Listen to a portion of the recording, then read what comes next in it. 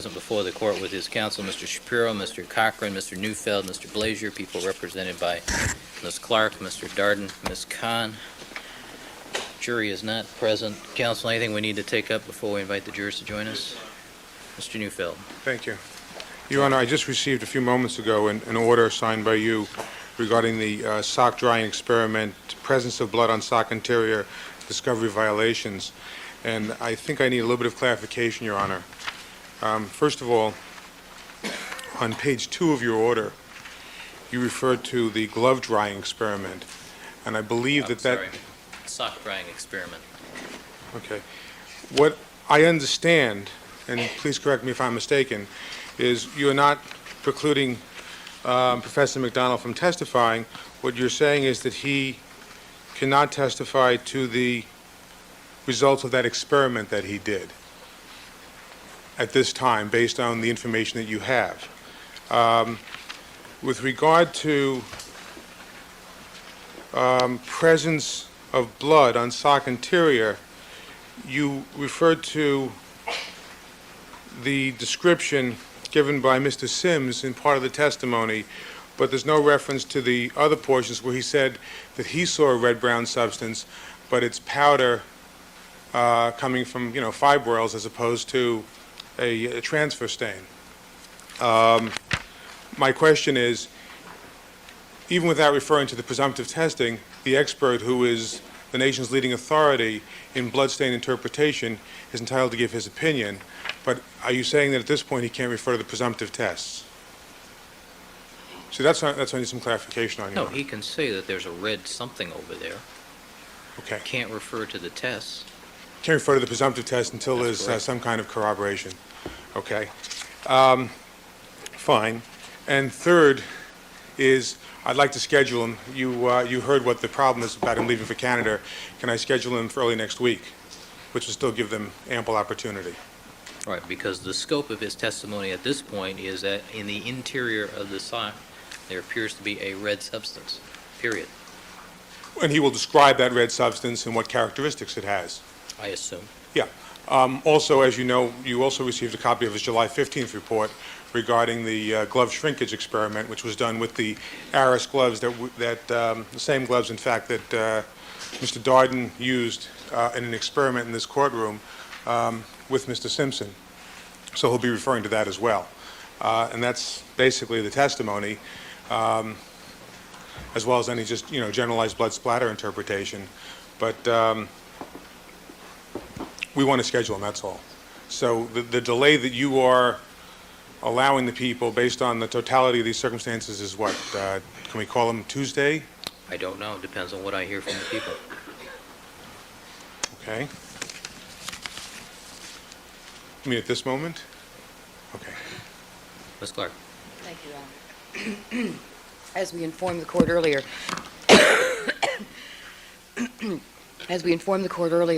with respect to the glove drying experiment, there is a motion that will be filed, I believe, today.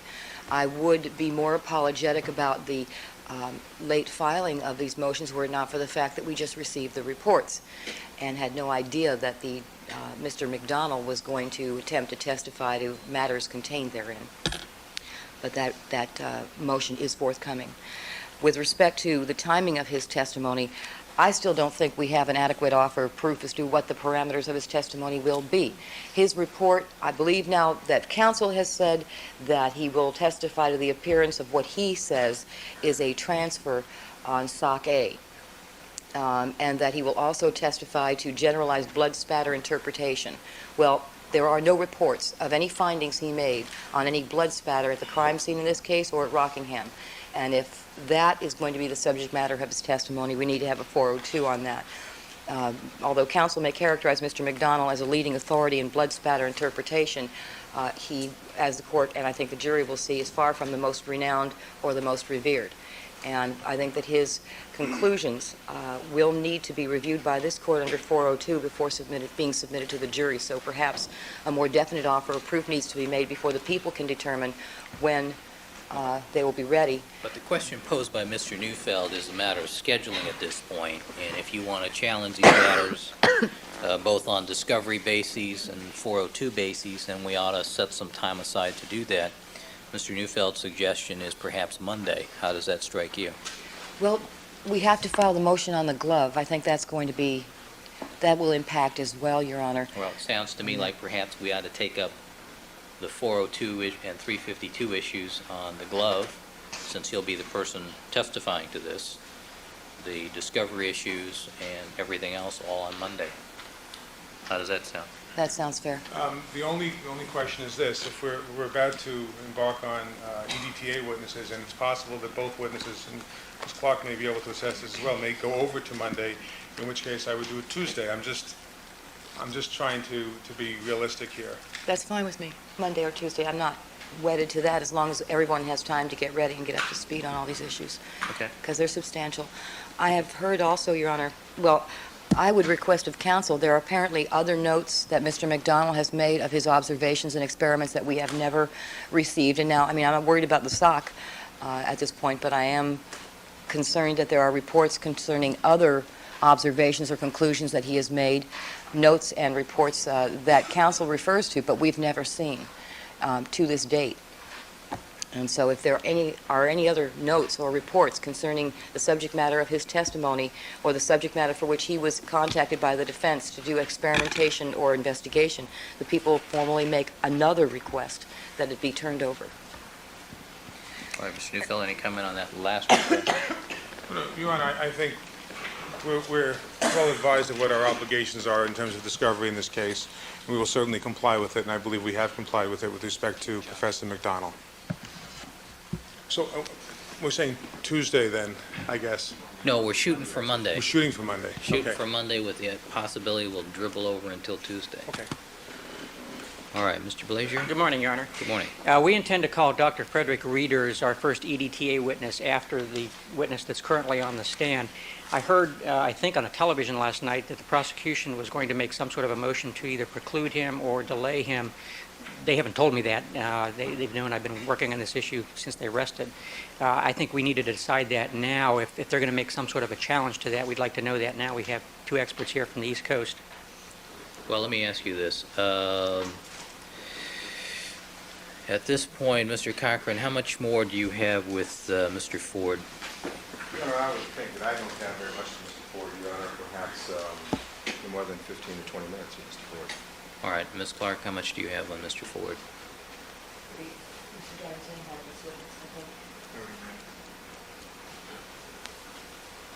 All right. Ms. Clark, what's the prosecution's position on, is it Dr. Reeders? Yes. Yeah, I just received notice of this change in developments late last night, and I'm very I'm really outraged at the manner in which this defense has proceeded. It's a trial by ambush, according to the defense, and let me just indicate to the court procedurally what has transpired that leads me to this position. Dr. Reeders, we were informed, would testify at some point, but it was at the end of a series of witnesses who have now been skipped over by counsel. Dr. Reeders was added to the witness list, as best I can tell, formally on July 17th. That is this Monday. That is the same day we received his report. Now, the court, perhaps, I don't know if the court has seen the report. I don't think that it has. No. It's a two-page report, and yet the conclusions are very complex. They're very serious. If Dr. Reeders truly intends to testify to the positions he's adopted in that report, the cross-examination will have to be extensive, and the preparation time needs to be a little more than 2 days before he's called. And the defense deliberately put him on the witness list. Let me indicate to the court, as of July 15th, he wasn't even on the scheduled list of witnesses. As of July 18th, which is Tuesday, he was scheduled to testify after 7 other witnesses that have now been jumped over. The defense is deliberately attempting to force us into a position where we are unprepared to effectively cross-examine this witness. The people are requesting of the court, this witness has had the reports of Agent Martz, which is what he did. He didn't do any testing himself. He reviewed the reports of the testing conducted by Agent Martz and then issued a report of his opinion of those results. And those opinions are highly questionable. and require vigorous cross-examination, because what the attempt is here is to mislead and confuse the jury to such a degree that they will oversimplify and falsify the true nature of the findings by Agent Martz. This witness did not do the testing to which he plans to testify. In fact, he cannot do that testing and never has. Yet he purports to be able to interpret the results in a manner that will be highly inflammatory, also highly misleading. If he is called to testify first from a substantive point of view for the benefit of the jury, Your Honor, the jury will be completely misled and confused. At which point, if Agent Martz is ever, the defense cannot completely refuse to call Agent Martz because they have no foundation for the testimony of Dr. Reeders at all. But if they delay in the calling of Agent Martz, the issue will become so confusing and so misleading to the jury that he may never be able to sort it out so they understand what really transpired and what the test results really mean. So I have like a twofold objection. One, for the benefit of the jury in terms of their understanding of the testimony. Two, for the benefit of the jury in terms of our ability to effectively confront and cross-examine the witness, which we have been deprived of the opportunity of doing by a doctor who has refrained from writing a report until a day or two before he takes the witness stand, based on reports he received at the end of February. I cannot think of a reason why a doctor would review reports that are not that voluminous, 30, 40 pages, at the end of February, I'm sure drew conclusions at least by the end of March, and not write a report until 3 to 4 months later. I think it is scandalous what has occurred here. I think it is a very deliberate attempt to try this case by ambush and to prevent the people from adequately meeting his testimony. What remedy are you seeking, Ms. Clark? Initially, the people seek preclusion of his testimony completely. And we object on the grounds for the discovery violation and the obvious subterfuge involved in turning over a report that had to have been ready to prepare months ago, 2 days before they intend to call him. Additionally, I remind the court of the context in which this appears, and that is that his name is added to the witness list only on Monday and deliberately put down below a bunch of others. Which witness list are we talking about? The defense called us at 7:45 p.m. on July 18th to tell us that Dr. Reeders would testify after the following witnesses. All right, Ms. Clark, let me clarify my question. Dr. Reeders is a name, the name Dr. Reeders has been mentioned a number of times throughout this trial during the blood testimony. So when was Dr. Reeders placed on the master defense witness list? Thank you. In March. Okay. Wait, I'm sorry, Your Honor. Let me take that back. Dr. Reeders was on the main list in October, and he was added again in March. So, yes, it's a name that is known to us, but a name without a report is virtually worthless. How do we know what he's going to address? In fact, I will tell the court this. It's very misleading, because due to the fact that I know he does not perform and cannot perform effectively the kind of testing involved in EDTA detection, we were of the opinion that he would testify. We didn't know what he would testify to, but we certainly could not anticipate it would be EDTA, since he's not an expert as far as the operation of the conducting of the testing in that particular area. So I should expect an initial competency challenge. Oh yes. There's going to be substantial 402s that have to be conducted prior to his testimony. I was in the process of trying to prepare paperwork to that effect, and believing that I had 10 witnesses to go before him, thought that there would be the opportunity to do so. I should also indicate to the court that from a substantive point of view, as Ms. Kahn points out, Agent Martz is necessary to lay the foundation for Dr. Reeders. This is not a situation like Dr. Lakshmanan and Dr. Golden, because the test performed by Agent Martz, Dr. Reeders cannot perform. I believe never has performed. So well, that's an interesting issue in and of itself. But let's get to the issue of how much, let's assume, let me ask you this, how much time do you need to effectively prepare to cross-examine Dr. Reeders? Given the fact that I'm required to be in court every day on the other witnesses, and I have other witnesses that I'm scheduled to cross-examine. Are you going to be cross-examining Dr. Reeders? Probably. Not Mr. Harmon or Mr. Clark? No, Your Honor. Thank you. No. Or Mr. Kelberg? Or Mr. Kelberg. All right. I'm wearing out my welcome with Mr. Kelberg. I gotta Okay. save him up. But, and I might indicate too that Dr. Maltz has disappeared from the list, so I don't know, I need to know from counsel when he's going to appear. But that's another matter. Okay. I would ask leave of the court for 2 weeks, or the end of the defense case, whenever that is. All right. Mr. Blazier? Your Honor, this is a rather blatant and outrageous attempt of the prosecution to try to control our order of proof. Let me state a little bit of chronology here. Dr. Reeders has been an issue in this case since the beginning of the year. We had a whole hearing with Mr. Harmon talking about his improper contacts with Dr. Reeders. They've known that he's Well, been... Mr. Blazier, let's cut to the chase. The issue is the turning over of a report 2 days before you're going to call him. The report was turned over on Monday. There is no legal requirement that Dr. Reeders even write a report. He did not perform any tests. All he did was analyze their data. I feel like I've had a guest come to my house unexpected, stayed 3 weeks uninvited, and then they start complaining about the food. We don't have to have a report from Dr. Reeders. We did one, given all the falderall that we've gone through about experts not having reports. The conclusions in the reports are exactly what they thought they were when Mr. Harmon described our flicker of hope. They know what the issues are. Agent March knows what the issues are. I met with him last week in Washington. He told me what he thought our experts were going to say. They aren't that far apart, quite frankly. Both experts are going to say there are indications of EDTA on the sock and the back gate. Where they divert is in terms of whether you can quantify that. They've known about Dr. Reeders. They contacted me yesterday about talking to him. I said we could do that.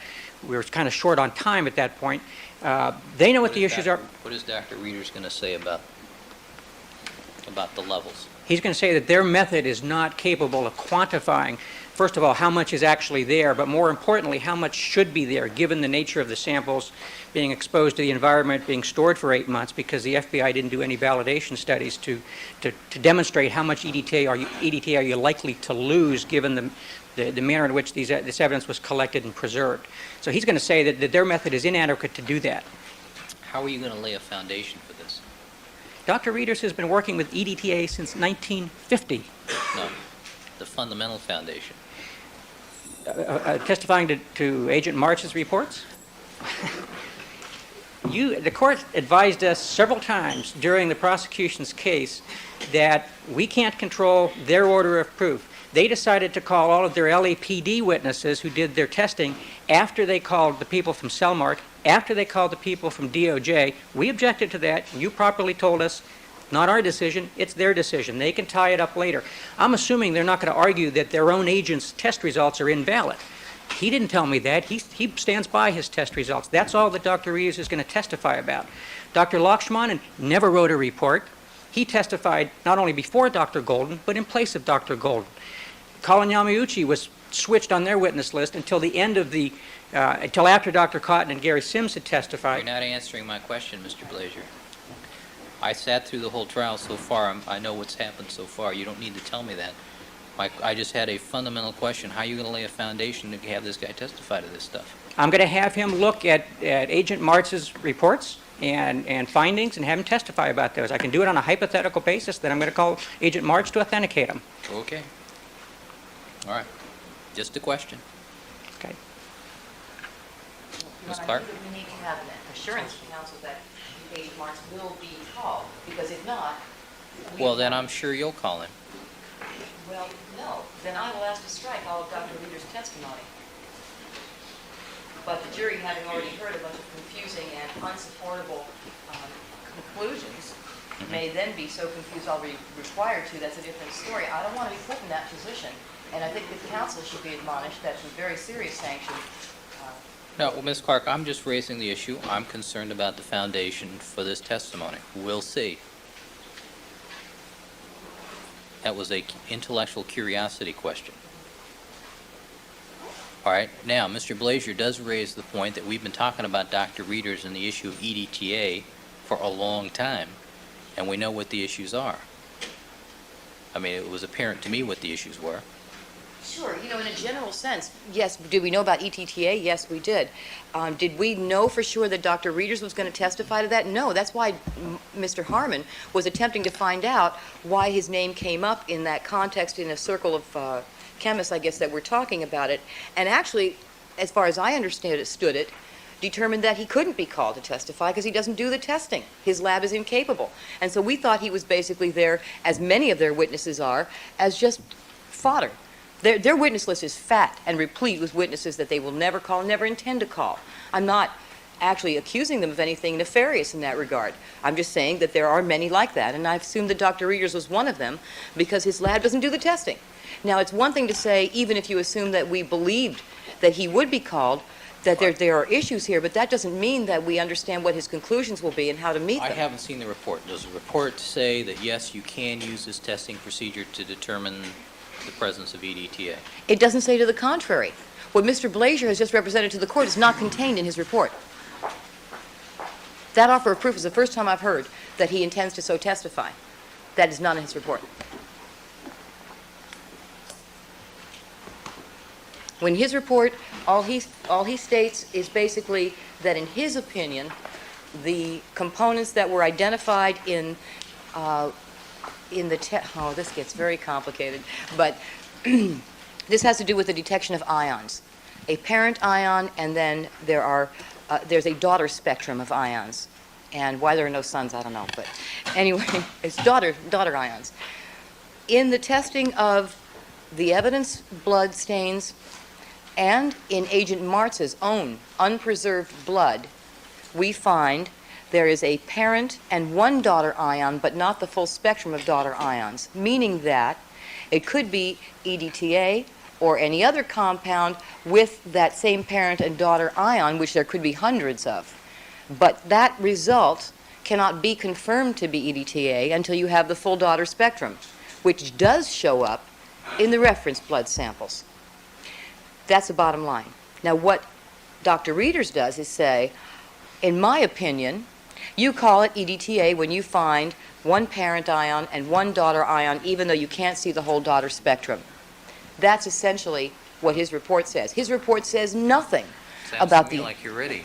Well, I understand this. I'm not ready to cross-examine, Your Honor, but believe me, I just read this report. We got one court day to prepare on this. They've had months to prepare on all of ours. I mean, where's the fairness in this? It's ridiculous, and this is a serious issue. This is a key focal issue in this case. And the defense drops it on us with one court day to prepare, then deliberately does this shell game with their order of witnesses to make sure that we can't prepare. Yes, I've read about EDTA. Big deal. That doesn't mean that I'm ready to cross-examine a report that I've just received. One court day? No one would require a lawyer to go forward on one court day on an issue of such magnitude and, well, maybe someone would, but on an issue of such complexity. I mean, it wouldn't be fair. It simply wouldn't when the court is aware that the defense has had months to prepare for the smallest of our scientific witnesses. And I don't mean that in terms of length as much as in terms of simplicity or complexity of issues. This is very complex. But that's all his report says. It says nothing about the inadequacy of the testing procedures utilized by the FBI. It says nothing about the degradation of EDTA in samples that are maintained or stored in certain ways. What Mr. Blazier just represented to the court, we have no notice of at all. I mean, this is worse than I imagined, far worse, because he intends to get up there and ambush us again and blindside us with all kinds of conclusions and opinions that are contained in no report, for which we have no 402. What was the point of having a discovery statute under Prop 115 if they come in and play this game again? And that's what they're doing. Well, I think one of the products of this case is likely to be a complete revision of 1054. I would not be surprised. In fact, I intend to put my shoulder into the effort if there is one, but I would indicate to the court that at the very, very least, if the testimony is not precluded, that the people be given 10 days to prepare on this. And I don't think that that's asking a whole lot when we know that the defense has had months to prepare on the very smallest of scientific issues in the people's case. And I really am just asking for the court not to give the defense the windfall benefit of their own tactics. Mr. Blazier, what is Dr. Reeder's schedule? He's in town. I don't His know. availability. I have not checked with him. He's available now. Where is he from? Maryland or Philadelphia. All right, why don't you check with his schedule? Well, Your Honor, may I respond? All right. They know what these issues are. They know exactly what they are. They do, but they just got the report. This is a key issue, and it's a highly complex area. And to drop a report a couple of days before you're going to cross-examine an expert. If the shoe were on the other foot, I'd be peeling you off the ceiling right now. Lakshmanan was on for 8 days. He didn't write anything down. Counsel, that doesn't work. Find out his schedule. Let's have the jury.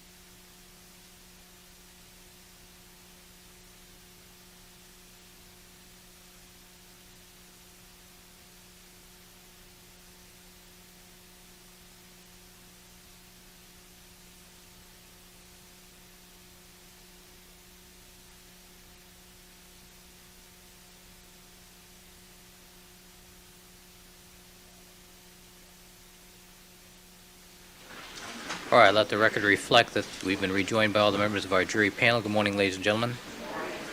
Mr. Willie Ford, would you resume the witness stand, please?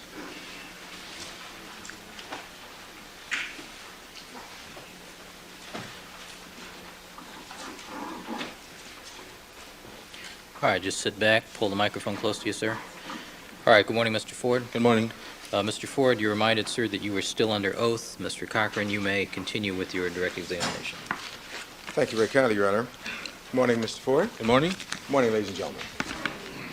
Mr. Ford, when we recessed yesterday, we were talking about, I believe, having shown you the video of the upstairs bedroom of Mr. O.J. Simpson, that you never at any time we were in that bedroom saw any socks at the foot of Mr. O.J. Simpson's bed. Is that correct? That's correct.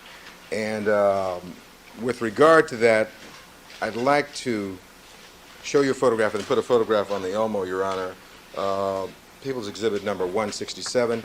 And I'd like to approach the witness. I'm sorry, Mr. Darden. Just wanted to. Yes. I'd like to show this to you.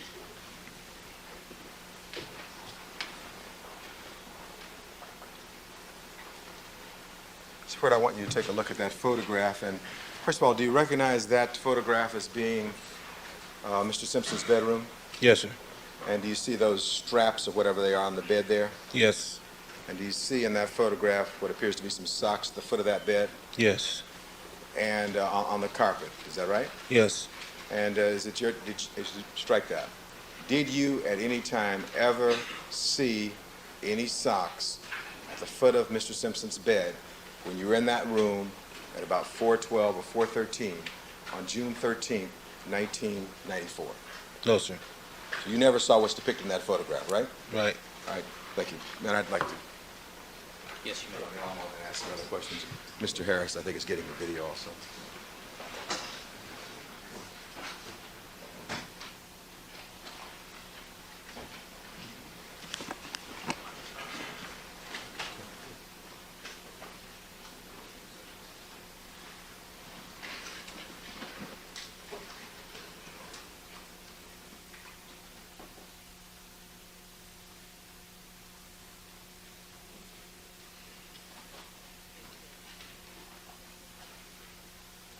Now, Mr. Ford, sir, was that the photograph I just showed you? Yes, sir. And the condition of the that carpet with the socks thereon, it's your testimony that at no time while you were in that room did you ever see those socks on that carpet. Is that correct? That's correct. Now, can you pull the photograph back a little bit and so we can show the a little more? Very good. Now, with regard to those straps that are on the bed there, you did in fact see those in the video, is that correct? Yes, sir. All right. And so that we're clear, when you walked in that particular room, sir, you walked right across that carpet, did you not? Yes, I did. And because you took a shot that I'm going to have Mr. Harris pull up in a minute, where you were at the foot of the bed shooting toward the headboard of that bed, is that correct? That's correct. And that was before, as I understand it, you went into the area that was described, I think, yesterday as a vanity or some kind of area where you, bureau or vanity, is that right? Yes, sir. All right. And then as I understand it, after you did the shot of the bedroom, you did this vanity area, you took some shots in the bathroom, is that right? Yes. In Mr. Simpson's closet, right? Yes. And then that ended your shooting of the interior of the house, is that correct? Yes. And then did you and Mr. Atkins leave shortly after that? Yes. And do you have you referred to the log and determined what time you left the premises that day? Yes, approximately 4:30. You left about 4:30 in the afternoon? Yes, sir. And you know that from checking the log, is that correct? Yes. All right. So as best we can tell, you got there about 3:10. You did your work expeditiously, and you left about 4:30. Is that correct? Yes. And when you left, where did you go at that point, sir? Back to the Parker Center photo lab. Went back downtown to your photo lab Yes. with that particular video. Is that correct? Yes. Now, when you got back, did you look at the video right away when you got back downtown on No. June 13th? When's the next time you looked at that video, the video that you shot on June 13th, 1994, sir? The first time I was called to testify a few months ago. All right, and that was, I'm not sure I have the date. I have a copy of the transcript. I'm not sure I have the date. Counsel advised me around March 31st. Is that correct? Yes, sir. That was at a time that you testified in a hearing in this case? Yes, sir. You saw that video prior to that particular hearing? Yes. And so between June 13th and March 31st, 1995, you had not seen the video? That's correct. Like you'd never seen it, is that okay? That's correct. In other words, you did your job and took it back, and who'd you give it to when you got back to Parker Center? Detective Harrell, I think it was. You gave it to Harrell? I think so. And Harrell was the person who had given you these instructions about what to do inside the place there, is that correct? Yes, sir. In fact, Harrell told you, did he not, to take pictures of even things on the wall, didn't he? Yes. You did that also, right? Yes, sir. What he said essentially was to photograph everything inside of the house, including pictures on the wall. Sustained. Well, what did Harrell tell you? To videotape all of his effects that were out, including pictures on the wall. And you tried to do that, didn't you, sir? Yes, sir. And that's what we see in the finished product of your particular work, is that right? Yes, sir. Right now, with regard to your testimony here today, you had occasion to meet with Mr. Christopher Darden on Monday of this week, is that correct? Yes. That would have been on, today being July 20th, that would have been on Monday, July 17th? Yes, sir. And did you meet with Mr. Darden in this particular building? Yes. And did you meet with him around 1 o'clock in the afternoon? I think so. And who else was present, if anyone, during that meeting? Sherry Lewis. This is the lady to my immediate right here, Ms. Sherry Yes. Lewis? All right, and the two of them were there? Yes. Who else was present? I think there was another person by the name of David Wooden.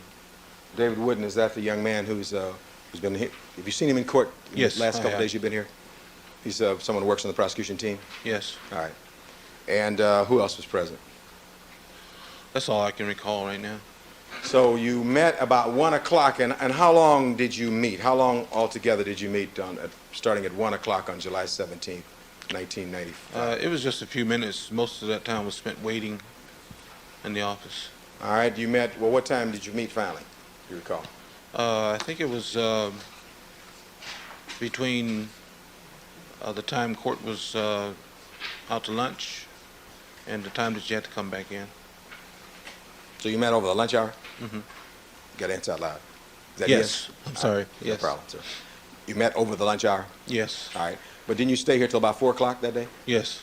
Well, Was Ms. Lewis in court that day, or did you stay and meet with her after Mr. Darden left? After that, we didn't meet. I was just standing by to be called. All right, so let me see. You came here at about 1 o'clock, is that right?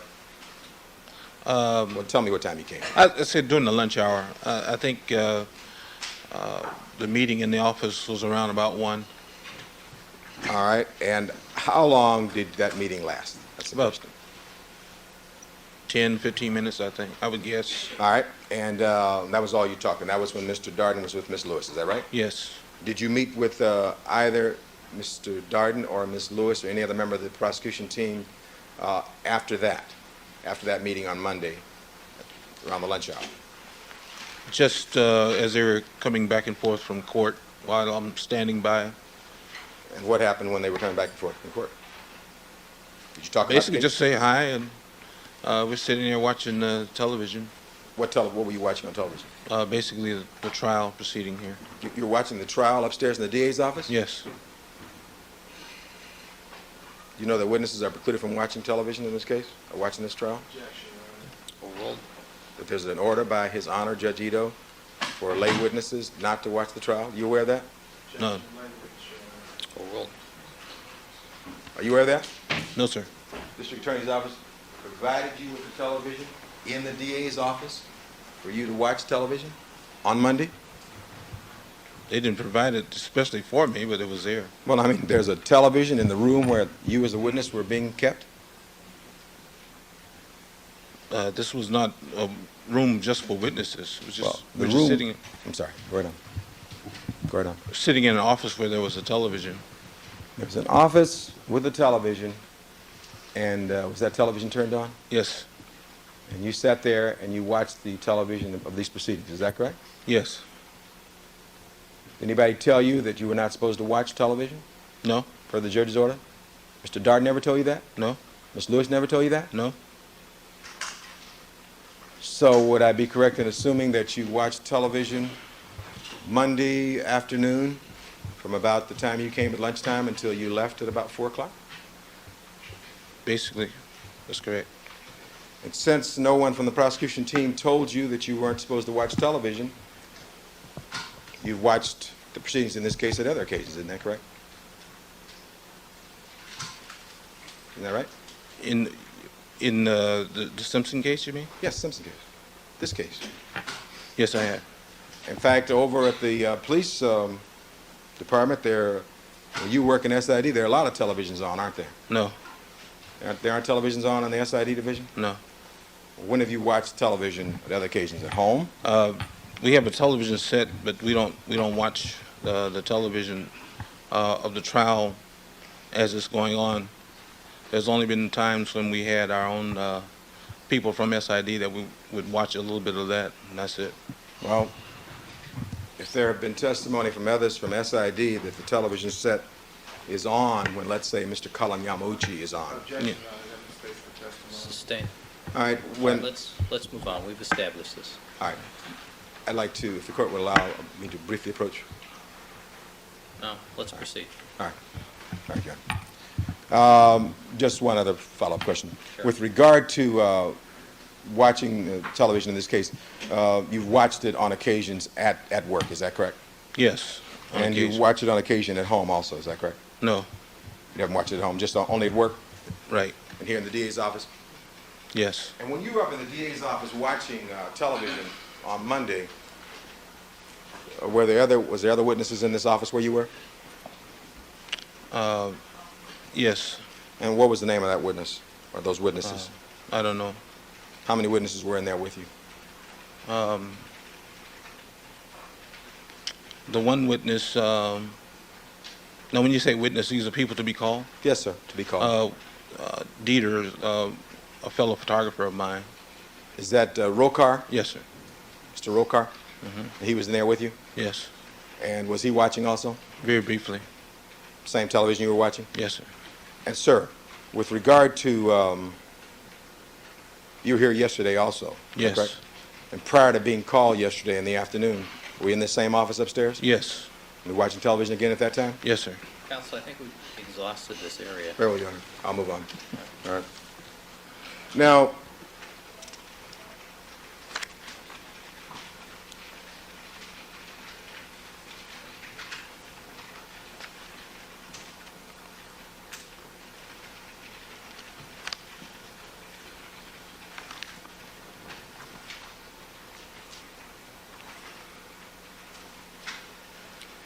Ford, when you left the Rockingham address and it was about 4:30, you and Mr. Atkins left together, is that correct? Yes, sir. You come in a particular vehicle together and then you left together, is that correct? That's correct. And you went back downtown?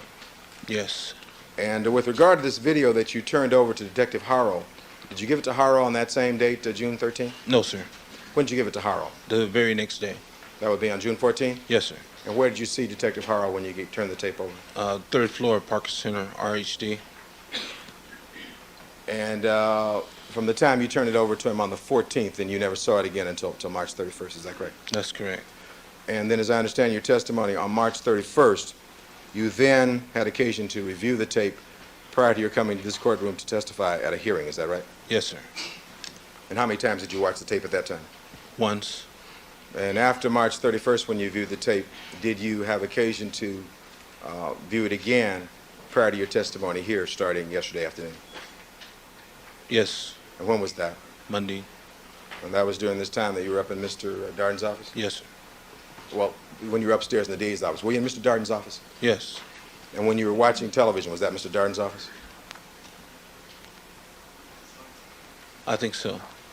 And so that's where the television set was, is that right? Yes. All right. So you and Mr. Rokar were in his office, actually. No. Where were you? Mr. Rokar was, I only saw him in passing. All right, well, where was Mr. Rokar watching television? He was in, I don't know whose office it was. It's one of the offices where the secretary is sitting. But there was a television set there, huh? Yes, sir. Also. All right. So now, when you then met with Mr. Darden and Miss Lewis, did you go through the entire video or just look at part of it or what? Just parts of it. Okay, tell us what parts of the video you looked at. Basically the same part that was just shown. Just the parts involving the missing socks? Yes. Sustained. Well, let me rephrase it. The part where you didn't see any socks. Exactly. And that was the only part you looked at? Yes, sir. And who played the tape for you at that time? I don't recall who was, I think it was Sherry Lewis. All right, operating and then, machine. I'm sorry, did you finish? Operating. Machine. I think Miss Sherry Lewis was operating the I machine. think so. Is that what you're saying? Now, as you watched this portion of the tape involving the socks that you didn't see there, was there some conversation with Mr. Darden at that point? Yes, sir. Did Mr. Darden ask you whether or not you'd ever seen the socks on that particular day? Yes, sir. Sustained. Well, may I rephrase, Yes. Was there ever any discussion with Mr. Darden where you were there of whether or not you saw any socks on the date of June 13th, 1994, and you can answer that yes or no? Oh, well, you can answer that. Yes, sir. That subject matter came up? Yes, sir. And were you, in responding to any questions that were asked of you, were you honest and forthright in your responses? Yes, sir. Would I be correct in assuming that you've been honest and forthright in your responses here also? Yes, sir. You have no axe to grind in this case, do you? No, sir.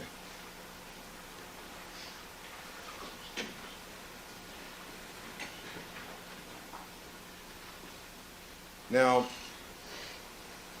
may I have just a second, Your Honor, regarding the video?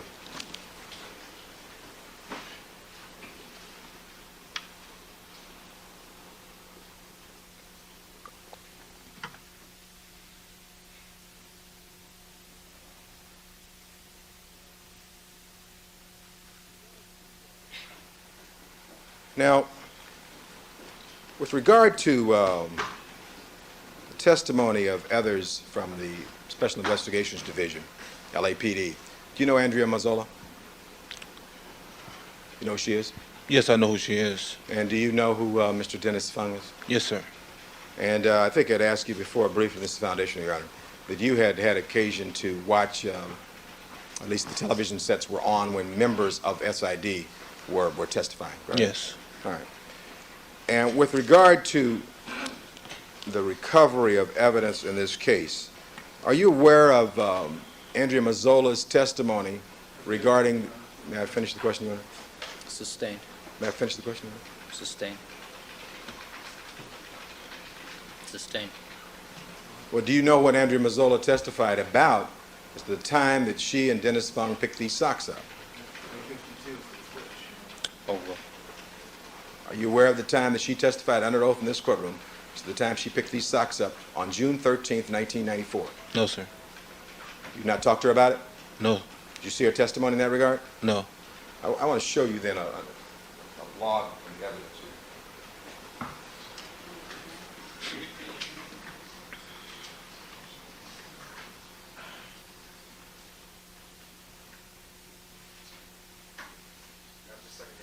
Yes.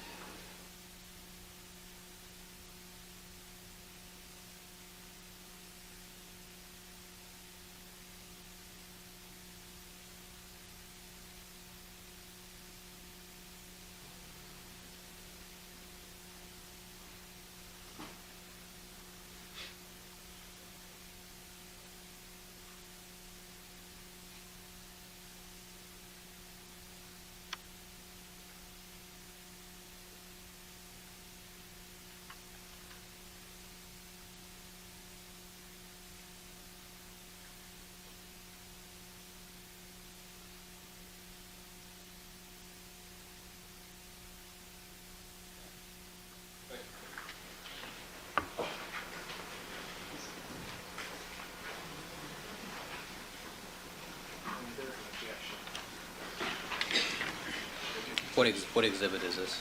This is Exhibit 1091, Your Honor.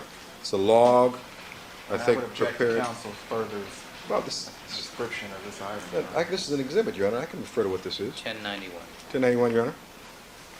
And I'd like to approach the witness with this exhibit, if I may. You may. Thank you. I want to approach you at this This point. point, 352 is for this witness. Sidebar with the court board, please.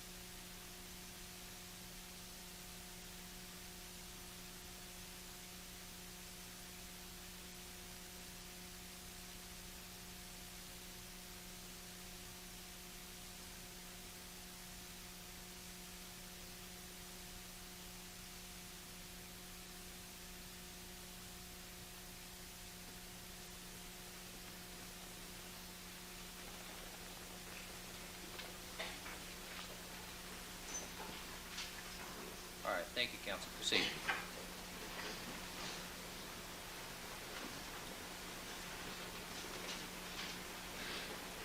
May I proceed? There's conversation.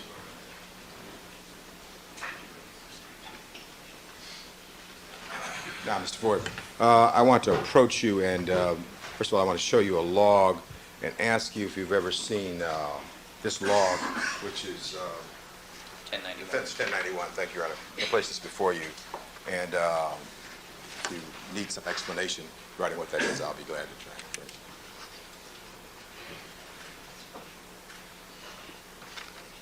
No, haven't seen this log. All right.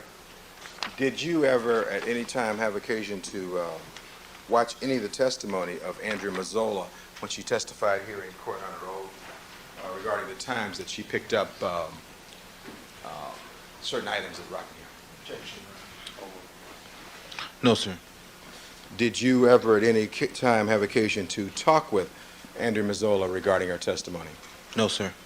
Did you talk to her on the date of June 13th, 1994? No, sir.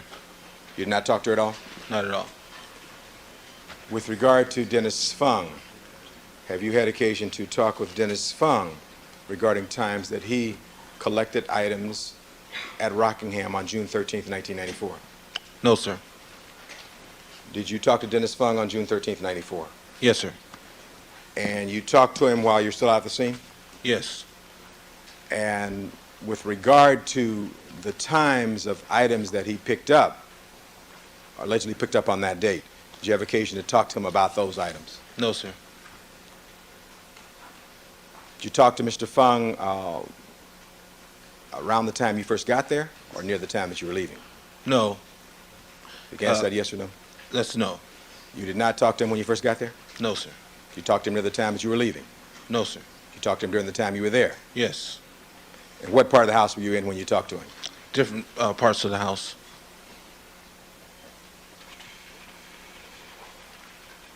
Did you talk to him when you were downstairs then? Yes. You talked to him when you were upstairs? Yes. What time upstairs did you talk to him? I have no idea. You have no idea what time it was? This was not a conversation. Well, you talked to him, but it was not a conversation? Yes, sir. Did you ask him any questions? No, sir. Did he ask you any questions? No, sir.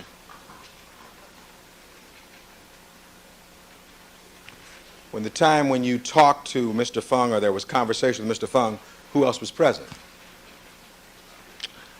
I would say my boss and Detective Harrell. They were in the vicinity. In the vicinity? Yes. But you can give us no idea of the time. I couldn't tell you any exact times. If you were to look at that video again, can you tell us where you were in the house the time you were talking to Mr. Fung? No, sir. Well, let me see if I can refresh your recollection.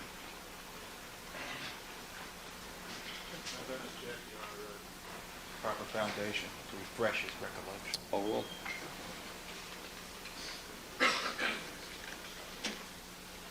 Take a look at this video, and I'm going to ask you if you talked to Fung during any of these points, if I might. Did you talk to Detective Looper about items you'd photographed? No, sir. You didn't at all? No, Not that day or ever? not ever. Your Honor, we're referring to exhibit number...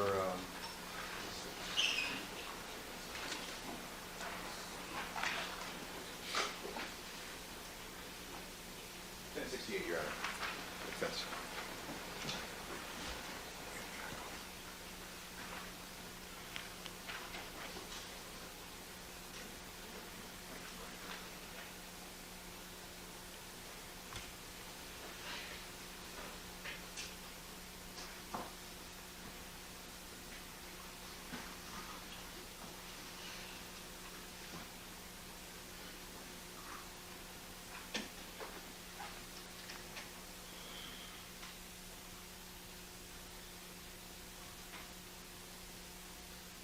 Mr. Harris has 1068 now. I want to just ask you some questions regarding this. Again, this is about 408, and you're going up the stairs. Is that correct? Yes. Now, this conversation that whatever you said to Mr. Fung or whatever he said to you should be hearsay. What did it take place while you were on the stairs there, going up? It might have. You don't know that? No. All right, continue on.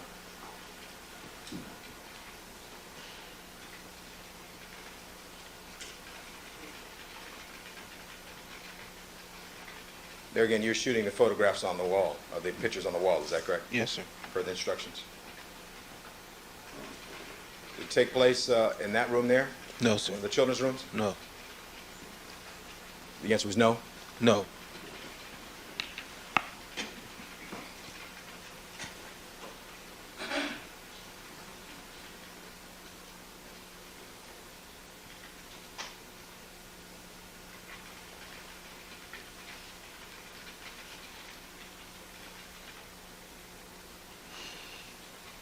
Did it take place in that room there? No, sir.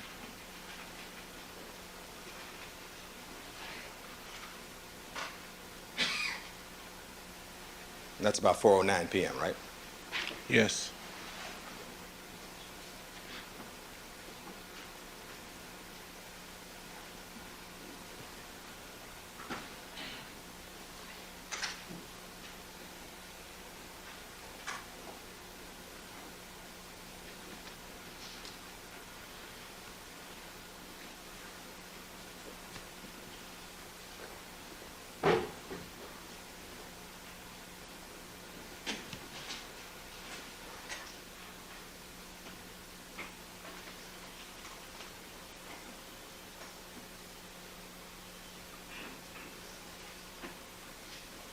Did you talk to him in that room?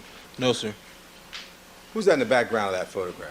Looks like Detective Harrow and my boss, David Atkins. Harrow and Adkins? Yes, sir. Was Dennis Fung in any of these photographs? No.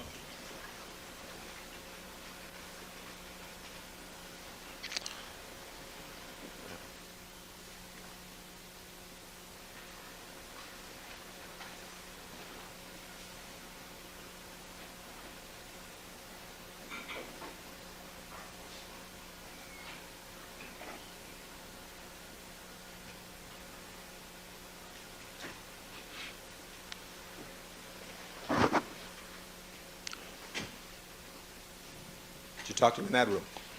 Not in that room. As to my best recollection, I would say it would be in that hallway just prior to the scene here. Just prior to the scene? Yes. We can back it up then? You tell us when. I was in the hallway. No, I want you to look at the thing and try to show us where you were, sir. Where the picture's on the wall, about right there. Right in this? Wait. All right, let's stop it here. You're in this area right here? Yes, sir. All right, let's stop it. Stop it, Mr. Johnson. So it's your testimony that you believe that you had a conversation or there was some word spoken between you and Mr. Fung? Yes. At that location? Yes, sir. Do you have that written in any report anywhere, sir? No, sir. Have you ever testified about that before? No, sir. And when's the first time you told anybody about that? This alleged conversation that took place in that hallway there at about 4:11 on June 13th. I haven't told anybody about it. You talked to Mr. Darden about that? On Monday when you were up here? Or Tuesday? No. You never told anybody about that? It's the first time we're hearing it for the first time. Is that right? Yes. All right. Who was present when you had this this conversation or talk with Mr. Fung? I would say my... We're going to continue it on. Hold on. The record reflect that Mr. Ford has testified at a point on the tape that is 3:11 p.m. Proceed. All right, you can proceed. Who else was present during this time that at about 4:11 p.m. on June 13th? My boss, David Atkins, and Detective Harrell was in the area. Okay, were they standing close by? How far were they? I have no idea. I'm looking through the viewfinder of the camera. All right. All I know, they were upstairs with me. All right. You were actually focusing on what you were shooting. Is Yes. that correct?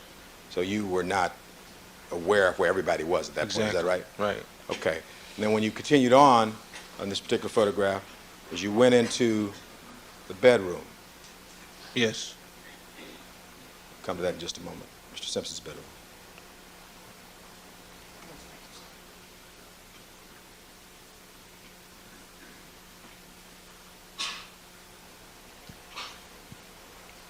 I think there's another conversation at this point also. You think there was a conversation or at least some words spoken? Yes, sir. At this point here at about 4:12 p.m. with Mr. Fung? Yes. All right, this is what appears to be the first bathroom entering Mr. Simpson's bedroom suite. Is that correct? Yes, sir.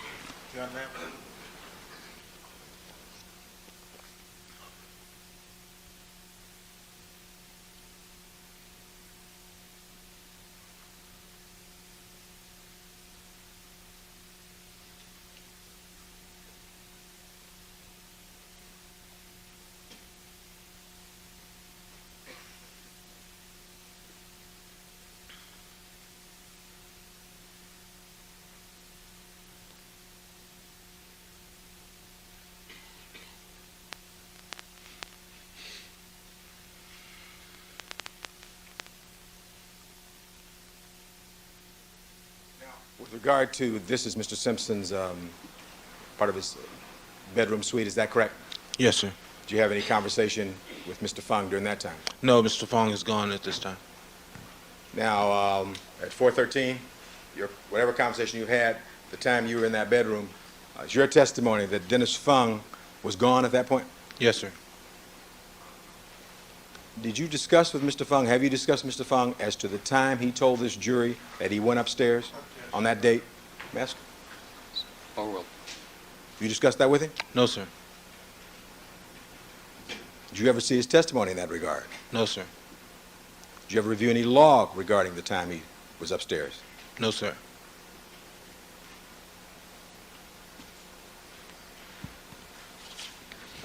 Anyway, we approach one other matter. Without the reporter.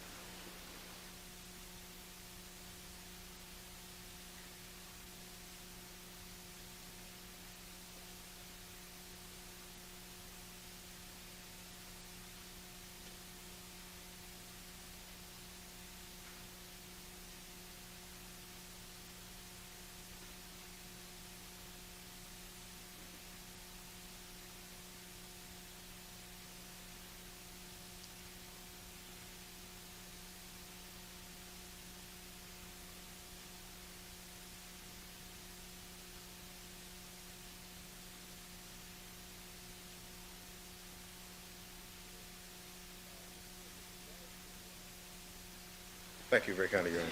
Apologize, Mr. Ford. Mr. Ford, with regard to this indication about seeing or talking to Dennis Fung at some point, that video camera you had some kind of audio capacity, did it not? Yes, it did. So, and the audio was on, was it not? No, sir. You had it turned off? Yes. And why'd you have it turned off? I was told to turn it off. Who told you to turn it off? I think it was Detective Harper. Harper told you to turn it off? Yes. So that if Fung said something to you or you said something to him, if the audio had been on, we could pick that up, couldn't we? That's correct. But you were told before you started shooting to turn that off? Yes. Did you turn it off? Did you keep it turned off during the entire time? Yes. And when you spoke with Mr. Darden and Ms. Lewis on Monday, did you talk to them about the Dennis Fung appeared in that hallway at some point, around 4:12 or 4:13? Sustained.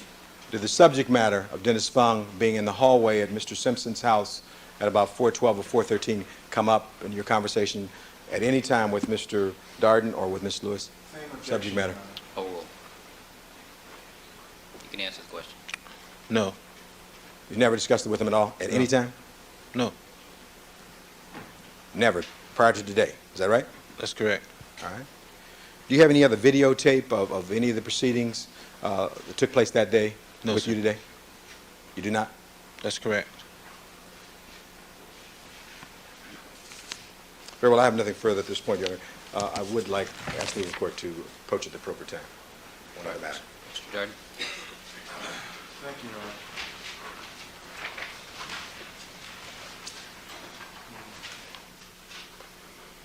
Good morning, sir. Good morning.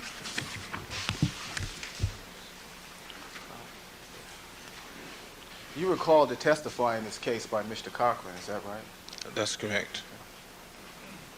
And the DA's office assisted Mr. Cochran in getting you here to testify, is that right? Yes, sir. You're a defense witness. Do you understand that, Mr. Ford? Yes, sir. Overruled. That's not true. Proceed. You understand, Mr. Ford, that it isn't my responsibility to tell you what to do and not to do. Sustained. Phrase the question.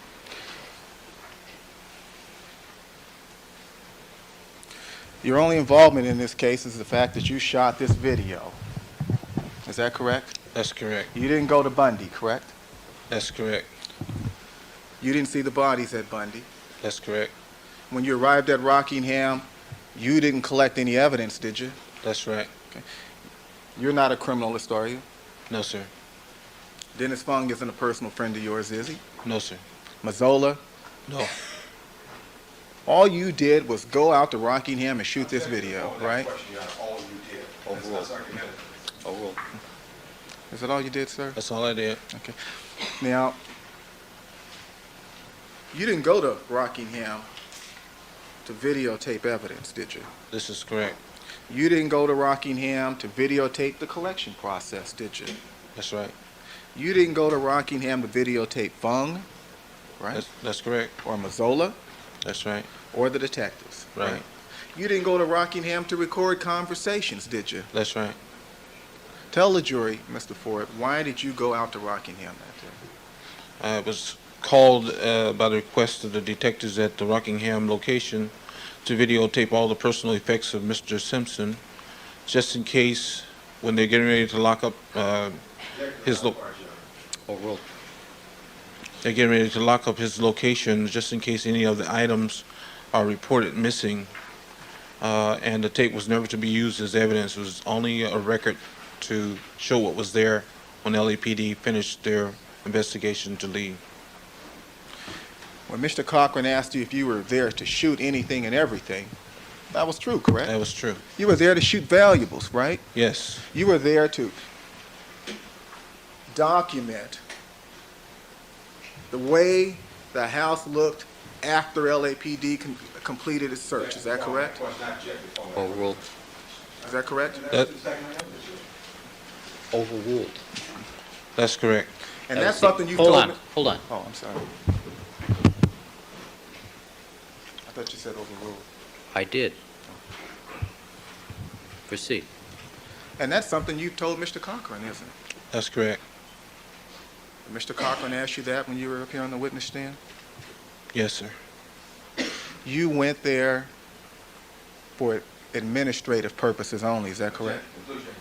Sustained. Well, you didn't go there to assist in any criminal investigation, did you? That's correct. Or in any criminal prosecution, right? That's correct. You weren't there as an agent of the DA's office, were you, Mr. Ford? That's correct. Now, you told us a moment ago that you went there to videotape the property to show how it looked after LAPD completed its search? Exactly. Overruled.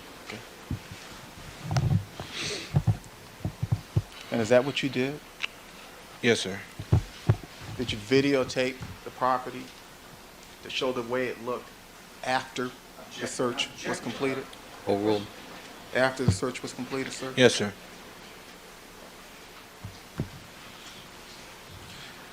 In response to Mr. Cochran's questions, you told us about the instructions you were given. Is that right?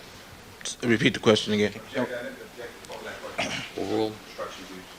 Overruled. That was the word used. In response to Mr. Cochran's questions, you told us about the instructions you were given at the scene. Yes. You were instructed to only videotape a room after it had been searched. Is that right? Overruled. That's correct. You were instructed to videotape a room only after it had been processed by the criminalists, correct? Overruled. That was correct. And that's why we don't see socks in these photographs. Isn't that correct, Mr. Ford? Overruled. Overruled. No, have a seat, counsel. That's correct, sir. You don't know what was in that room before you arrived that day, do you? That's right. Sustained. You can't testify to what was inside or not inside that room prior to your entry into the room with that videotape, right? Overruled. Is that right? This is correct. Now, do you know someone named Mr. Wilson? Art Wilson? Mike Wilson? Yes. Yes. He's a photographer, right? Yes, he is. He's a photographer just like you. Is that right? Yes, sir. He's a crime scene photographer? Yes, sir. You saw Mr. Wilson at Rockingham that afternoon, didn't you? Yes, I did. You saw him there with the camera, didn't you? Yes, I did. You saw him there taking pictures? I didn't see him taking pictures, but I saw him. Okay. You didn't see Mr. Wilson take any pictures at all that afternoon? No. So if Mr. Wilson took any pictures, then he took those pictures before you arrived. Is that correct? Sustained. Rephrase the question.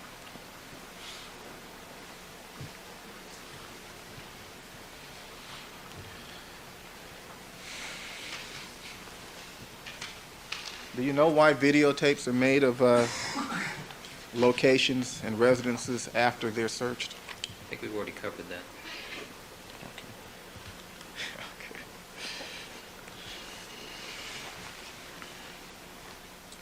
You told us this morning about your conversation with myself and Miss Lewis. Yes. Did you also have a conversation with Mr. Cochran? Yes. And did you have a conversation with Mr. Neufeld? Yes. And you had a conversation with both of these men right here in the courtroom, didn't you? Yes, I did. You were seated in the front row? Yes. Mr. Neufeld was seated to your left? Yes. Mr. Cochran was seated to your right? Yes. They had you hemmed up in there in that front row? Is that right? Rephrase the question. Jurors to disregard that last question. In any event, you were seated between Mr. Cochran and Mr. Neufeld. Yes. And you were watching the video we just saw here. in Yes. court. And they were asking you questions, correct? Yes.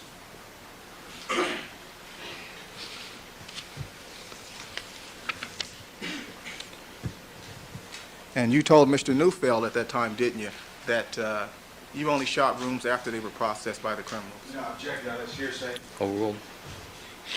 Yes, sir. That's no secret, is it? No secret.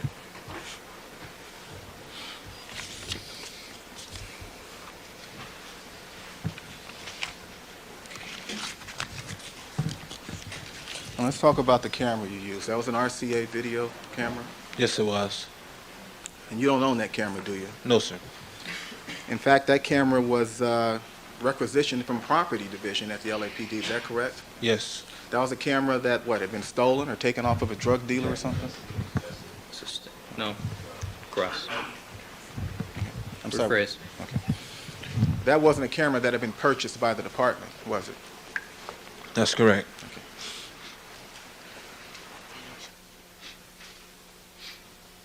says something about our budget, doesn't it? So are you gonna leave it at 10:30 or? Well, I was Shall I hoping keep you were going? going to finish. Well, I'm gonna finish about 11, I think, if I continue. All right, we'll take a recess. I want to see counsel at the sidebar with the court reporter, please.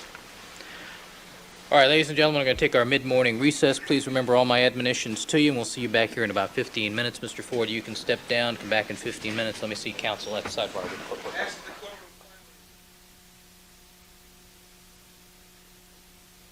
Ladies and gentlemen, when we concluded this morning, just before we took our break, it may have seemed to you that I was a little annoyed with the lawyers, and I want you to know that it's just an expression of my being in a bad mood today, and the fact that I wanted to speed up the pace a little, and you should not consider that as my expression of any displeasure with the lawyers themselves, and you should ignore any expressions of what appears to be judicial attitude on my part.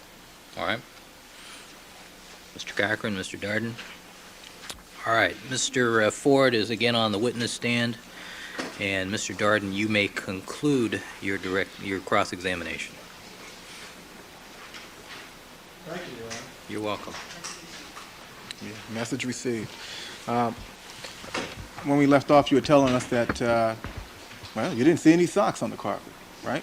That's right. Now, in the videotape that you shot, we'll strike that. Let me show you a copy of what is marked as People's 167.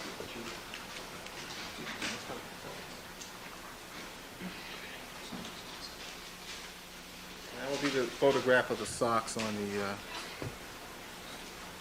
All right, this is People's 167. socks on the carpet.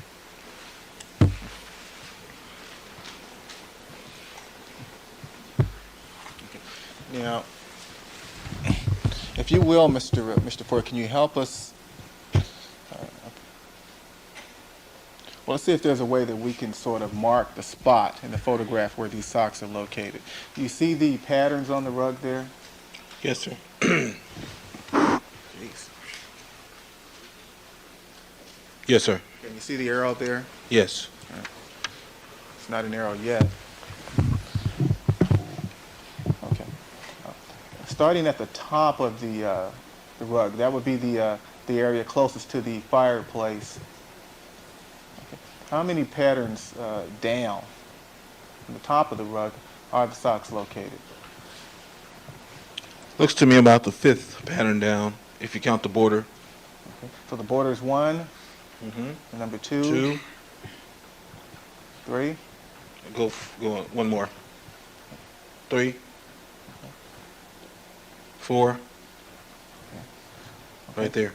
Okay. And now, starting from the bottom of the photograph here, which would be to the left of the carpet as you face the fireplace, how many patterns to the right of that edge would you say the socks are located? 5. Starting with the border is 1? Yes, sir. Okay. 2. Right. 3. 4. Right there. Can we print this, Your Honor, 167? 167A. Yes.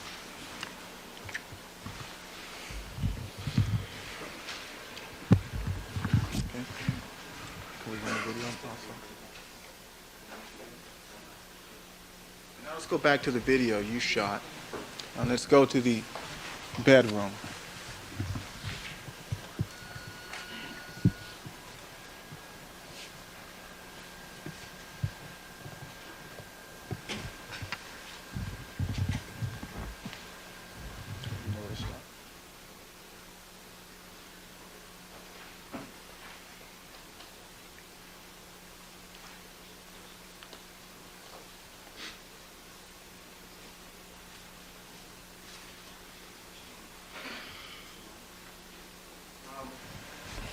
While we wait for Mr. Fairtlow,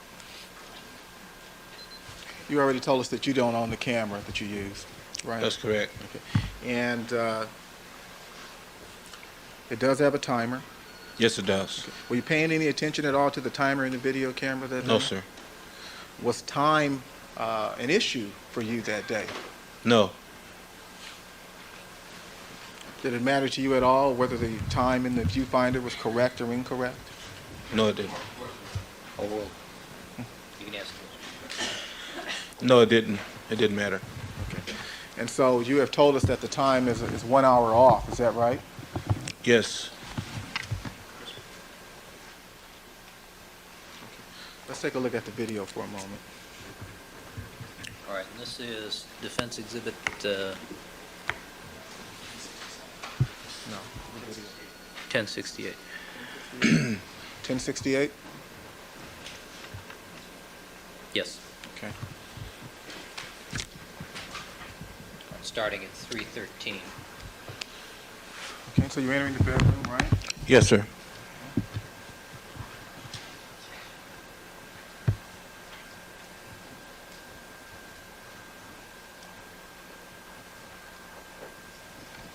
Stop.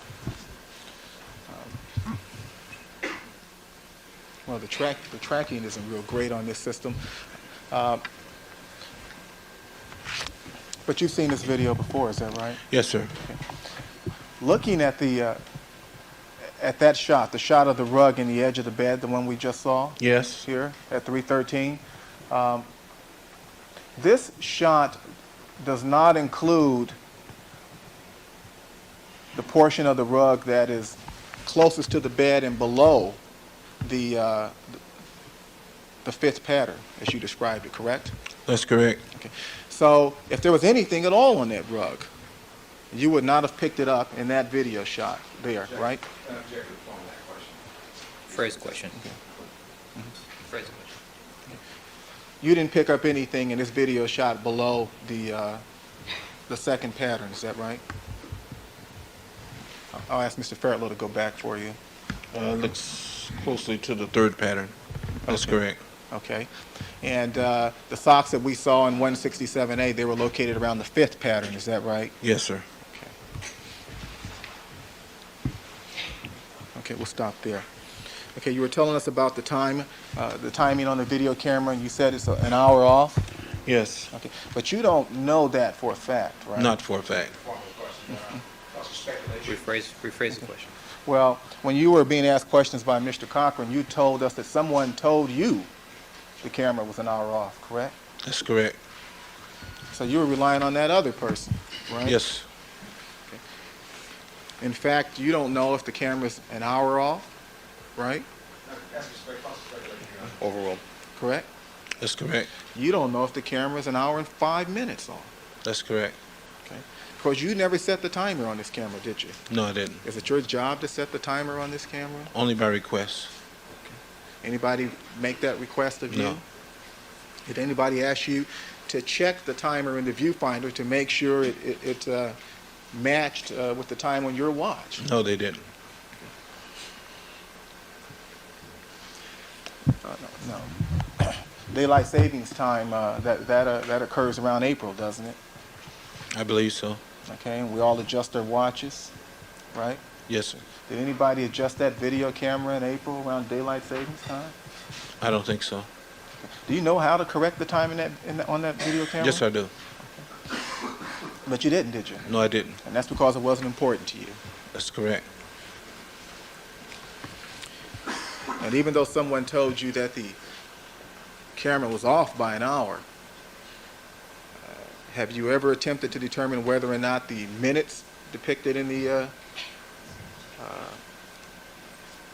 viewfinder are incorrect or correct? No, just checking with the crime scene log. That's Yep. all. Okay. You have to rely on the crime scene log. Yes. And you haven't even seen the crime scene log. Just a copy of it. Okay, you've seen a copy of it? Is that right? Yeah, the check-in list. Okay. And so even in that regard, you're relying on what someone else wrote on the crime scene log. Yes, sir. Okay, because you didn't write on the crime scene log. That's correct. Okay. You didn't write the time on that log. That's correct. An officer wrote the time on that log? Yes, sir. Okay. When you arrived at the scene?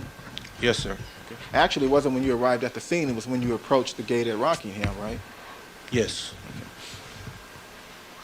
And if that officer's watch was off, then the time... Sustained. At any event, the officer didn't ask you for the time before writing the time down on the crime scene log, did he? That's correct.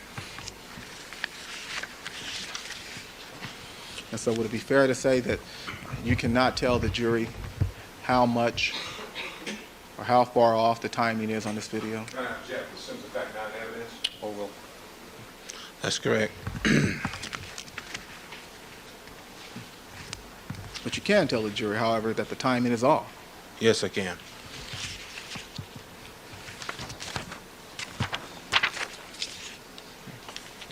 Now, you did see Mr. Fung at some point upstairs, is that right? Yes, I did. And you had a conversation with him? In passing, yes. Okay. There were words exchanged? Words exchanged. Okay. Did you go into each and every room in that house? Yes, I did.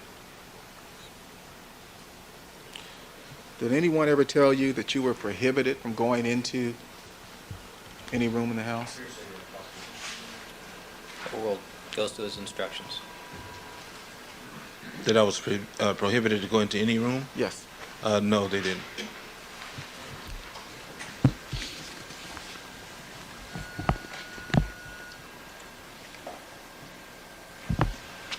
Did anyone ever tell you that you could not watch any particular procedure being performed by any criminals?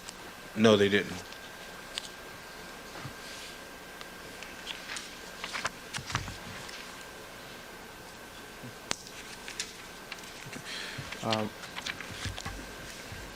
You told us that one of the detectives told you not to include any audio. That's correct. Did you think that was unusual? No.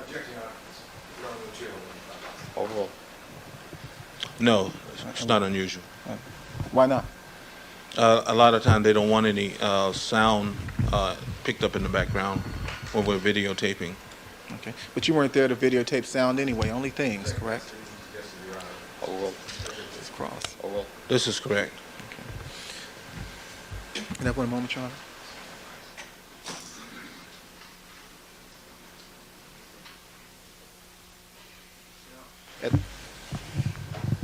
Was there a point in time that you began to enter the bedroom, the master bedroom? Yes. And at that time, did you see Fung? No, I heard him. Okay. And where was he? He was in the master bedroom. And did you enter the room at that time? No, I didn't. Did you ask him something at that time? No. Did he ask you something? Yes, he did. And did you respond verbally? Overruled. Did you respond verbally? Yes, I did.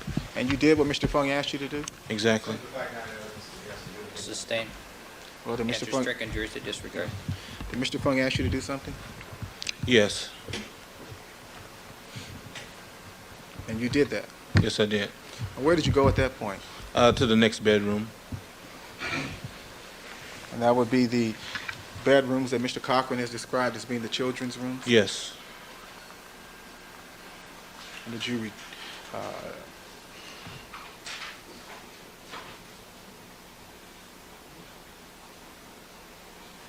and you videotaped those rooms? Yes, I did.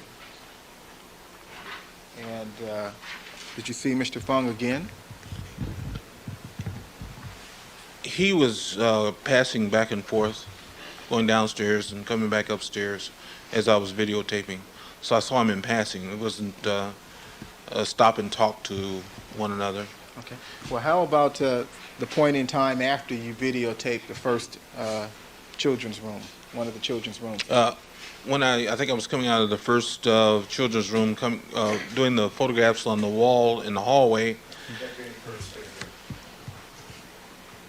Overruled. You can finish the answer. And he saw the video light. Wait. Sustain. All right. Ask the next question. Can I have a moment, Your Honor?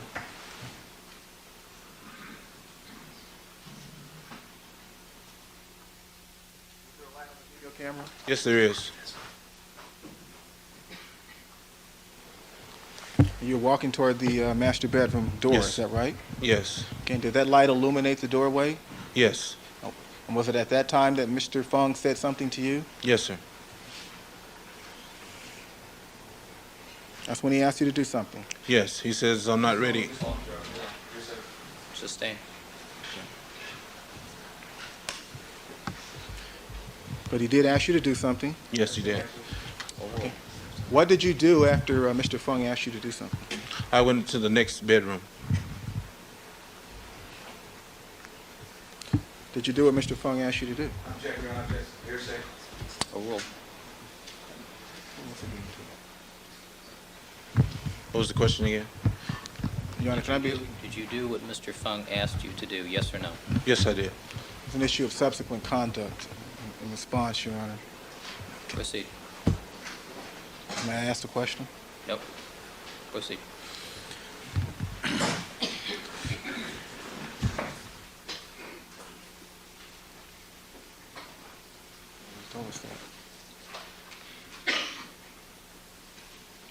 After you did what Fung told you to do, which was, we'll strike that. After you did what Fung told you to do, did you return to the bedroom? I returned to the hallway. Okay. By the way, was there anything unusual about, in your mind, about what Mr. Fung asked you to do? Overruled. No, there was nothing unusual. Nothing sinister about that? No, sir. You returned to the bedroom?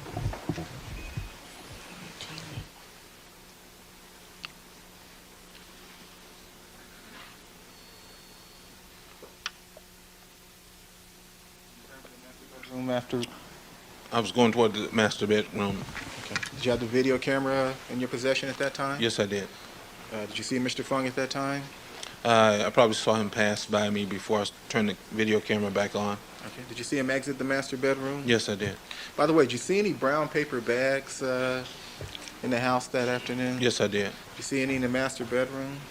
I don't recall. I probably did, but I don't recall. You see Mr. Fung carrying any brown paper bags that afternoon? I did. You recall where he was? Not exactly. He was in the house. Okay.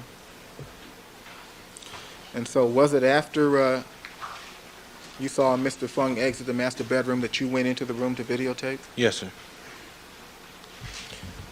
Now, at that point in time, did Mr. Fung do anything to stop you from going into the room to videotape? Yes. Okay, at this point in time? Overruled. Well, you told us that you saw Mr. Fung exit the room and go somewhere, right? Yes. Then you went into the room and videotaped, right? Yes. Okay. This particular point in time, did he do anything to stop you from going into the room? No. Did you and he speak to each other as you entered the room to videotape at that point in time? Just in passing, yes.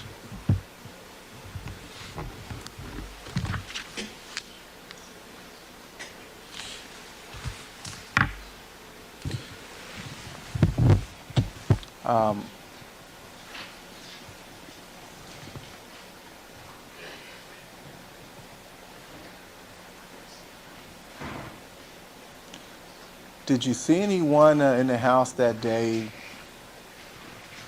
plant any evidence? Say that again. You see anybody plant any evidence? No, I didn't. Now, you're not a sworn police officer, are you? I'm not. And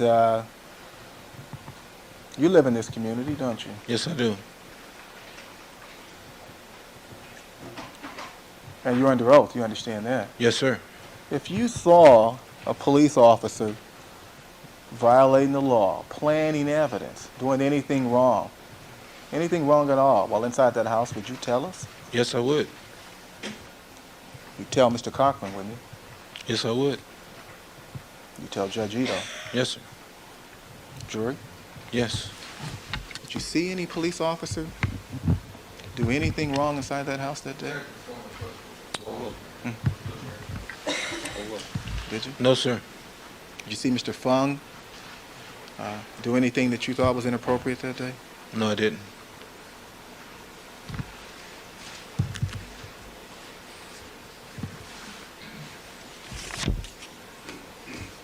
Now, you told us that you testified back on March 31, right?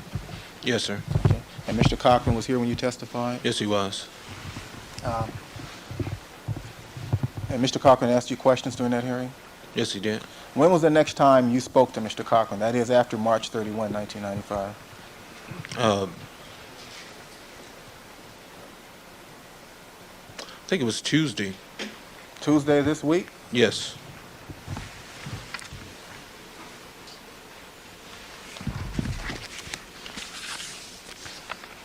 And when Mr. Cochran spoke to you, he asked you questions, right? Yes, sir. Did you respond to all those questions? Yes, I did. Were you honest with them? Yes, I was. Being honest with this jury? Yes, I am. You telling the truth? Yes, sir.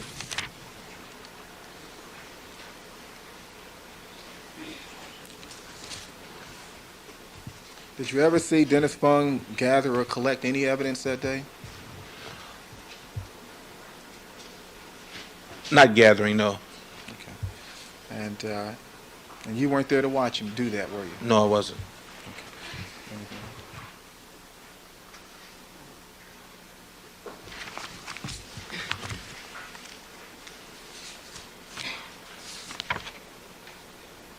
And when you were in my office the other day watching TV, in my office, right? I think that's your office, Patty? Okay. Are you talking about you were with Patty Jo Fairbanks? Yes. Patty Jo Fairbanks. You're watching TV, right? Yes. Had you had any word or any order or any directive from Mr. Cochran at all that you should not watch TV? No. Now, you were in my office at some point, right? Yes, I was. And you watched some television, right? Yes. And when you watched television in my office, you watched a portion of this video we just saw, right? Exactly. Okay, we didn't watch cartoons and No. other stuff, right? We didn't watch the trial, did we? No. And during the time that you were watching the trial, I take it you were watching me down here in court, right? Yes, sir. I wasn't up there with you, right? That's right. If I couldn't stop you from watching TV at the time, could I? No, sir. Sustained. I'm sorry, did we mark this 167A?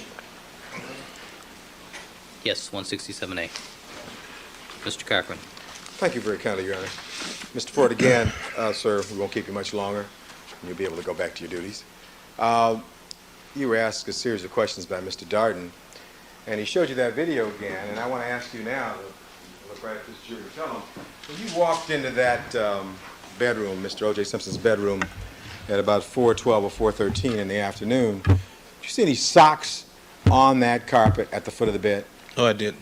You walked right over that carpet, isn't that correct? That's correct. And sir, we can put all the dots we want or arrows on that carpet and we can move 5 spots in or whatever, but you were there and you saw that carpet, didn't you? Yes, I did. And you didn't see any socks on that, did you, sir? Whole roll. You didn't see any socks, did you? No, I didn't. And you're telling us the truth, isn't that correct? That's correct. And, you know, with regard to your role there, your role was important, and that's why you're paid by the city of Los Angeles, isn't that correct? That's correct. What you went out there to do was for civil liability purposes, is it correct? You took some photographs of the exterior and the interior of Mr. O.J. Simpson's residence, right? That's correct. Well, you took some, let me strike photographs, and you took a video of the exterior and interior of Mr. Simpson's residence. Isn't that right, sir? That's correct. And how long have you been employed by the city of Los Angeles? 13 years. And you plan to do this the rest of your working life, don't you? I mean, this job with the city of Los Angeles? Perhaps. I mean, you like this job, don't you? Well, it's a pretty exciting job, yes. Right. And you don't want to lose this job, do you? No, I don't. And you did your job well on that day, isn't that correct? Yes, sir. And you're just here to tell us what you recall from that date. Isn't that right, sir? Yes, sir. All right, now, let's go back for a moment. So we're clear that you never saw any socks on that carpet. You've described for us that you left the location by 16:30 or 4:30 in the afternoon. Is that correct? That's correct. Roll. And you've seen, I'd like to put you on People's 158 log. This, you've had occasion to see this log indicating the time that you left the location on that date, have you not? Yes. Okay, we'll take a look. We'll start with the 16:30 and see forward there. Yes. And that's the log you referred to. And 16:30 is 4:30 in the afternoon, isn't that right? Yes, it is. And let's see if we can find when you arrived there. You got there. Let's see if we can move up and find Ford again. You came with your Yeah. Your boss? Right there. And you're pointing to a place where it says 1510. Yes. And it says you arrived at 1510 and left at 1630. Is that correct? Yes. Now, that was logged and put down by some police officers. Is that correct? That's correct. You don't think that police officer would make those times up, do you? No. You didn't just create those times out of whole cloth. You wrote down the times that you arrived there, right? Sounds like argument to me. Think so, Your Honor? Yep. Let me see if I can phrase it another way. I was just thinking. With regard to these times on here, you have no reason to believe the officers weren't accurate the time they wrote those times down. Isn't that correct? Overruled. Overruled. You have no reason. You didn't ask that question? Yes. They were accurate as far as you know, right? Yes. Because in fact, Mr. Ford, you know that you got there about 3:10 because in looking through the viewfinder of this RCA camcorder, you know that you started shooting sometime shortly after 3:10. Isn't that correct? Sustained. All right. What time did you start shooting with this RCA camcorder on that particular date, sir? Shortly after I checked in. Shortly after 3:10, right? Yes, sir. And so specifically, you went there. Isn't it correct that there was a police officer assigned there at the gate to log people in at this crime scene? Isn't that right? This is correct. And that, Counsel, forgive me, but it's a very simple issue that now we've asked Mr. Ford, by my count, 10 times, were there any socks? And he has said 10 times, no. And we established what time he got there according to the log, talked about the camcorder, all right. and Mr. Ford has told us that this is all the truth. All right. So since we've all heard it 3 or 4 times now, perhaps we could wind this up. All right, Your Honor. Certainly, I'll try to do this. Let me ask a few more questions of the court, please. Now, Mr. Ford, with regard to your role there, though, you never saw any evidence collected on that date. Isn't that correct? No, sir. Because that was not your job, right? That's correct. All right. You just went to do your job, and primarily your job was focusing on this viewfinder, right? Yes, sir. By the way, with this RCA camcorder, of course, permission, when you looked through this viewfinder, you could see the time and date in there, couldn't you? Yes, you can. In fact, there's a way, if you wanted to, you could disconnect that. Couldn't That's you press a little correct. button? That's right. But you never did that, did you? No, I didn't. And before this detective told you to cut off the sound, did you have the sound on? I think it was. It was connected. And you would have left this, you had nothing to hide that day, did you? No, I didn't. All right, if you hadn't been told anything, you would have left the sound on, wouldn't you? That's correct. And the sound would have picked up anybody coming and going or any voices, right? Right.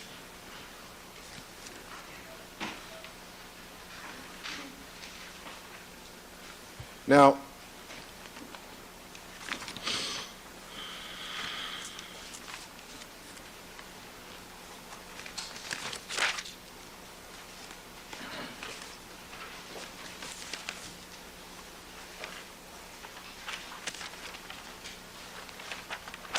you were asking questions about talking with myself and Mr. Neufeld on Monday of this week. You recall that? Yes. And we just asked you what had happened. Is that correct? That's correct. And you responded and told us. Is that right, sir? Yes, sir.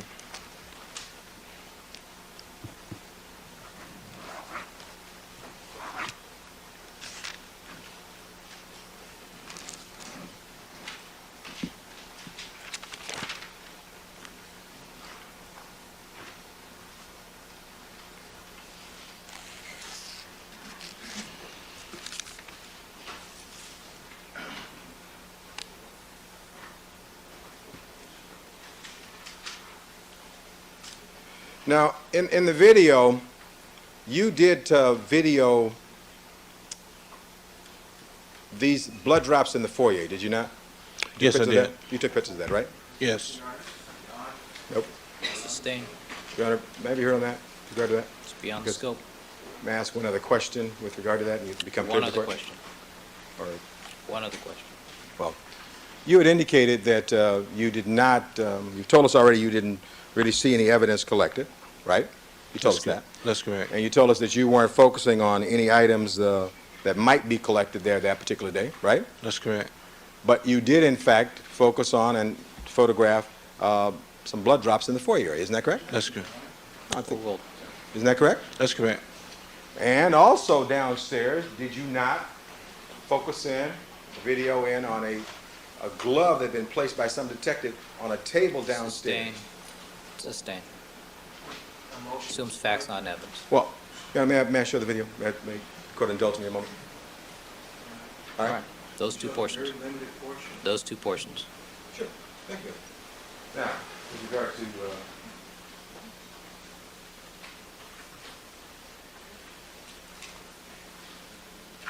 we'll show two areas.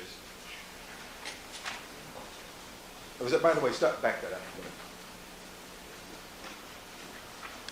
Back it up a little further. Back up.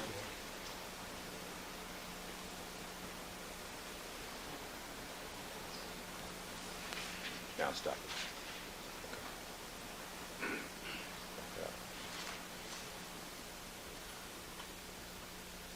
All right, starting at 2:32 on the tape, which is 1068, appears to be in the foyer, entry foyer. Right, and is that where you photographed the blood spots? Is that Yes. correct? And I want to show you a person. Move on a little forward, Mr. At this point, Mr. Can you move on forward? I want to ask you if there's a lady. Just stop right there. You know who that lady is? Yes. Who is that lady? Marsalis. Now, would that be Mazzola? Mazzola, yes. Or as Mr. Newfield says, Mazzola? Is that Miss Mazzola? Mazzola, yes. We have various pronunciations. But that's Miss Mazzola? Yes, it is. Okay, sir. All right, continue on.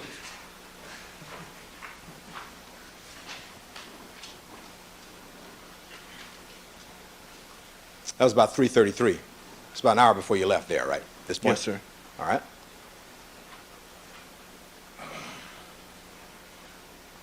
He's going to point where I point you.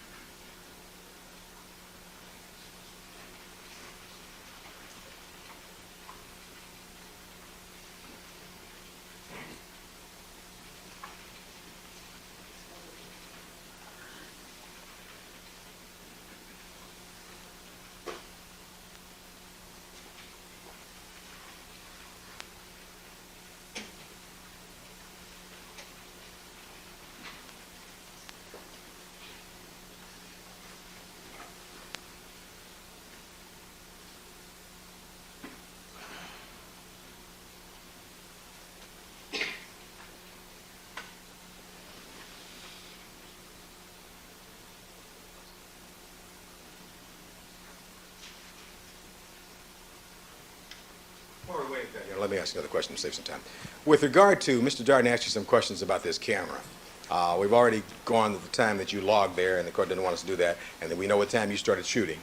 And with regard to that, who was it who told you that the camera was an hour off and related back to daylight savings time? Who was that? I don't know the exact person's name. It was a detective working on the case from RHD. Detective working on the case from where? RHD? So it was a police officer who told you that? Yes. He told you the camera was 1 hour off, right? Yes. All right, and you believe that, right? Yes. That was consistent with everything else you saw there, right? Yes.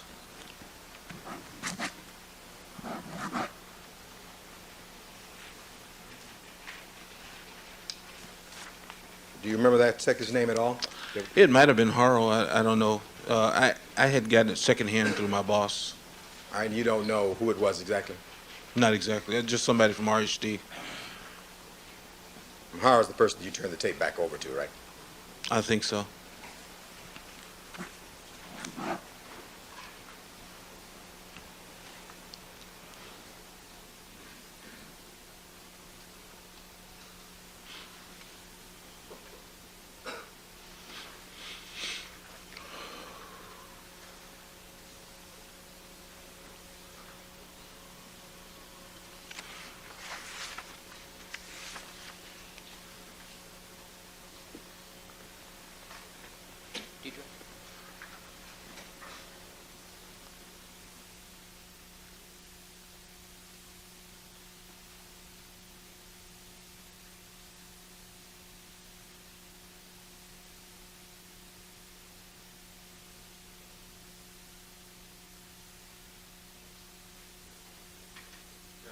ask a few more questions. He's still trying to get to the glove part. I apologize for the delay. Maybe we approach you on one question while we're doing that. Sure. Some time. Thank you. Without the reporter.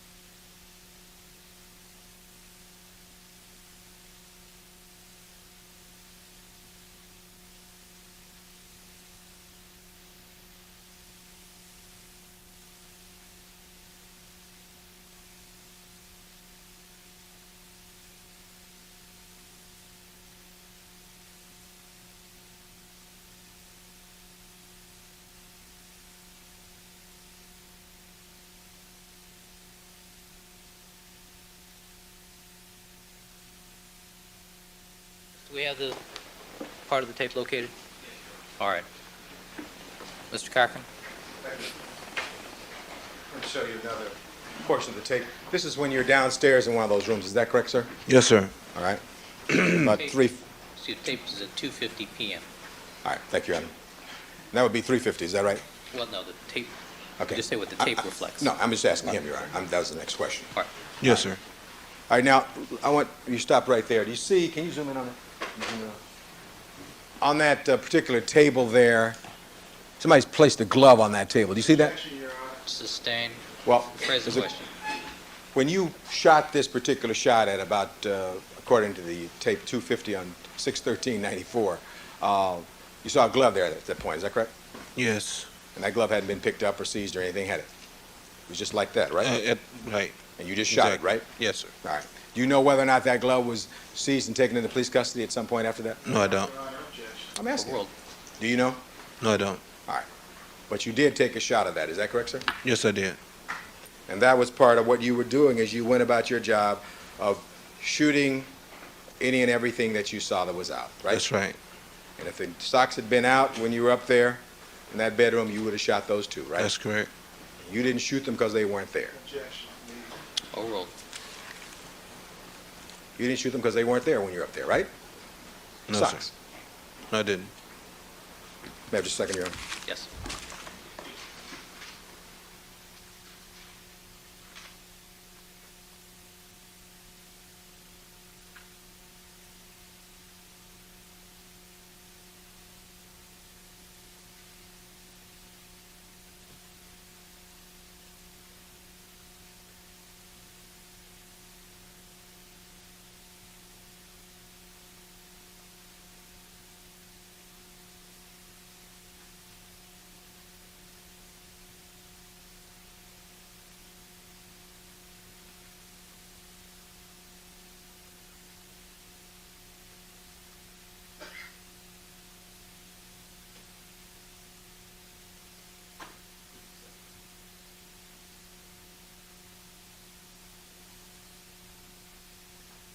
With regard to that, the glove that was there, did some police officer say anything to you about that glove?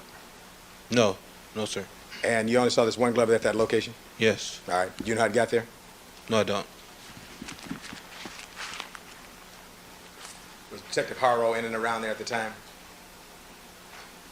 I think he was. Did somebody tell you specifically to take a photograph, take the video of that glove? Overruled goes to the instructions he was given. Not specifically. And as I recall your testimony from the cross-examination, You never saw Mr. Fung with any bags upstairs, right? You saw bags in the house, is that right? That's your testimony? From time to time, I saw him with his tools that he works with. It might have been some bags. I don't know. But you don't recall, do you? Not really. Because when you're shooting the video, you're looking in the camera, is that Yes, correct? I am. All right. Thank you very kindly, Your Mr. Darden? Just a couple of minutes. How many times can you say that you didn't see the socks, Mr. Ford? You didn't see the socks, right? That's correct. Okay, jeez. That's 11. Yeah, that's not 11, that's 21. Mr. Ford, you didn't videotape the glove found outside, the one found on the south side of the house, is that correct? Overruled. You didn't photograph any socks outside, did you? I mean, gloves outside. That's correct. Okay. And the socks that you've seen in the photograph, do you know how much those socks cost? Sustained. That's irrelevant. You didn't videotape the blood on the driveway? No, I didn't. Okay. And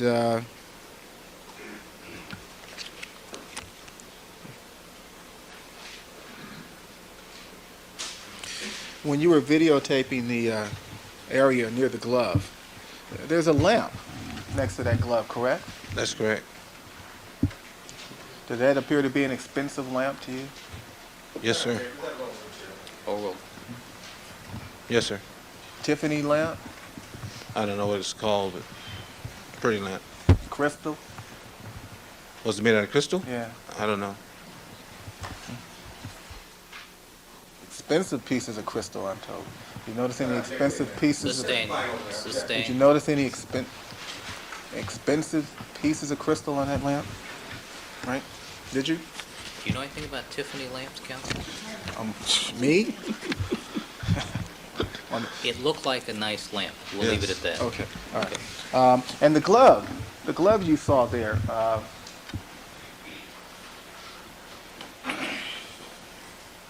was that an Arisa isotonic glove? I don't know. Did you notice that the glove was a large and not an extra large? Didn't enter my mind. Did you see the mate to that glove? No, sir. You don't know how that glove got there, do you? No, sir. And you don't know who owned that glove, do you? No. Did you think it was unusual to be a glove there? Only one glove, rather, there? No. And just so it's clear, there are crystal objects directly next to the glove in the video also, right?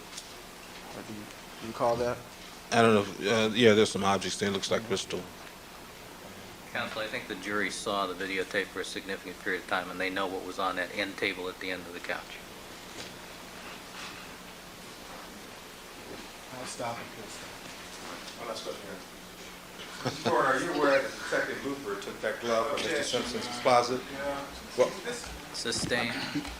Sustained. may I seek to rephrase it? He testified he has no idea how it got there. Sustained. May I ask one other Sustained. question in that regard? You can call Detective Looper if you We'll want. call Looper? All right, we'll call Looper. Thank you, Your Honor. All right. Thank you very much. Okay. Anything else? Thank you. All right. Mr. Ford, Thank you. thank you. All right. You have a nice day.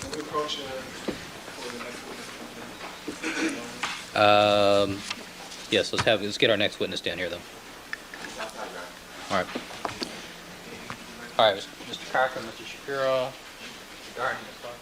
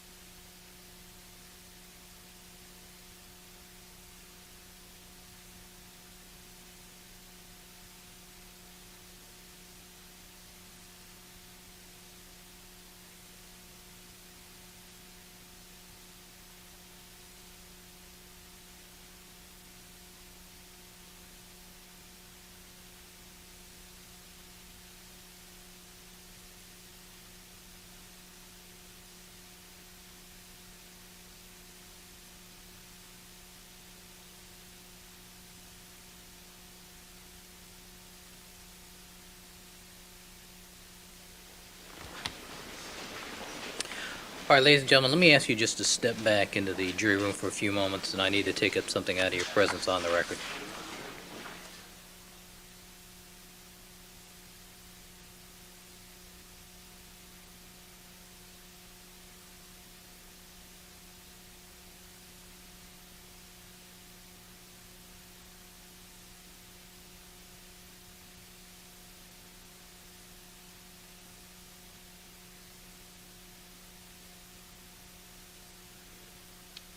All right, the jury has withdrawn from the courtroom.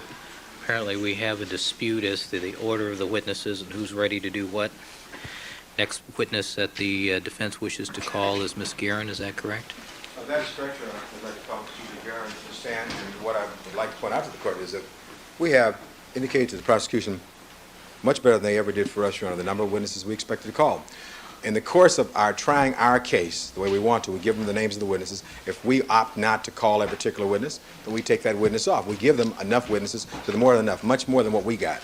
With regard to Gigi Guerin, she's been on the list, and she is now necessitated because of Your Honor's inclination to push Dr. Reeders back and Ms. Martz and Agent Martz. If that happens, I asked Mr. Douglas to go and try to line up some witnesses that we were not going to call today. Is Agent Martz available? This is Mr. Blazer's order approved. He'll have to decide the way he wants to do that. But I'm just indicating to the court that, based upon Your Honor's ruling, I think you've said many, many times we have a right to call our witnesses in the order that we want to. And so I've had Mr. Douglas rummaging around trying to find witnesses. And at this point, I understand that we brought Gigi Guerin in. We had her come in immediately. I understand that Police Officer Muldorfer is in the building. And if I can inquire for a moment, I will talk to Mr. Douglas about what's Your Honor, just an hour Hold on, ago. hold on. And we're going to get Detective Tom Lang, and we're trying to get Detective Harrow, and I imagine Detective Looper. So if we can get those, we can fill out the day. But it's necessitated by virtue of the fact that the court, Mr. Blazer, is supposed to be up moving with witnesses at this point. And so now because we don't want to waste time in this case, we're trying to use fill-in witnesses that we expect to call later on in the case at this point.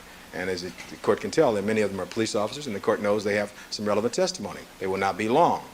But as to whether or not some of the other witnesses, I just want to point out to the court, we've told the people, we've given them the notice, and then we are moving ahead. Now, if we decide not to call a particular witness on a particular day, and I'll always tell them that. And I just want to point out to this court again, just briefly, that about 2 weeks ago, before the people rested, Mr. Darden stood in this court and gave me a list of 5 so-called domestic discord witnesses.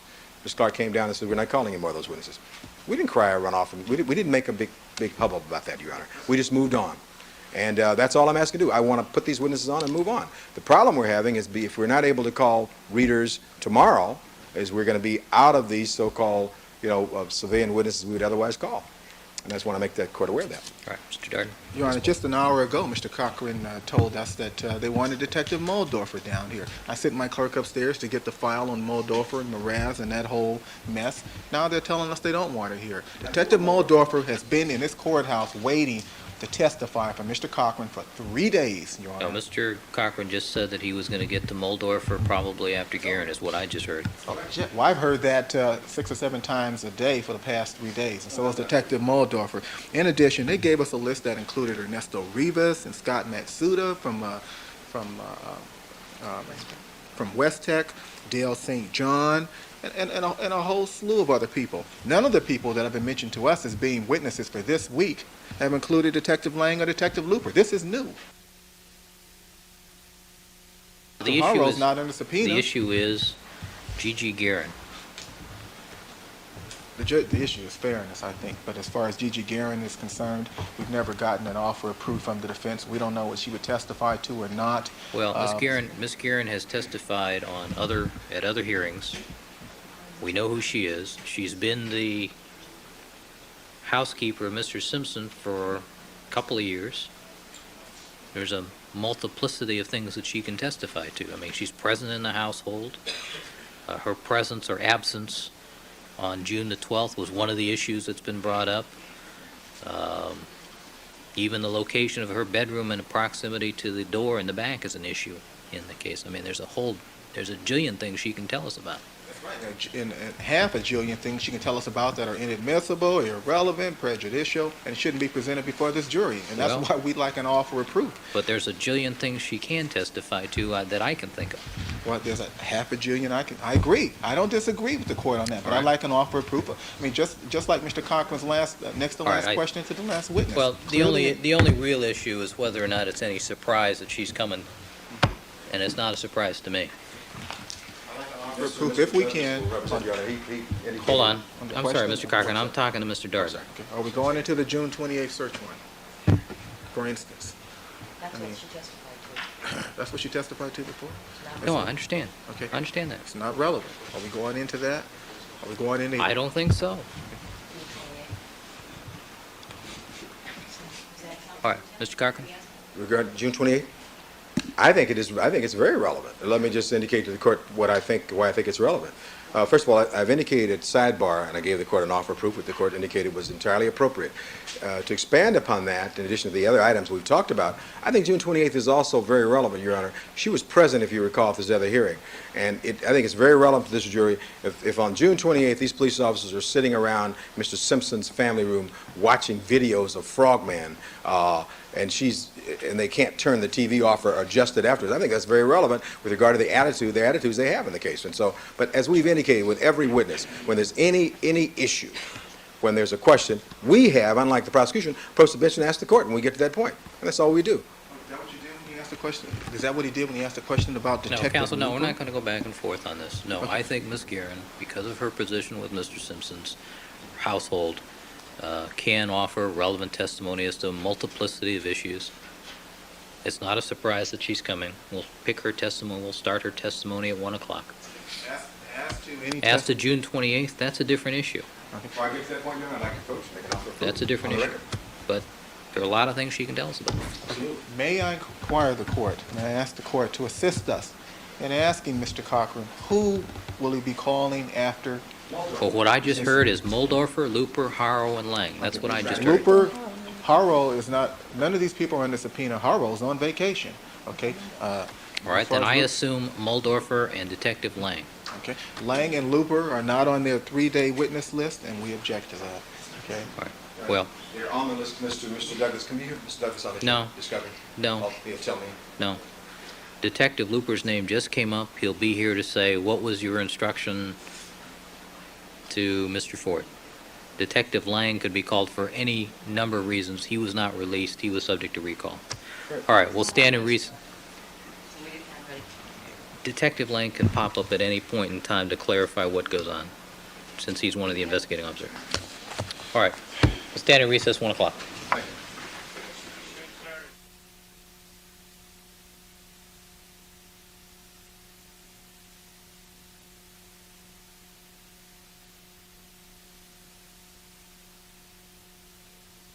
Court, with his counsel, people are represented, jury is not present. All right, counsel, anything we need to take up before we start with the next witness? Scheduling for Dr. Yes.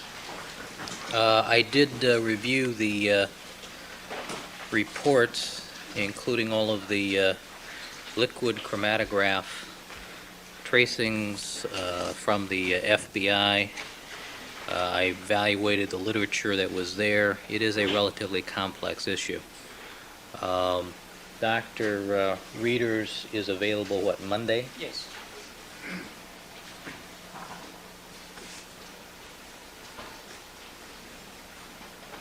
How long do you anticipate the direct examination for his testimony? 2 to 3 hours, maybe less. Same with Agent March. All right, Ms. Clark? Well, the problem is, Your Honor, that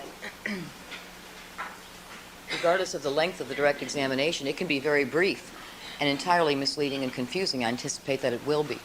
And that means that the cross-examination will have to be extensive and detailed. But don't we have a pretty fundamental difference in the types of results that the parts per million that you're likely to get in a reference sample is a gazillion parts per million, whereas these trace amounts are significantly less. I mean, isn't that something that's relatively simple to cross-examine on? One would think, wouldn't one? I did too. When I first looked at it, and I spoke to Agent Martz about that, and I thought, show him the graph, just show him the chart. It should be really apparent. But from what I am told, there are a lot of machinations that can occur comparing relative quantities on different days, which should not be done, but which we know the defense intends to do.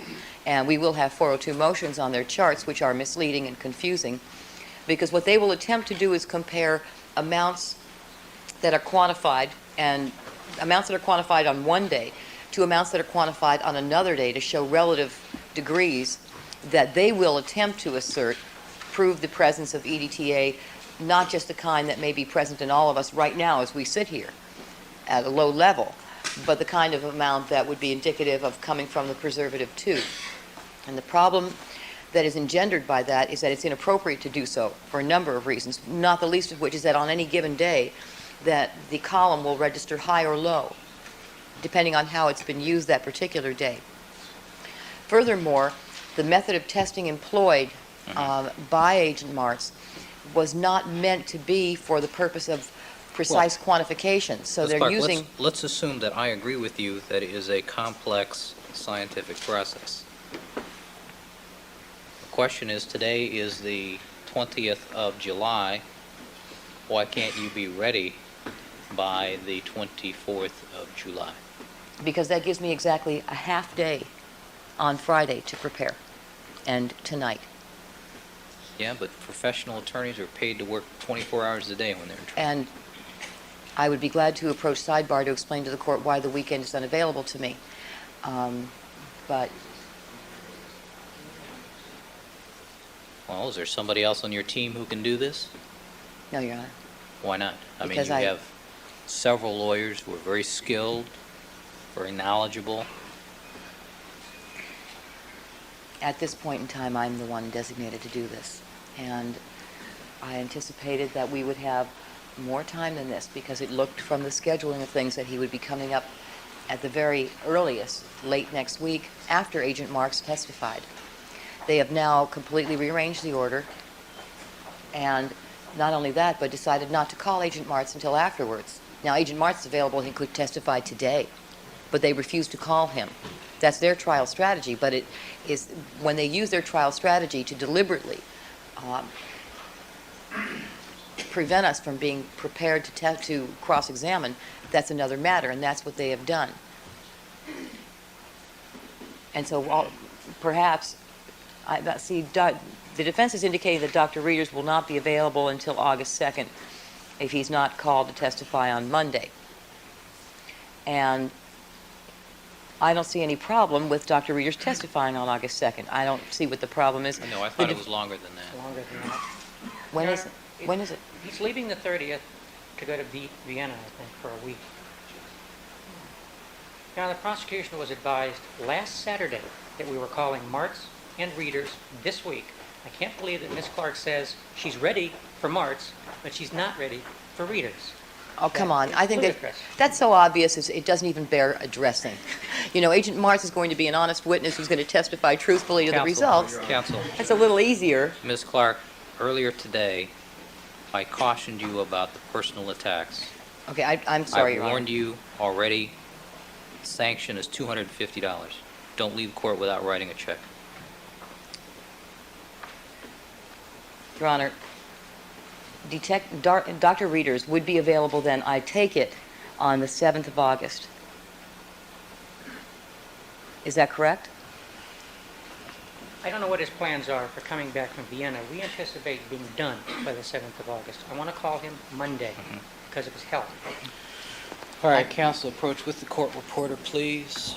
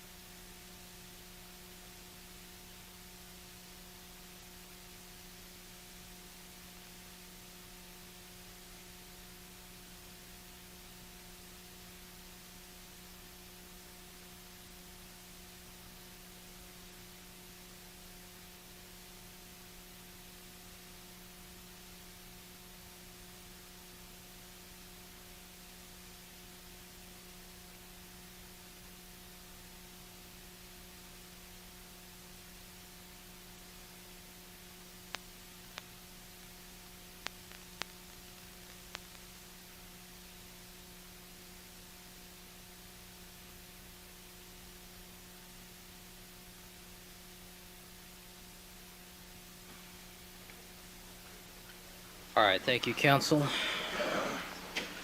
All right, Mr. Cochran, are you prepared to call the defense next witness? Yes, we are, Your Honor. All right, let's have the jury, please.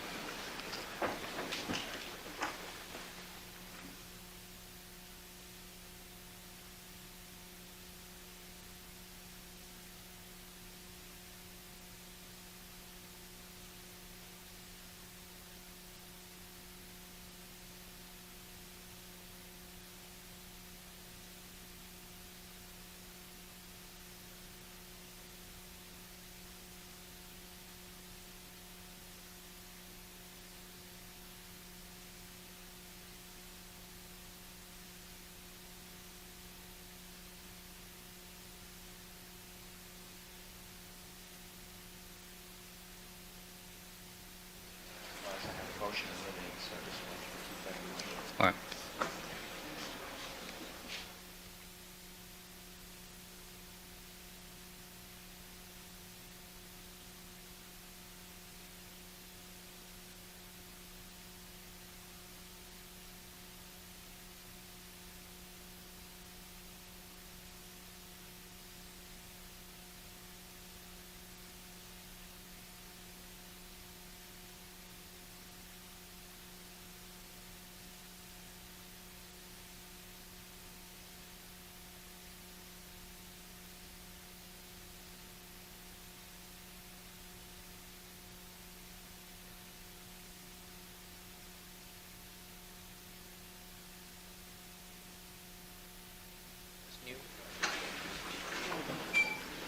All right, Mr. Cochran, you may call your next witness. Thank you very, very kindly, Your Honor. We'll next call Miss Josephine Gigi Guerin, Your Honor. Ms. Guerin?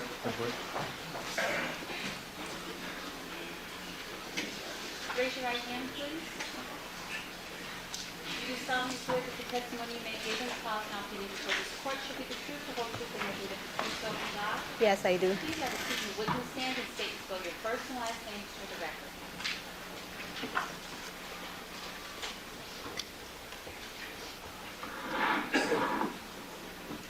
My name is Josephine, Josepine, Guarin, Guarin. Good afternoon. Good afternoon. Good afternoon, ladies and gentlemen.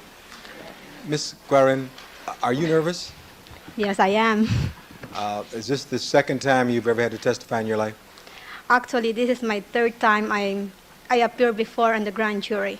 All right. But this is the third time in connection with this case? Yes. All right. And you're a little bit nervous, are you? Yes, I am. All right. Well, just relax. Okay. And kind of sit back, and if you can pull the microphone a little closer and speak right into that for us, will you? All right.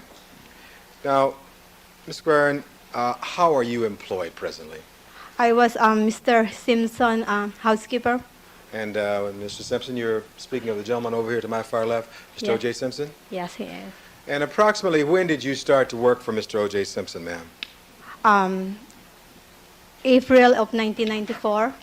And you succeeded another housekeeper at the time you came in, did you? Yes, I did. All right. And were you working full-time from April of 1994? Yes, on? I do. And are you still employed at the Rockingham residence now? Yes, I do. Now, during the time that, let's talk about the period of April of 1994 to June of 1994. Did you work on a full-time basis for Mr. Simpson during that time? Yes, I am. And what was your regular work schedule during that period of time, Ms. Guerin? I work Monday to Friday. All right. And would you normally have weekends off? Yes, I do. All right. Now, during that period of time, was Mr. Simpson always at home during that period of time, or would he be out of town a lot? He is out of town a lot of time. The whole month of April, he is out of town. All right. So when you first started working for him, he was out of town pretty much that entire month? Yes. And do you know, Ms. Guerin, where he was during that time frame? He is in Puerto Rico. Well, Left Foundation. All right. What's All that? right. You became aware that Mr. Simpson was out of town or out of the country during the month of April? Yes, he is. And how did you were aware of what he was doing while he was out of town? Yes, he is. And what was he doing? He's filming. Excuse me, I'm sorry. Who's handling the witness here? Right, sustained. Thank you. Before Mr. Simpson left in April of 1994, did you have some conversation with him about where he was going? Yes, I have. And when he was out of town, he would let you know where he was going to be, is that correct? Yes, he will call me where he is. And on occasion during the month of April, did Mr. Simpson call you from some location? Yes, he is. And when he called you during this period of time, did you ascertain during the course of these phone conversations where he was? You can answer that yes or no. Yes. And when he called, have you ever received phone calls from like overseas or from a long distance before? Overruled. Counsel, let me see you both at the sidebar without the quote. Thank you.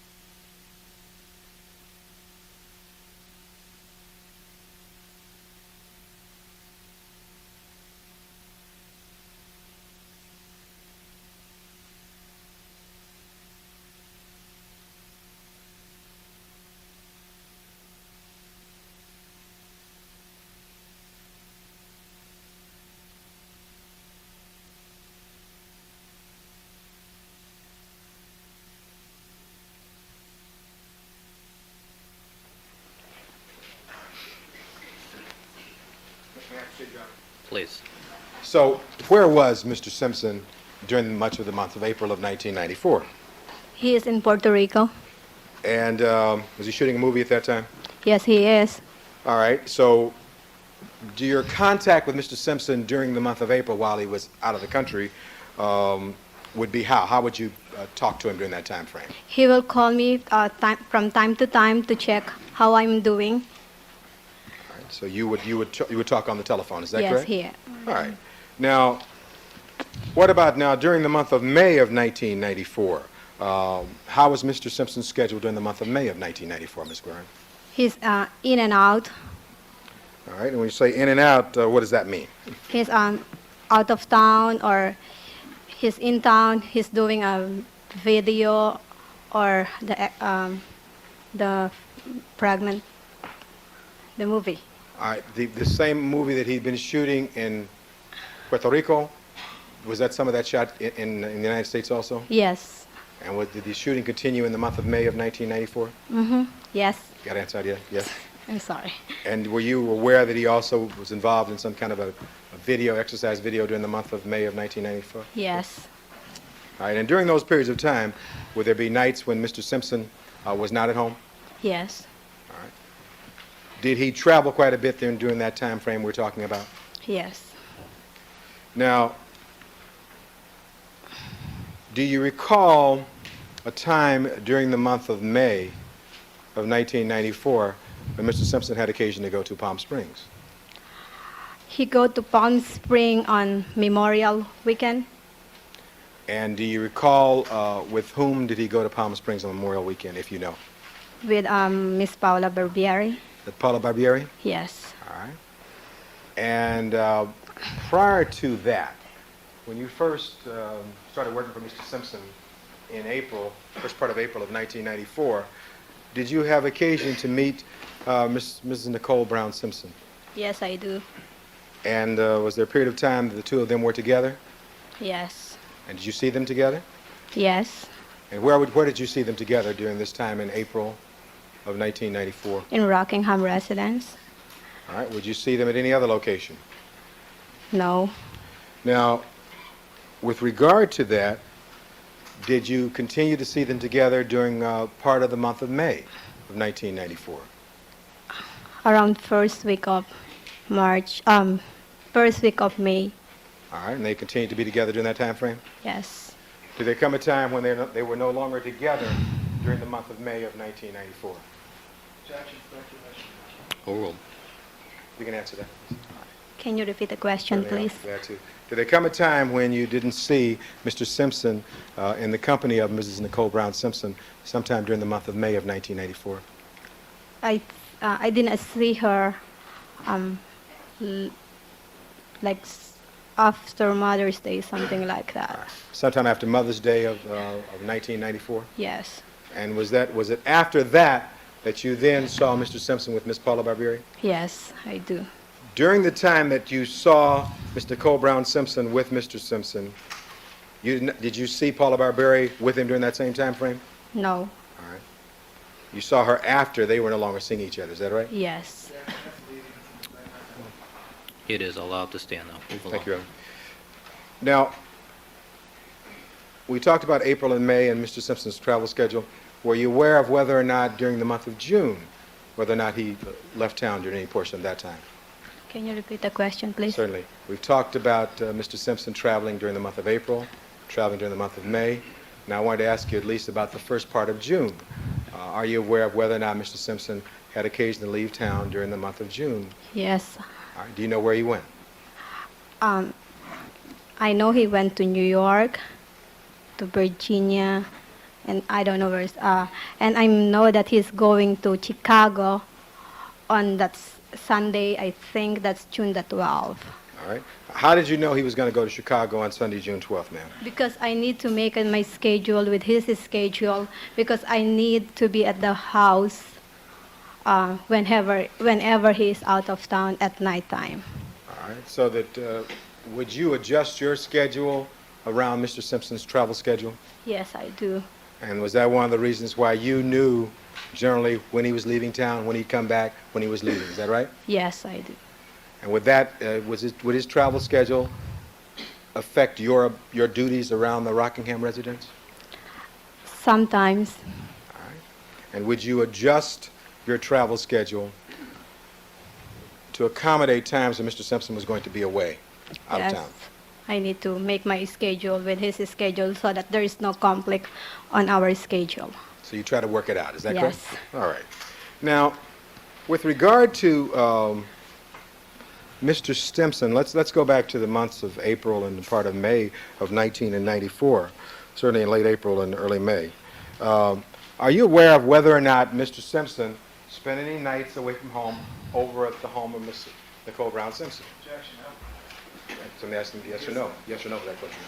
Foundation. Right. You can answer the question. Yes, I do. And Foundation. foundational, yes, Your Honor.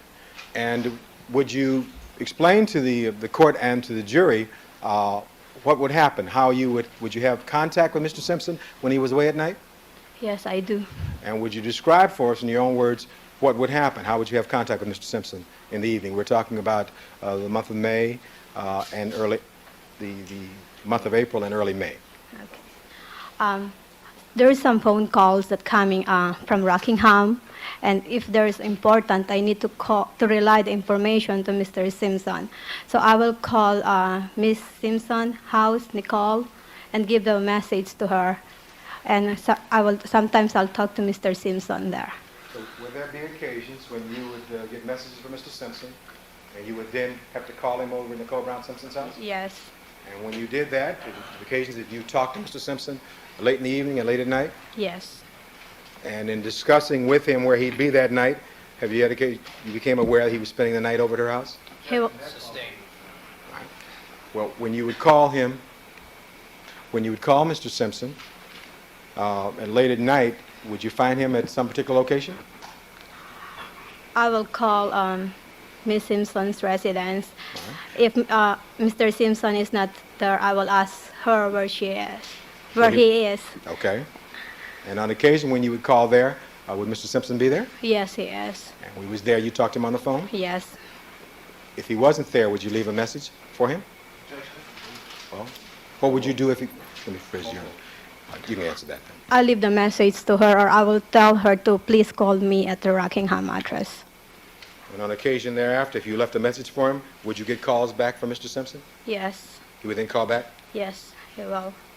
And when he called back, did he say where he was sometimes? Yes. And would he indicate that on occasion he was calling for Miss Nicole Brown? Sustained. Sustained. All right. Now,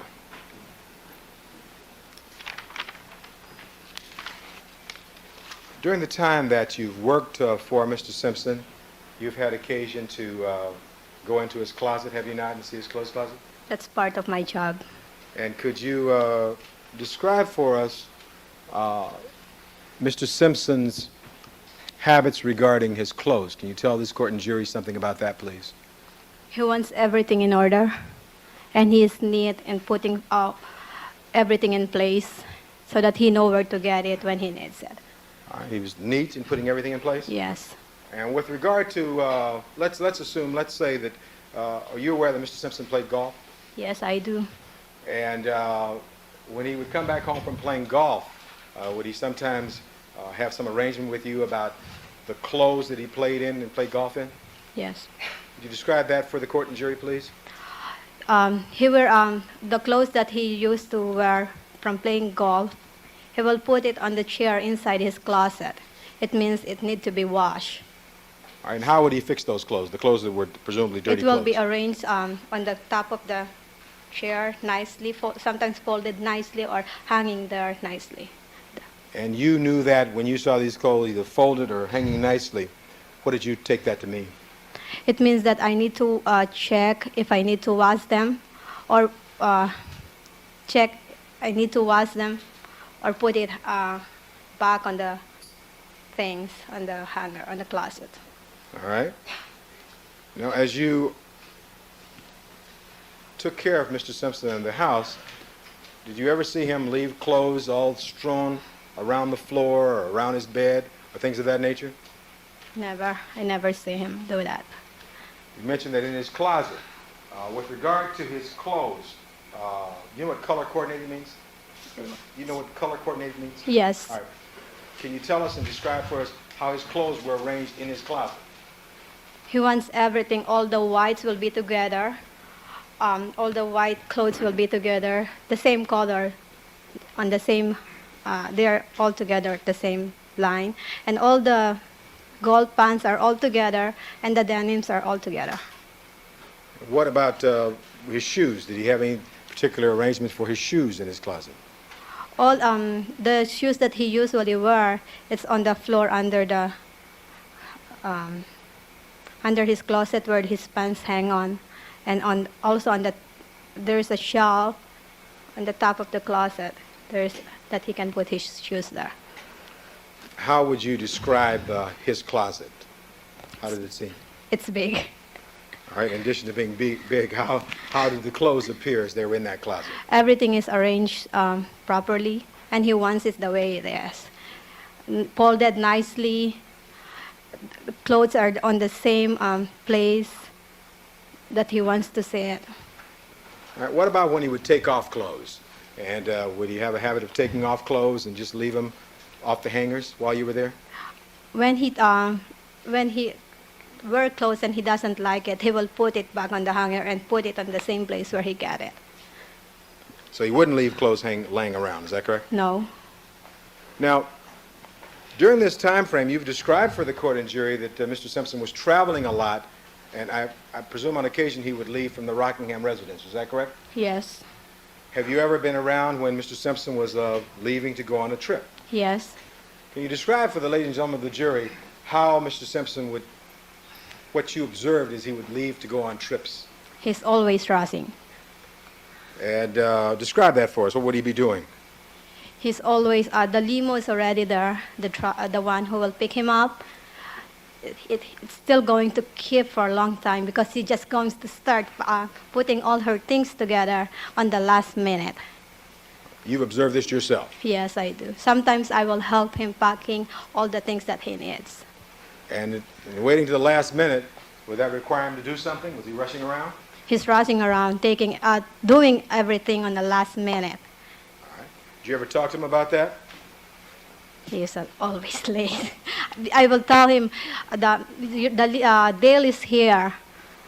He is already waiting outside. He said, "Tell him I will be there soon," but Dale was going to wait for a long time before he will come down. All right. And when you say Dale, are you referring to a limousine driver Yes. by the name of Dale St. John? I know his name is Dale. I don't know his last name. All right. So this particular habit of Mr. Simpson, would he always be running late? Yes.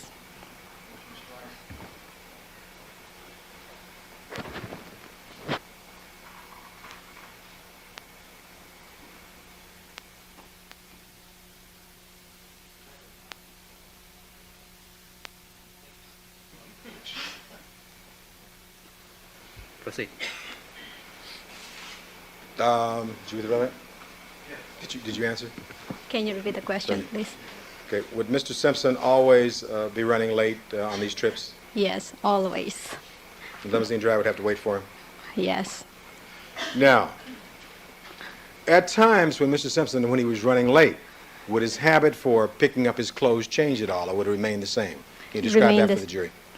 Remain the same. He will, after he put everything on his suitcase, he will make it sure that everything is in proper place, that he never leave anything out. Let's just say here. Sure.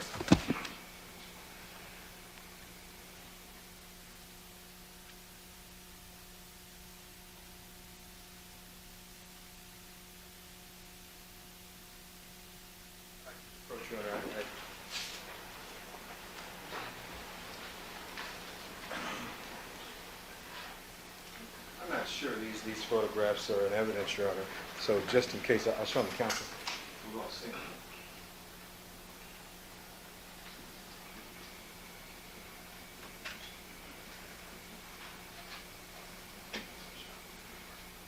And I'd like to mark, this may be one of the exhibits, but I'll, in abundance of precaution, I'll mark this as a defense exhibit if I might.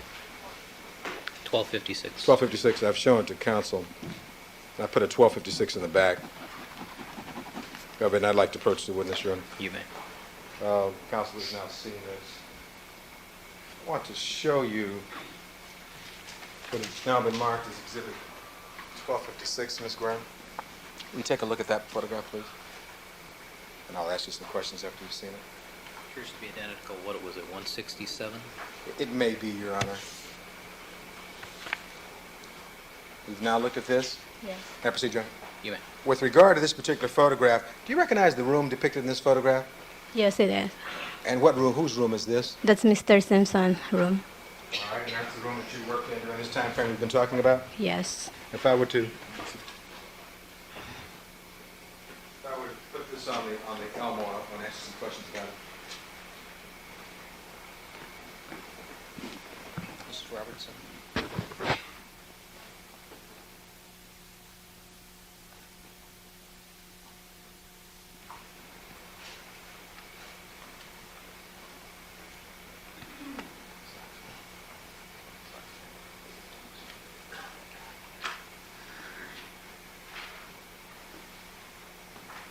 Now, you can look down at the monitor there.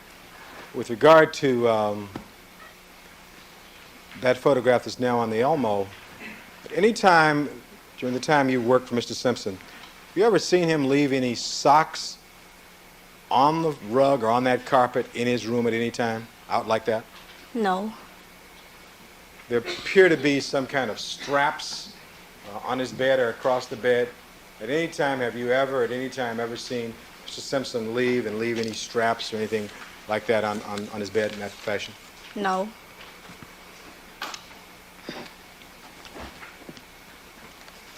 Now, during the time that you worked for Mr. Simpson as his housekeeper, did he have and use a cellular telephone on occasion?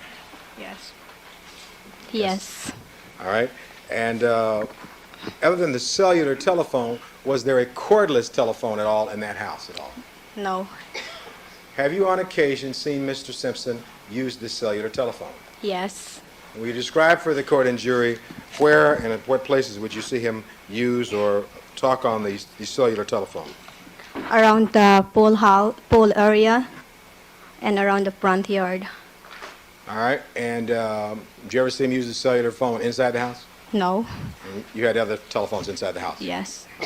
Now, this cellular phone that Mr. Simpson would use around the pool area or the front part of the house, was that cellular phone capable of being put in either one of his cars? Yes. And have you had occasion to see that same cellular phone inside of his Bronco? Yes. And you could then remove it from the Bronco? He will move it to the Bentley. Now, you've seen the Bronco before, have you not? Yes, I do. Yes. Did you ever drive the Bronco yourself? Yes. You've driven it yourself on occasion? Yes. Now, with regard to the Bronco, can you describe for the court and jury on what streets, if any, the Bronco would normally be parked? It will park on Ashford, sometimes in Rockingham. All right. Those are the things that you observed yourself, is that correct? Yes, I. Now, did you have occasion to speak with Mr. O.J. Simpson on the evening hours of June 12th of 1994? Yes, I do. And would you tell the ladies and gentlemen of the jury what time did you have occasion to speak with Mr. Simpson on that Sunday evening? I called him from Knott's Farm around 8 o'clock that Sunday night. All right. You were at Knott's Berry Farm? Yes, I do. And who were you at Knott's Berry Farm with? With my family. And you were having a nice time, I presume? Yes. All right. And in that connection, you called Mr. Simpson? Yes, I do. At the time you called Mr. Simpson, did you know whether or not he would be leaving town that night? I know he is leaving town that night. And there'd been some prearrangement regarding his schedule? Yes. All right. Did you make some request of Mr. Simpson when you called at about 8 o'clock on June 12th, 1994? He answered yes or no. Yes, I do. You called him, is that correct? Yes, I do. All right. And what did you ask Mr. Your Honor, may we approach on this limited portion? Yes. Thank you.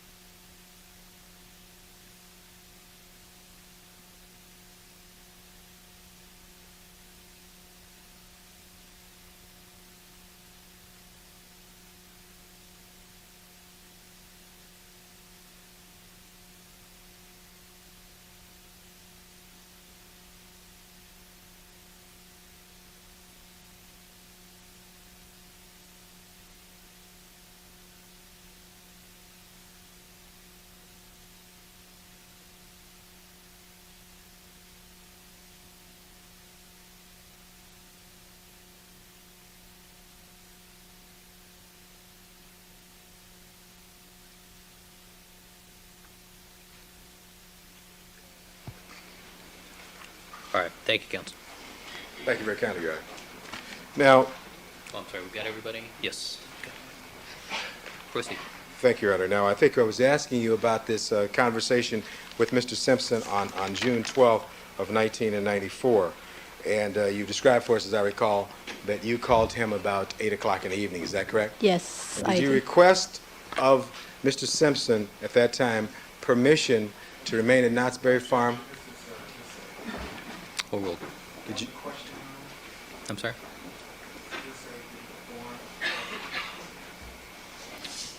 I'll rephrase it, Your Honor. Rephrase it.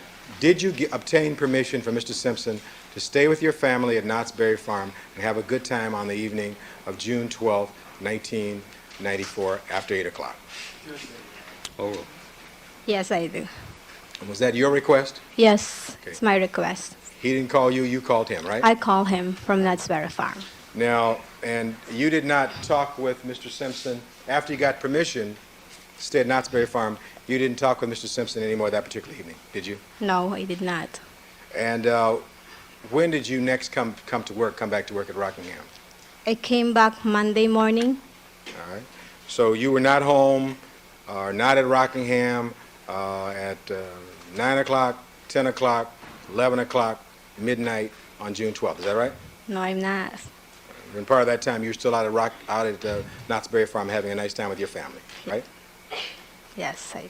Now, when you spoke with Mr. Simpson at about 8 o'clock on June 12th of 1994, can you describe for the ladies and gentlemen of the jury and the court how Mr. Simpson's voice seemed, how he appeared at that time?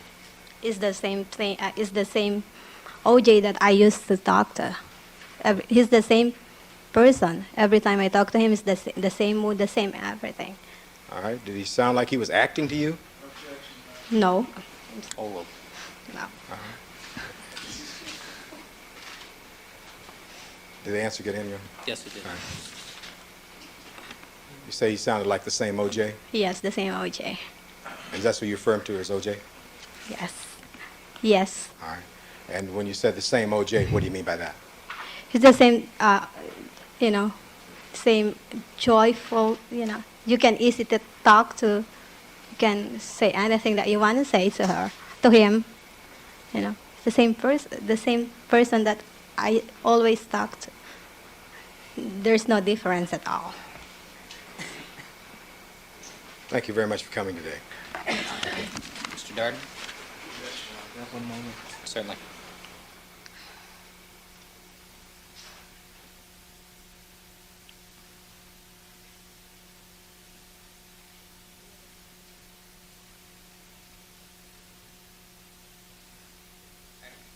I'm going to take a recess for just a minute. I've got a piece of equipment down here that's driving me nuts. Yeah. All right, folks, let me ask you just to step back into the jury room, and one of our electronic pieces down here is buzzing on me.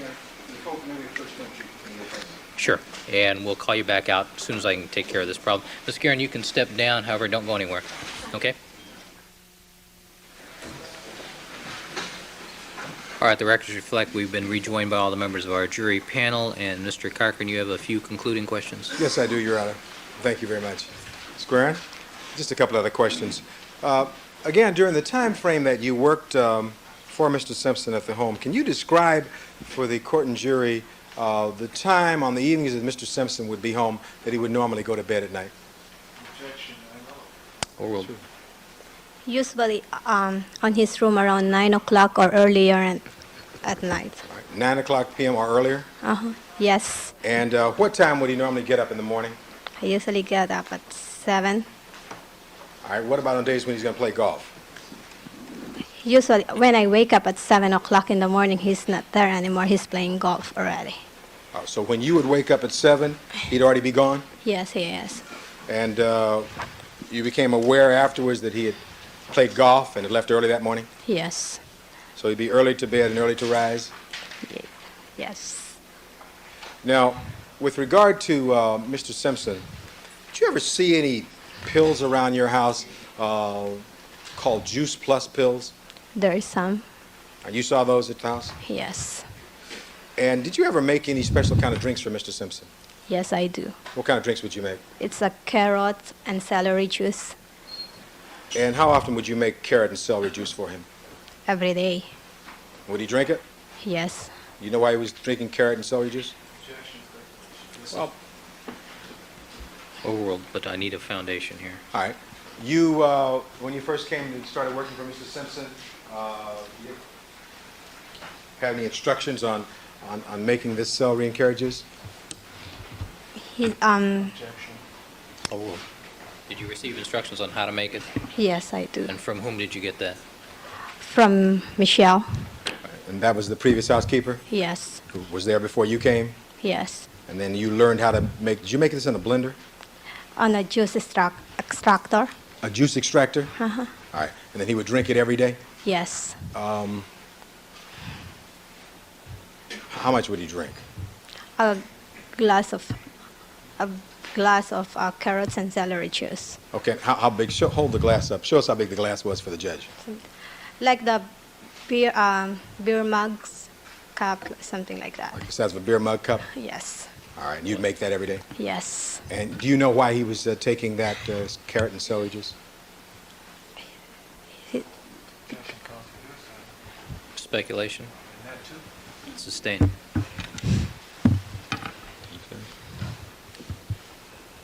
Foundation. Yes, I don't know the I juice. understand. I understand you. Okay. I'm with you. Did you ever have any conversation with Mr. Simpson as to why he would drink this carrot and celery juice? You can answer that yes or no. Yes. All right. And were you aware of whether or not Mr. Simpson suffered with any kind of condition, physical condition? I know he has an arthritis.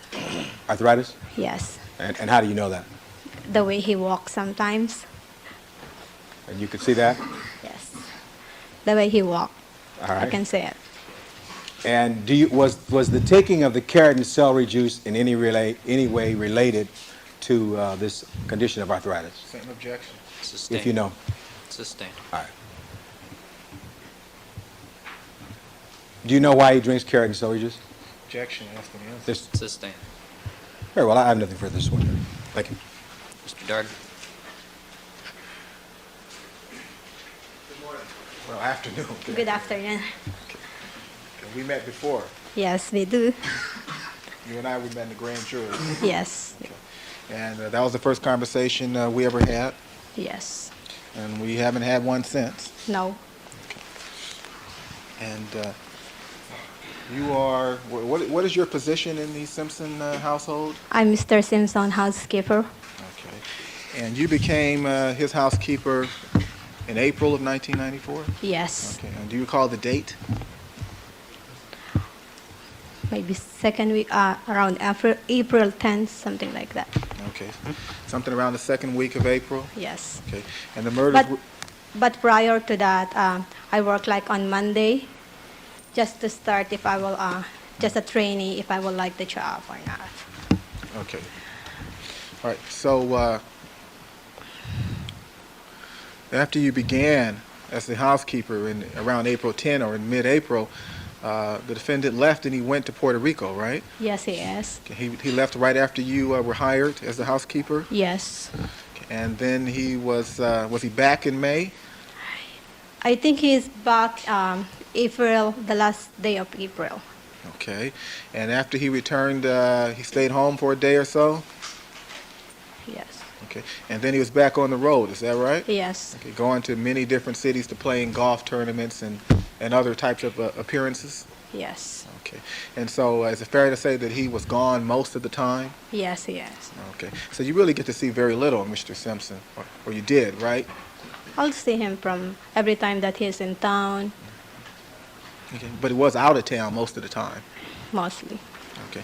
And so during that time period between mid-April and June 12th, you really didn't see a whole lot of the defendant, did you? When he's at home, I will see him. Okay. Well, how many? He's in May. He's in and out of, the house. Okay. Now you told us that normally you would have to be at the house anytime the defendant was out of town. Is that Yes, right? I do. Okay. If he spent the night out of town, you were supposed to be at 360 Rockingham, correct? I don't need to be there at the daytime. I need to be there at the nighttime. He just wants somebody at nighttime in his house. Okay. Well, on the night of June 12th leading to June 13th, you called the defendant, right? Yes, I did. Okay. And you knew he had to catch a red-eye flight to Chicago? I know that he's leaving town that night. Okay. And you knew you were supposed to be there that night, correct? Yes, I do. Okay. And the defendant told you you didn't have to go there, right? No, Or roll. no, Well, you didn't go to Rockingham that night, did you? I did not. Okay. And the defendant was your employer, right? Yes, he is. Okay. And had he insisted that you go there, you would have gone, right? Sustained. Sustained. Calls for speculation. Well, you asked permission. Yes, I did. Okay. You asked permission to stay out at Knott's Berry Farm. Yes, I did. Did you ask permission to stay out there all night? I asked, Is that yes or no? She can't answer the question. I asked Mr. Simpson if I can watch the show with my family that night and come back the next day in the morning. And he said yes. Now, you arrived at Rockingham the next morning, is that right? Yes, I did. And you arrived there at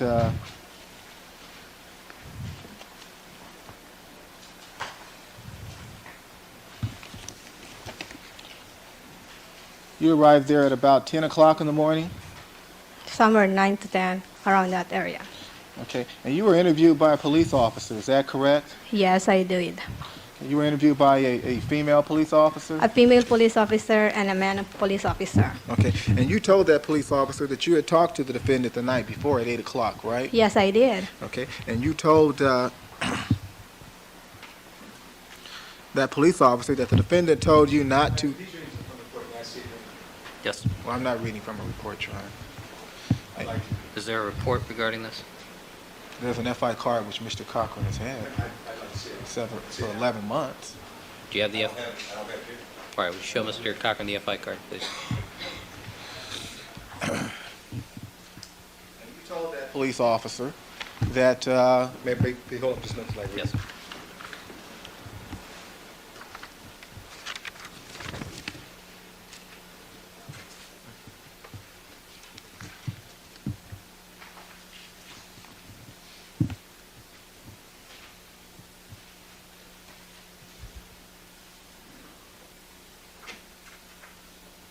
All right, proceed.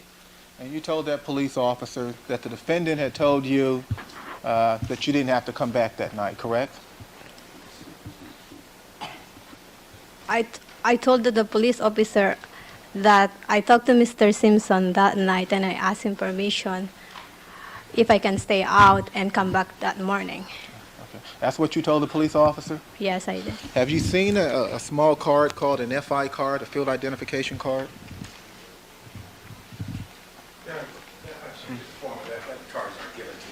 Sustained. Sustained. Rephrase the question. Okay. I'm asking the witness if she has seen the card, Your Honor. Right. You know Mr. Cochran, don't you? Yes, I do. You've been interviewed by Mr. Cochran, haven't you? Yes, I do. Let me show you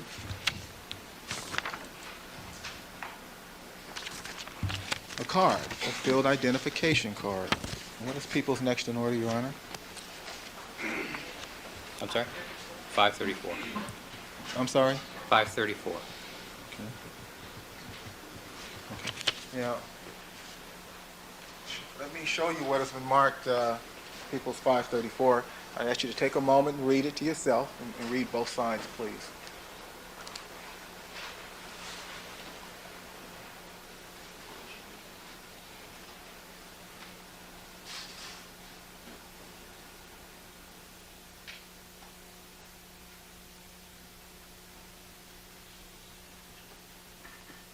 Right, Ms. Kieran, have you read the other side? The other side. It's only my address. Okay. It's nothing. Mr. Darden. Okay. Now, did Mr. Cochran show you a Xerox copy of that card? No, she No did one not. has ever showed you a Xerox copy of that No. card? Do you know what that card is? No, this is the first time that I saw this card. Well, when you were speaking to the police officer, did you notice that the police officer was writing? Yes, she just asked my name and took the plate number of my car. Is that all And she asked me, and I asked her if I can get in the house. And she told me, no. Okay, let me stop you there. She only asked you your name, is that right? Yes, where do I live, my address, and she write my the plate number of my car. Okay. Now, what you're doing right now is you're looking at that card, right? Yes, I did. Okay, and by looking at that card, it's helping you to recall all the things that she asked you, correct? Yes, my phone number. Okay, and does this card have your phone number on it? Yes, it is. Does it have your weight and your height on it? Yes, it is. Does it have your birth date on it? Yes, Does it have your place of birth on it? yes, Does it have your California driver's license number on it? yes. And did you show her your driver's license? I don't recall that I saw it. Maybe I did. Okay. Well, looking at the driver's license number on it in the upper left-hand corner, was that the driver's license number? Yes. And does it also indicate what you wore that day? Yes.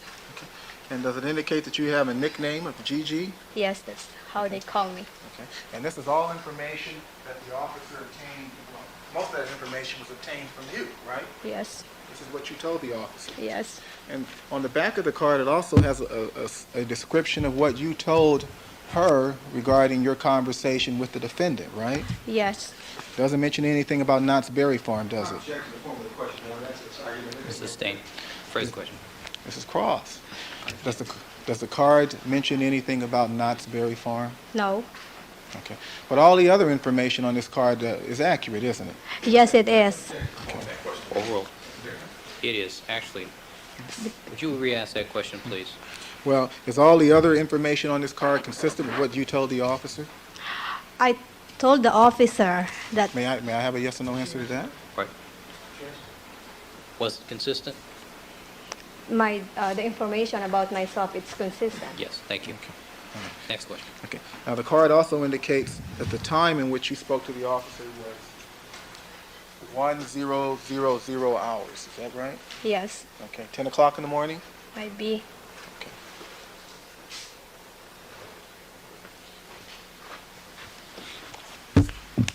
You didn't tell the officer anything about Knott's Berry Farm, did you? Overall, She did not ask me. So you didn't tell her? Yeah, because she did not ask me. Okay. So the first time you told anything about Knott's Berry Farm was when you told Mr. Cochran? No. Now, who did you tell first? About Knott's Berry Farm? Nobody asked me about Knott's Berry Farm. They just asked me if I talked to Mr. Simpson that night. And I told them that I called him from Knott's Berry Farm. You told the police officer that? I did not tell the police officer because they did not ask me. They just asked me, when was the last time you talked to Mr. Simpson? I told them around 8 o'clock that night. They did not ask me where I am. Now, you are, you take care of Mr. Simpson's clothing, right? Yes, I do. Okay. And during the month of June 1994, he owned sweat clothes, didn't he? Sweat clothes? Yeah, like sweatpants and sweatshirts. I don't recall that. Yes, all the things that I prepare for him is golf pants that he usually wear and denims. Okay. Well, it's your job to make sure that all the clothes are lined up in the closet by color, right? Yes, To make sure everything in that closet is neat, correct? yes, To make sure all of his clothing is clean, right? yes, You do all the washing, correct? yes. And you Not co- all of it, because some of his clothes need to bring to the cleaner. So some of his clothes need to bring to the cleaner, not all of his clothes. Okay, I well, with the wash. exception of the clothes that have to go to the cleaners, you wash those other clothes, right? Yes, I do. And you're telling us you don't know whether or not he owned black sweatpants? I did not see any black pants there. You've never seen any black No. sweatpants? Never ever. Never. Have you ever seen the defendant wearing black sweats in any video? No. I never watched the video, only the fragment video that I watch. Well, if the defendant owned black or cotton, if the defendant owned black sweatpants, you would know about it, wouldn't you? I didn't see him wearing that black sweatpants, so I cannot say that I saw him, so I don't.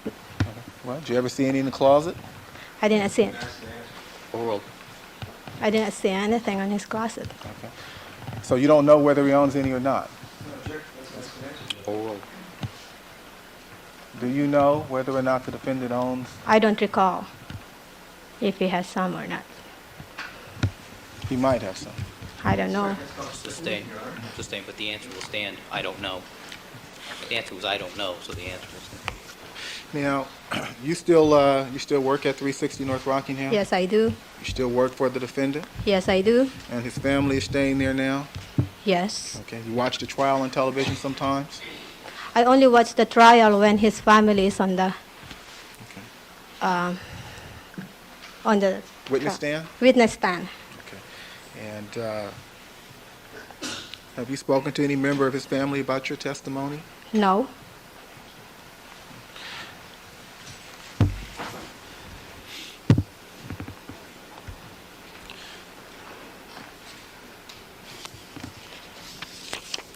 Now, you saw a photograph, People's 167, a few minutes ago. Do you remember that photograph? Yes, I do. You saw straps on the bed? There's something on the bed. Okay. Did you notice what was on the bed? Can I see it, please? Mr. Robertson?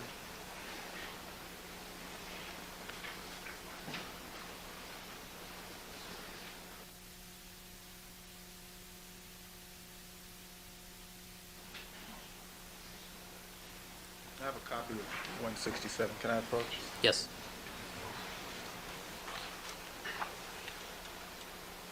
Okay. Okay. Those are straps, right, on the bed? Suspenders? I don't know if this is a suspender or strap from the bag. It look like. You cannot say if this is a suspender or a strap from a bag Okay, because there is some wordings that you can read, it's like Louis Vuitton, something like that. okay, well, how many different straps or suspenders or straps on the bag do you see on the bed?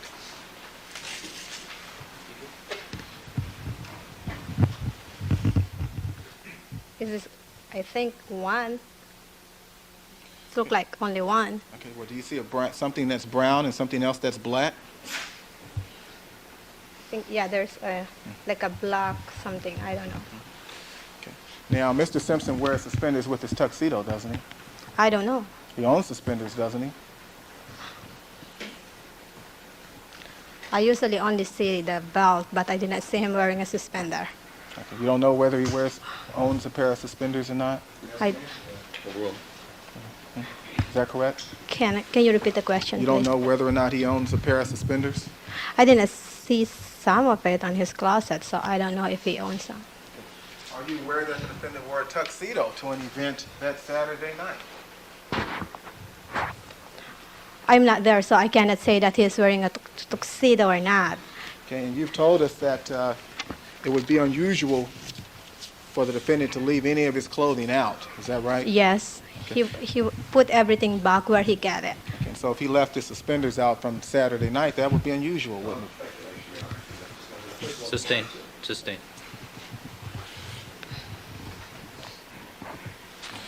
When was the last time prior to June 12 that you cleaned the house?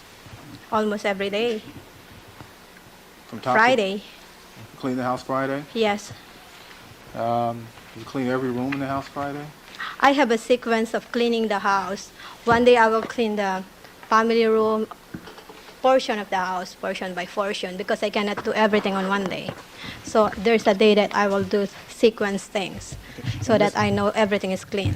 Okay. And Mr. Simpson's a very meticulous man, isn't he? Yes, but on his bedroom, I need to do it every day when he is in town. Okay. All right. And so, can I have one moment, Your Honor? Yes.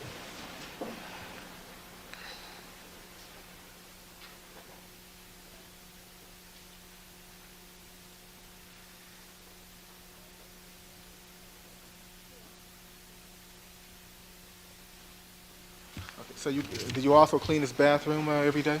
Yes, Okay. when he is in town, I need to do it every day. And you cleaned that on Friday, is that correct? Yes, I do. And so had there been blood on the floor of the defendant's bathroom that Friday, you would have cleaned that up, correct? I usually clean his bathroom, so I will clean it. Okay. You wouldn't leave blood stains on the bathroom floor, would you? I never see blood stains, so I don't know how to answer that question because I always clean the bathroom. There were no blood stains on the floor when you left that Friday. Is that correct? Sustained is vague. Vague is the location. I'm sorry? Vague is the location. Okay. There were no blood stains on the bathroom floor when you left that Friday. Is that correct? Overruled. Yes, there's What time did you leave the house on Friday? approximately 9:30 or 10 that night. 9:30 or 10 that night? Yes. And was the defendant at home when you left? Yes, he is. Okay. And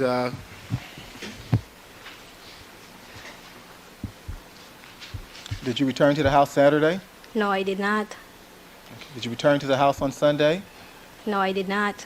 So if there was blood on the master bathroom floor on Monday morning, you can't tell us how that blood got there, correct? Monday? Monday morning. Monday morning. Okay. Overruled. Can you repeat Okay. the question, please? Okay. You can't tell us how the blood that was discovered Monday morning was found there. Is that correct? This is item 14, Your Honor. Proceed. You can't tell us how the blood that was found on that bathroom floor on Monday morning got there, can you? No, I did not. You weren't bleeding, were you? I'm not. You weren't bleeding that Friday, correct? No, I'm not. Now, prior to leaving, strike that. Is there some reason that you leave so late or left so late that Friday night? Because Mr. Simpson that Friday just got back from a trip. That Friday. So I need to prepare dinner for him before I will leave and leave the house clean before I go to take my day off because, Okay. So you'd make sure everything was clean. yes, You make sure all the laundry was done and folded. yes.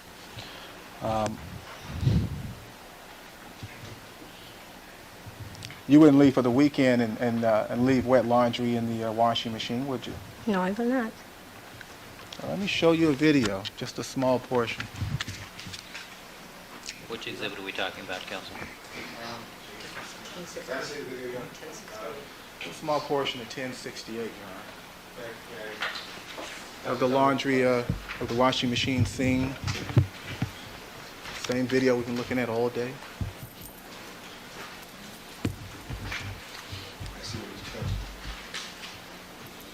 Mr. Wooden, do you have that queued up?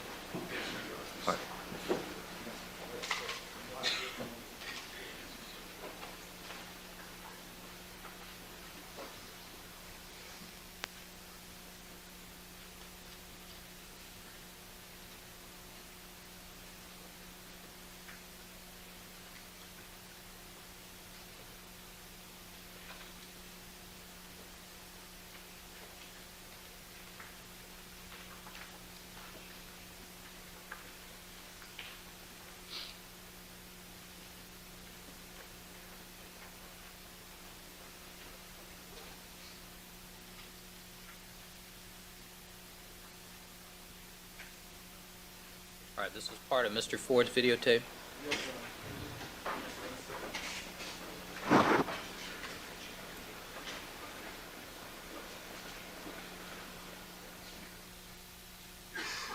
All right, proceed. Let me just show you a small portion of this video. Nothing wrong. Yes, please look at the monitor.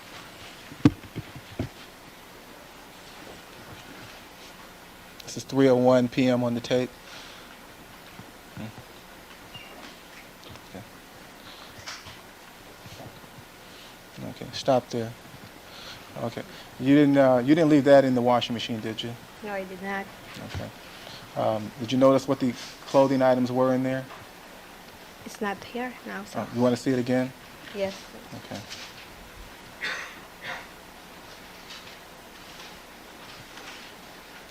Inside and on the top.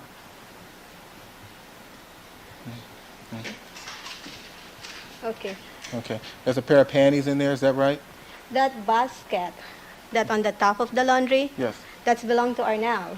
Okay. Maybe Arnell did some laundry before after I left because that basket belonged to her. So maybe that's her clothes. Okay. That basket wasn't there when you left? No. Okay. Good. Now,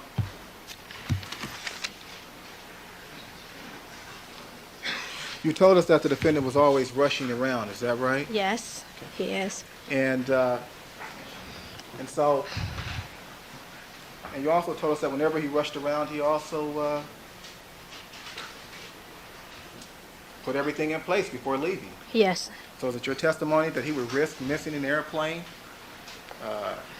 to put his bedroom back in order? He went. Phrase the question. Okay. Would the defendant risk missing a plane so that he could put his bedroom back in order? Sustain. Phrase the question. Okay. If you know, has the defendant ever missed an airplane because he was at home placing his bedroom back in order? Overruled. I don't know that he missed any airplane. Can you take that off?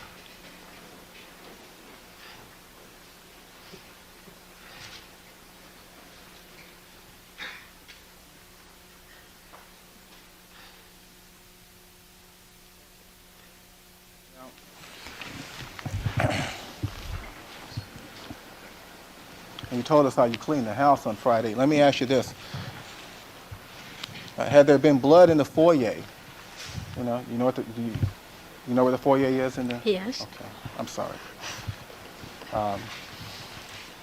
Had there been blood there on the floor in the foyer, you'd have cleaned that up, correct? Yes. And you cleaned that area Friday, didn't you? Prior to that, I did not clean it on Friday, but I cleaned the foyer area on that week. Okay, and you didn't see any blood at that time, did you? No, I did not. Had there been blood there, you'd have cleaned that blood up, correct? If there is, I will clean it, but I didn't see anything. Okay. And you didn't see any blood when you left around 9 or 9:30 that Friday night, is that correct? Yes.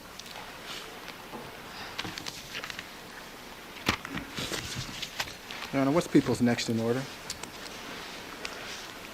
535. 535. I have a photograph, two photographs. I'd like to mark one 536 and one 535, and I will show these to Mr. Cochran.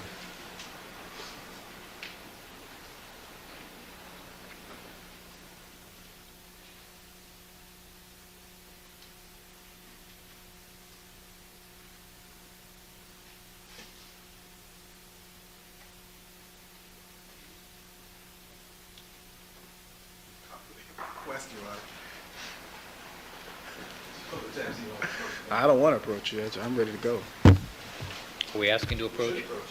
All right.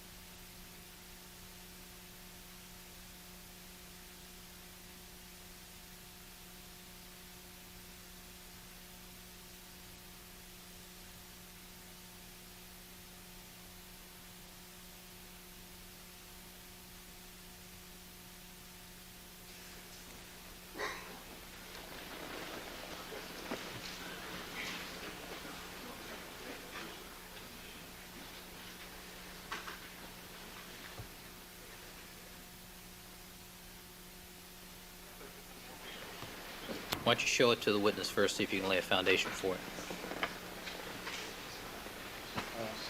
Let me show you a photograph. It's been marked equals 536.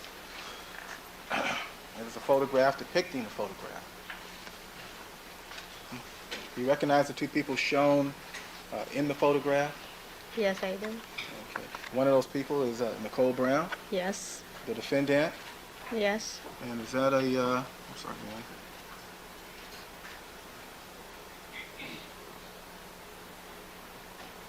Let's strike that. That's the photograph you've seen before? I never see this photograph. No. You've never seen that photograph before? Or will, Well, whenever you would do cleaning, you would clean this entire room, correct? Yes. You'd clean up those things I have in my room called dust bunnies. You make sure there wasn't a lot of dust and stuff around. it's not surprising, but it's irrelevant. Mr. Darden. I'm a bachelor, Your Honor. You'd make sure that there wasn't an excessive amount of dust in the bedroom, correct? Yes. Yes. Okay. You look underneath the bed and make sure everything was clean, right? Overruled. Your Honor, Proceed. you clean underneath the bed, right? I never clean underneath the bed. Never clean. You never ever cleaned underneath the bed? I'll just vacuum the side of the bed, but I will not look and clean what's under the bed. You never look underneath the bed to see if the defendant's shoes were perhaps underneath the bed? No, because I know his habit. He will put everything in place, and he never leaves his shoes or whatsoever under the bed. So I Well- will not look anything under the bed. Do you recognize this photograph, 536, as showing a portion of the defendant's bed? I did not. I don't know that picture. I didn't see it. Yeah. Okay, I'm talking about the bed part of it. Yeah, I saw the bed. All right, that's the defendant's bed. Yes. Okay. Can I show the picture? Not at this point.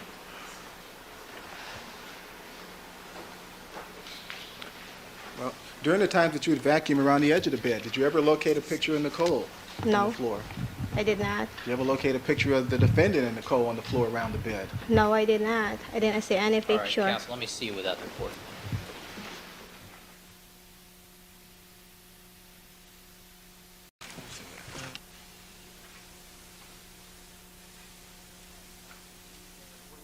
That Friday night, did you leave by walking down the Rockingham driveway? No, Where was your car parked that night? at Ashford. On Ashford on the street? Yes. It wasn't parked up against the garage door? Against the garage. No. Okay. In Ashford, that's where the defendant usually parked the Bronco, is that correct? It's a big. Pardon Yeah, me? he usually park his car there. Okay.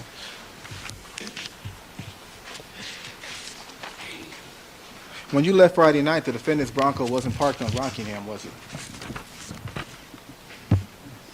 I didn't see it in Rockingham. But he was home when you left, correct? Yes, he is home. Do you know where the defendant buys his socks? What? Where does Excuse he- me. Where does Mr. Simpson buy his socks? I don't know. I don't ask him where he buy his socks. Okay.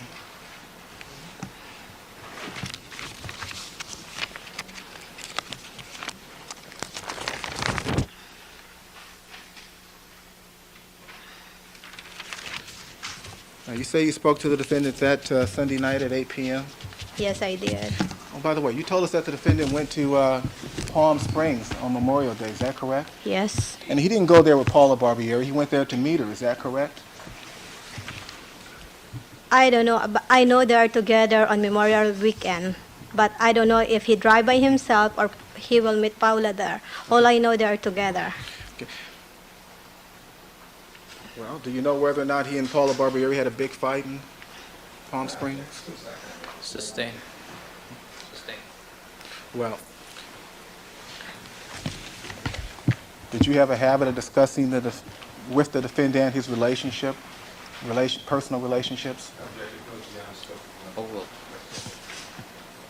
discussing his relationship, no. Okay. So you wouldn't know,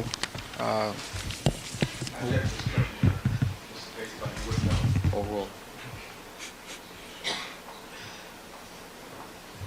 She's indicated she didn't discuss his personal relationships. did you know the defendant in 1989?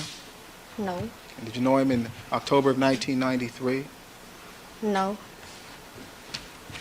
Let's have a few more questions, Your Honor. One moment.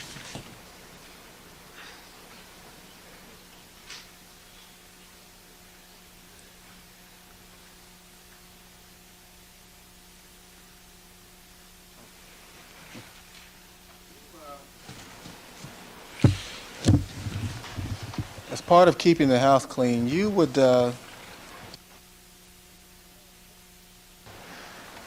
clean all the pictures, right? You dust the pictures off? Sometimes if they need to be dust, I will do that. Okay. Now, you understand that the jury had a jury view of 360 North Rockingham, is that correct? Yes, I do, I'm there. Now, you made some additions or some changes. Sustained. Is that due to foundation or? I'm going to sustain the objection at this point. Is that any questions regarding the jury view and preparation? Should I come up and? With the court reporter.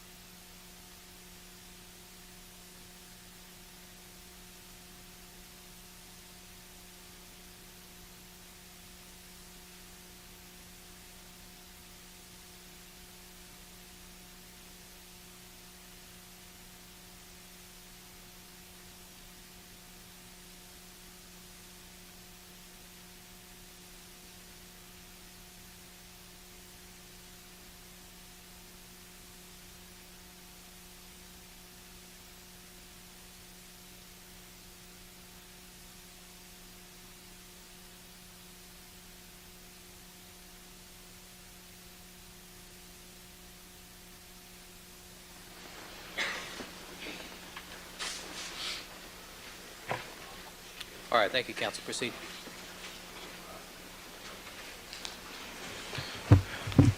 When you spoke to the defendant that night on the telephone, how long did your conversation last?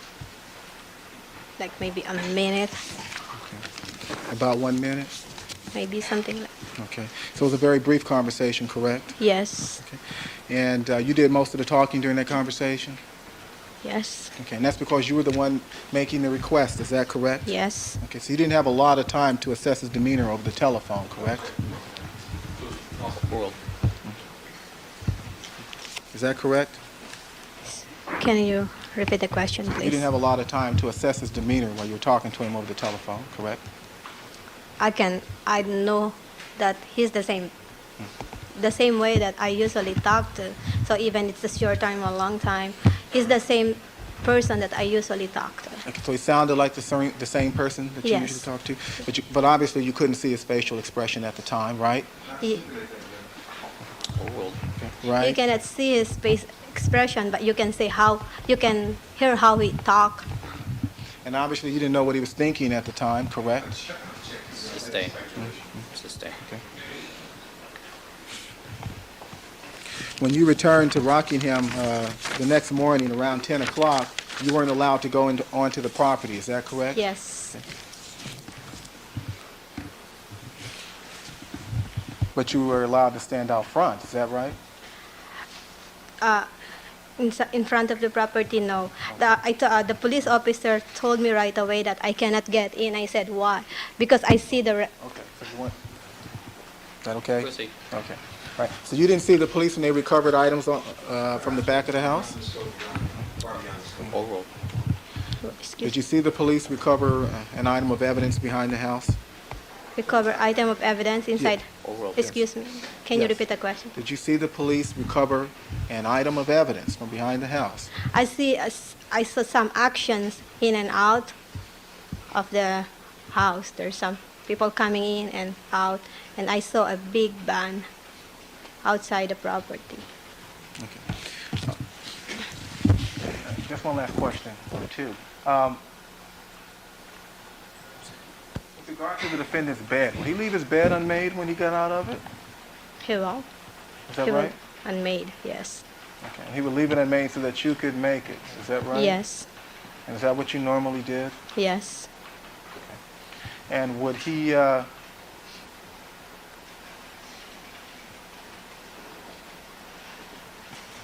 strike that, and after taking a shower, would he always hang up the towel on the rack? Yes. He wouldn't leave a towel laying around on the edge of the bathtub, would he? No, He wouldn't leave a towel on the floor, would he? no. That wouldn't be normal for him, would it? He will hang it on the door of the shower room. Now, when you talked to the defendant on the phone that night, he didn't complain to you about his arthritis, did he? On June 12th? Yes. No, He didn't tell you that he was in pain, did he? no, he did not.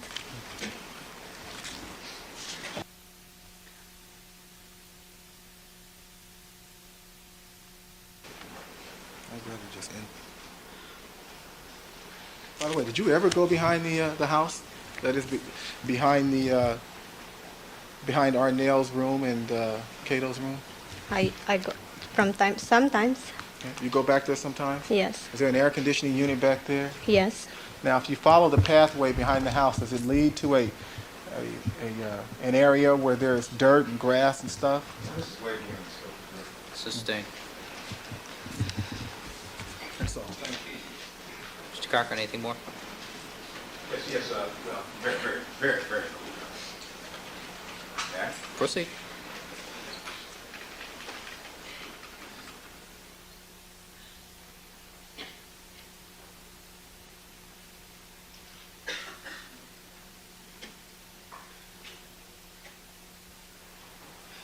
Just a few questions on that, Your Honor.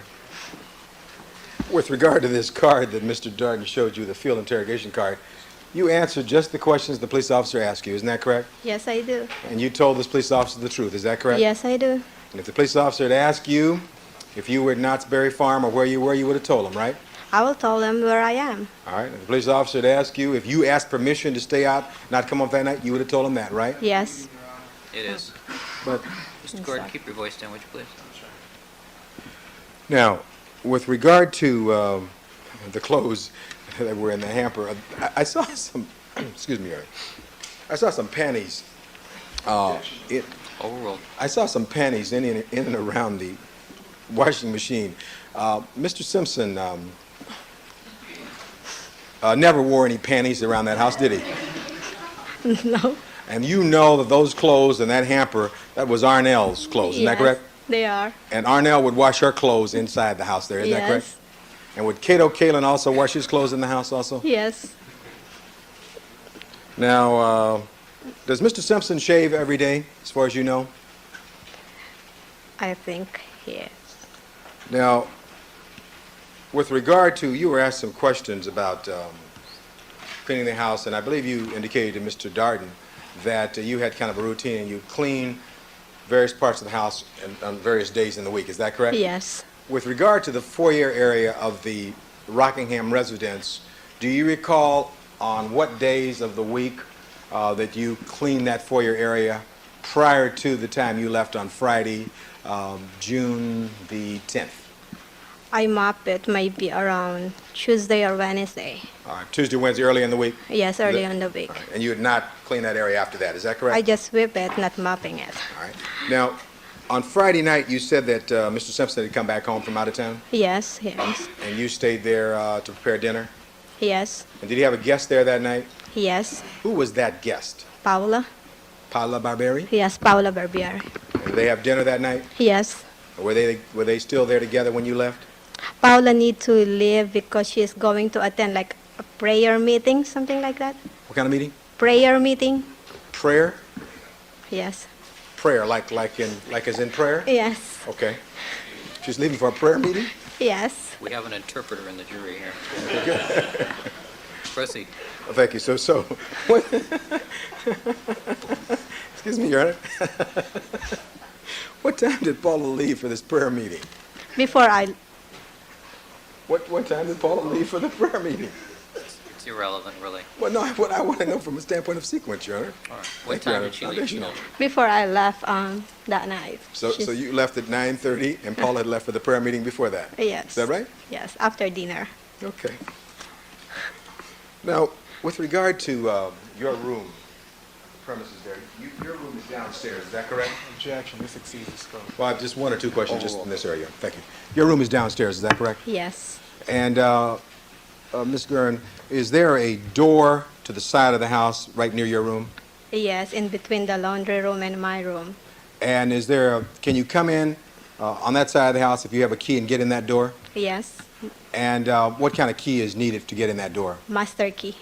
And how many master keys were there in June of 1994? There's only 2. And who had those master keys? I have 1 and Mr. Simpson have 1. If you had a master key, you could come inside that door, is that right? Yes. Did you ever have occasion to talk with West Tech at all on when you were going to be off and Mr. Simpson would be out of town? I did not. It does. Sustain. Thank you, Your Honor. I think that's all I have at this point, Your Honor. Thank you very much. Anything else, Mr. Darden?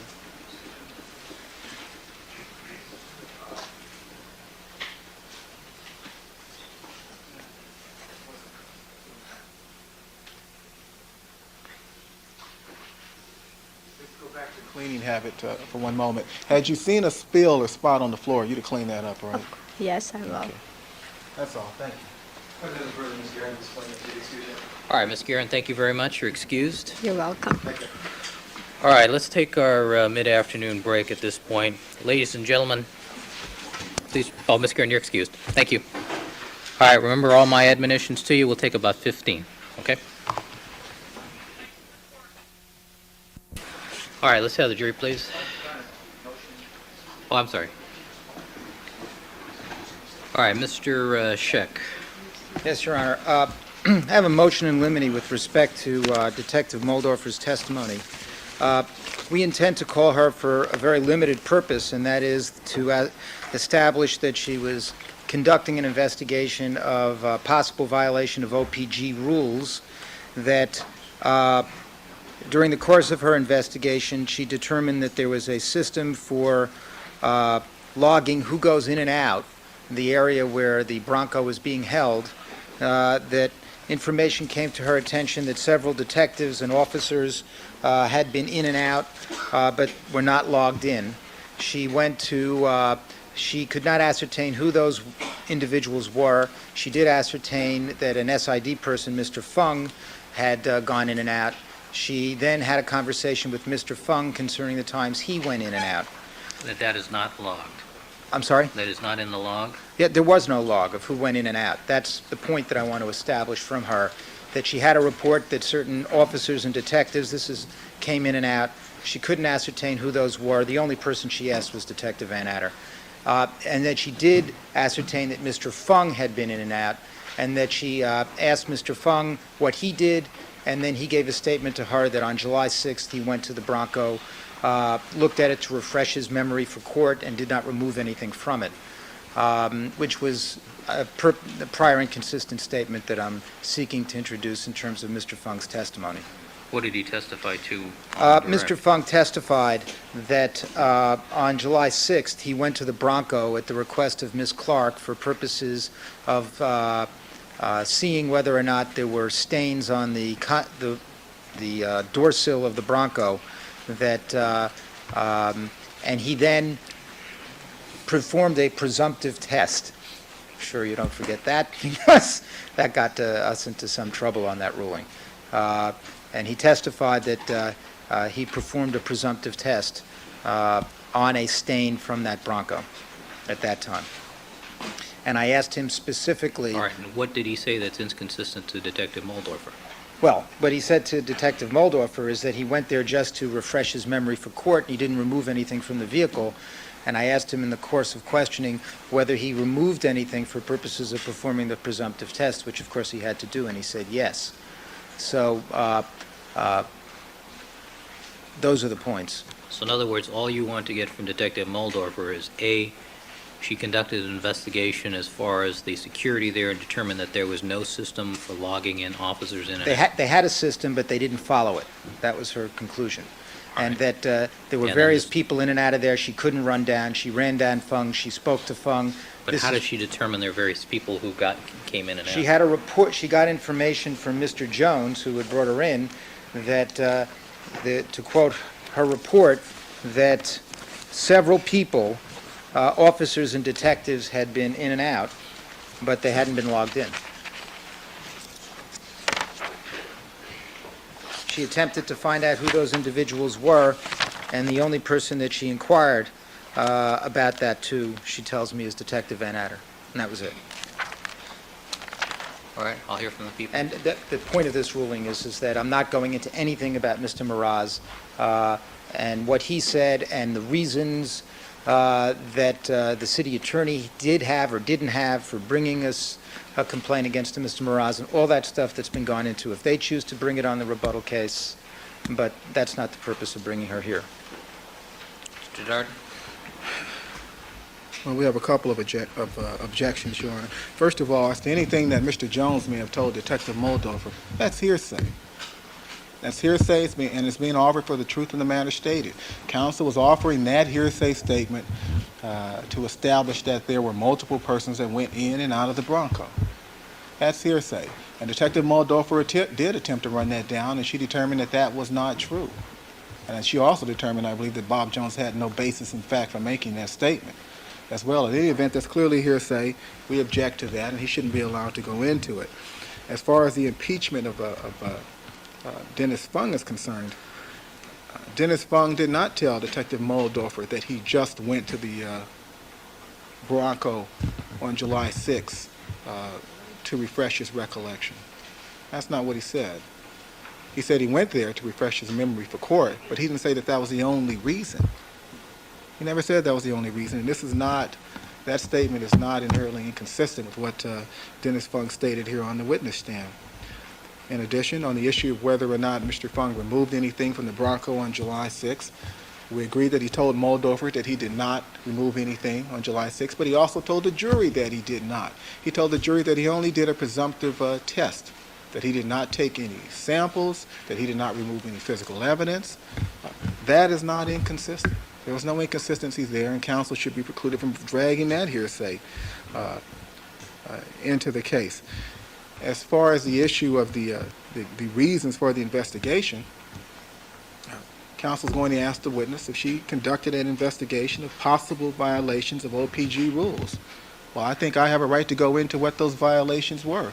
What triggered that investigation? And what triggered that investigation is Mr. Mraz, an employee, a thief, and someone who admitted to having lied when confronted with having removed things from the defendant's Bronco. We should be allowed to go into that. They can't just ask these questions and then expect us not to go into the issues, to develop the issues, and allow the jury to. But let's assume that you asked the question then on cross-examination, what was the genesis of the investigation? It was the allegation that one of the employees, a John Mraz, removed items from the Bronco automobile. Is that correct? Is that what the question and answer is likely to be?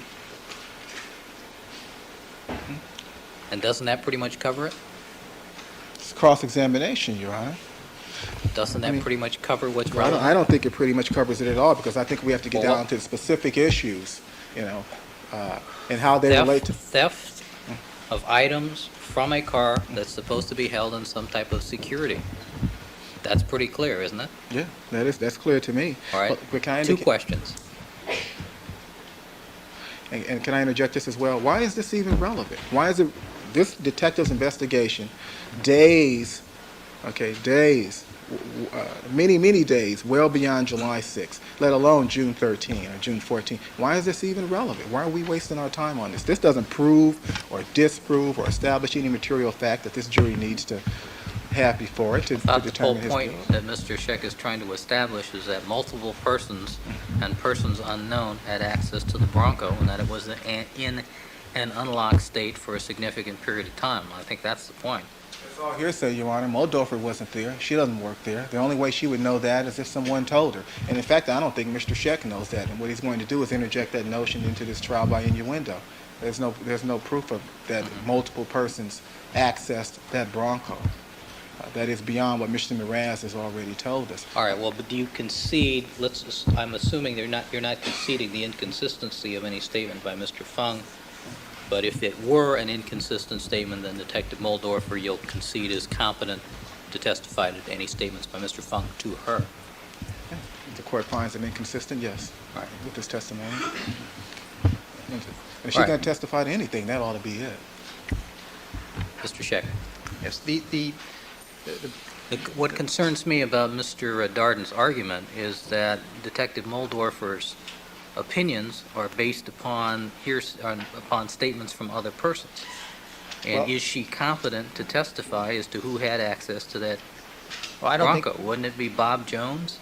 Well, it seems to me, Your Honor, that what she ascertained during the course of her investigation is that they had a system for logging in names, but that system was not implemented. It's Then by something that, that's if I required. use that analogy, though, then Detective Lang is able to give his opinion as to who committed this homicide. Oh, no, I think that this is simply an investigation. She's going to testify that they ought to have a system in place. They had a system wanna in trade? place.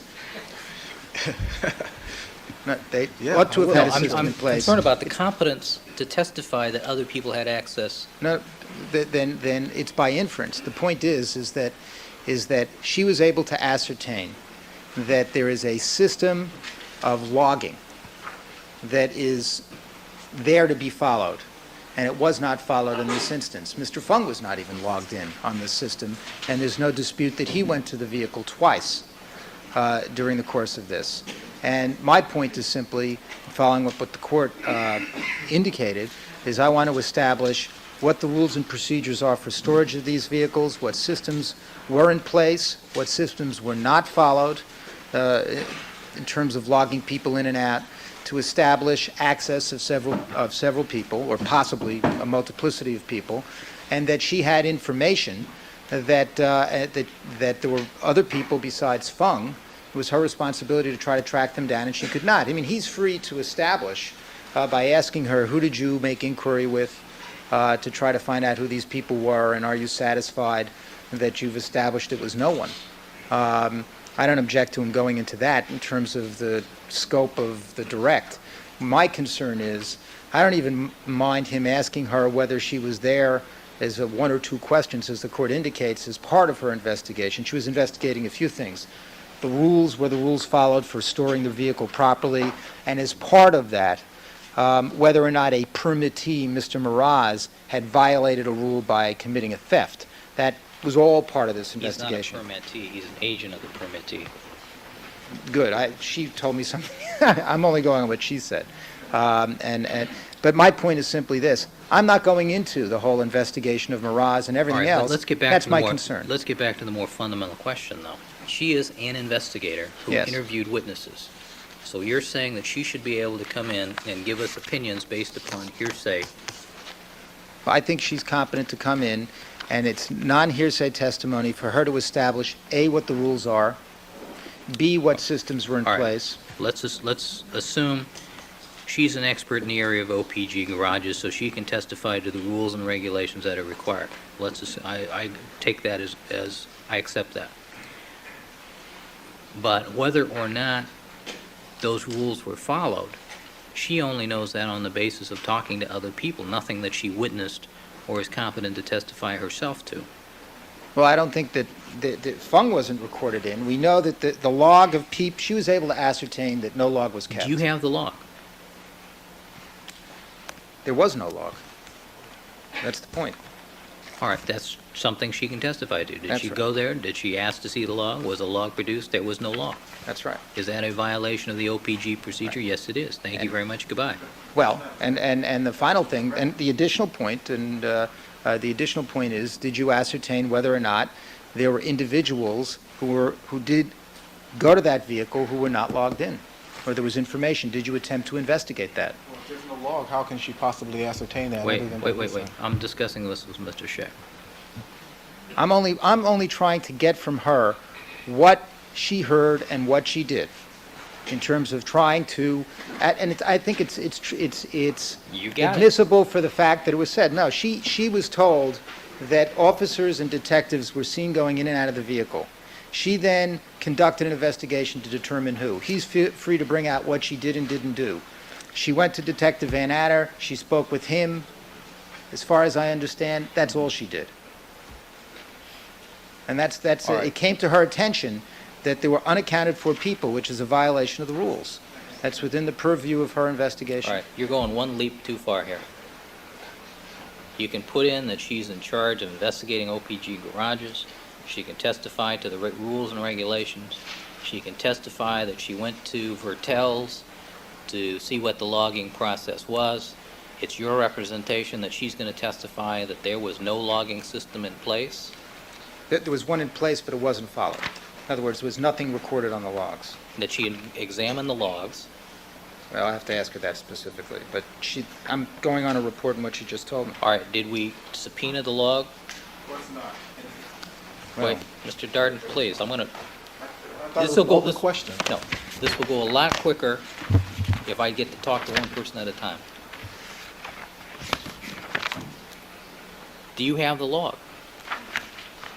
I don't believe we have a log. I don't know whether there was a log or not. She indicated there was no logs in, one way or the other. No logs, period. No. She will say there is no log. She testified to an absence of the record. I can ascertain that. If we can bring her in. Let's bring her in. No, wait a minute.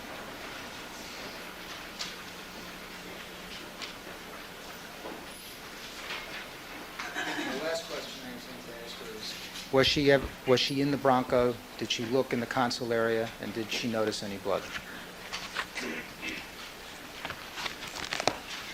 Personal knowledge, not a problem. Right.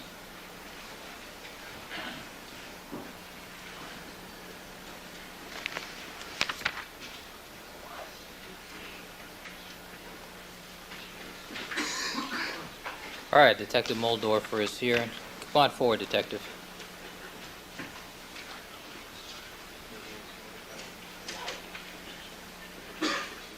All right, Mr. Scheck, do you want to ask Detective Moldorfer what she had?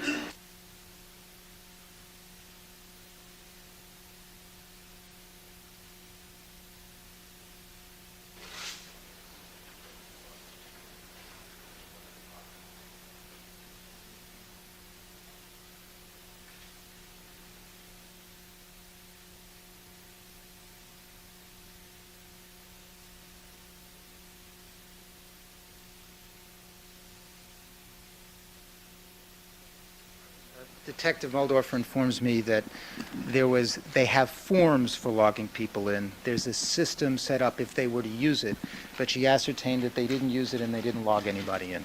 How is this record kept? Is it a loose leaf notebook or what? They have I believe they just have a, similar to that, or a clipboard with a paper with lines, the names and divisions, just real basic information. There was no log. That is the way they teach it. There was no log. There's a form, so there's a form but not a log. There's a form for And none were kept at the relevant time in question, or for a specific time period? Because I assume that once this was brought to their attention, they started a log. yes. At what point, Detective? At what point did they start complying with the log requirement? On August 29th is the first entry of their log that they now keep. August 29th, 1994. So, to your knowledge, there's no log entries between June 15th and August 29th. I just asked them if they had anything logged in for that vehicle, or if they logged in any of the people that went in to look at the vehicle. And they said no, they didn't log anyone in relative to that vehicle. And who told you that? Mr. Jones.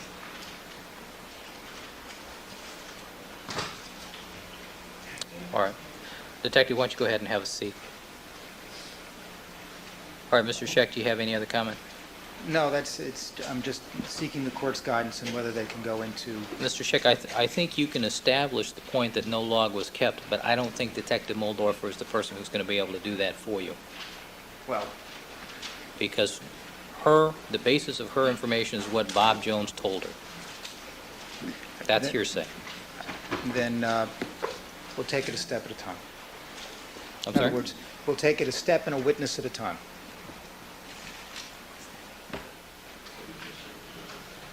I can certainly establish that she had a conversation without telling us the content with respect to who went in and out. No, not the content. No, that she conducted an investigation as to who had access to the Bronco. Sure, she can tell us that. That's the whole reason she's here. All right. As far as Detective Muldorfer is concerned, then, what I will allow is who she is, what she does, what her responsibilities were regarding OPG garages, that there are rules and regulations that govern OPG garages, which includes keeping a log, and that she conducted an investigation over at Vertel's. I think the prosecution is entitled to bring out the fact that this investigation, the genesis of this, was John Moraz and that situation, and that during the course of this investigation, it's your representation that she actually looked in the Bronco. Yes. All right, she can testify to what she saw or did not see there, and she can testify as to who she interviewed with regards to the procedures, and she can testify to the statement by Mr. Funk. She can't testify to the conclusions. No, Okay. that's hearsay. What Now, somebody else told her about the log is hearsay. Okay. And if she Now, what- didn't see the log and examine it herself, but Bob Jones is the person who has to come in and say that this log was kept in this manner or not kept in this manner, depending on what the answer might be. Okay, how about the fact that she saw a criminal filing?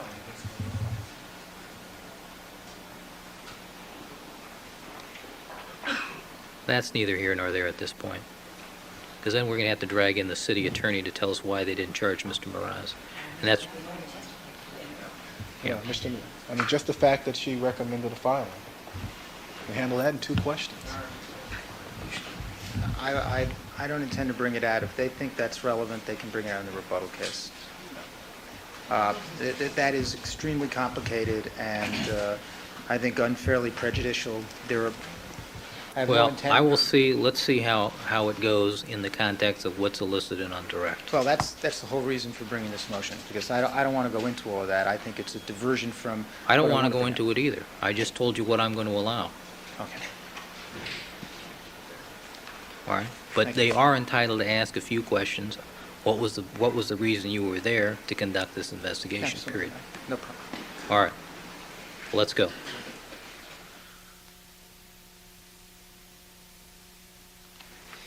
Could she be declared an adverse witness?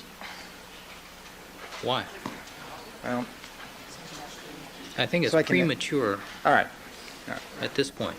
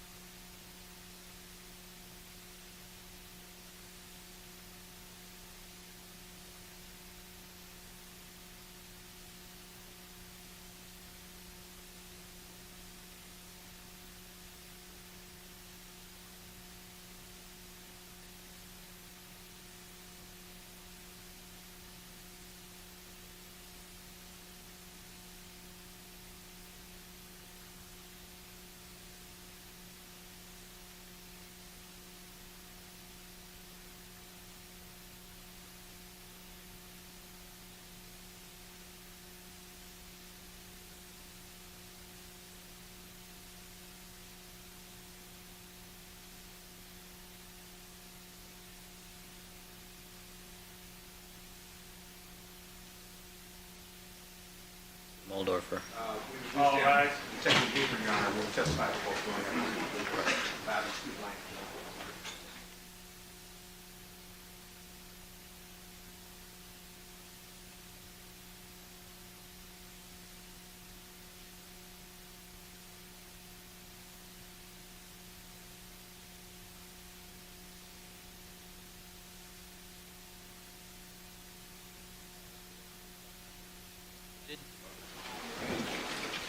All right, let the record reflect that we've been rejoined by all the members of our jury panel.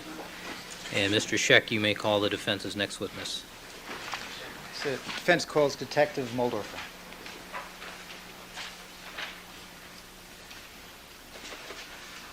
Raise your right hand, please. You do solemnly swear that the testimony you may give in the cause now pending before this court shall be the truth, the whole truth, and nothing but the truth, so help you God. Please have a seat at the witness stand and state before your first and last names for the record.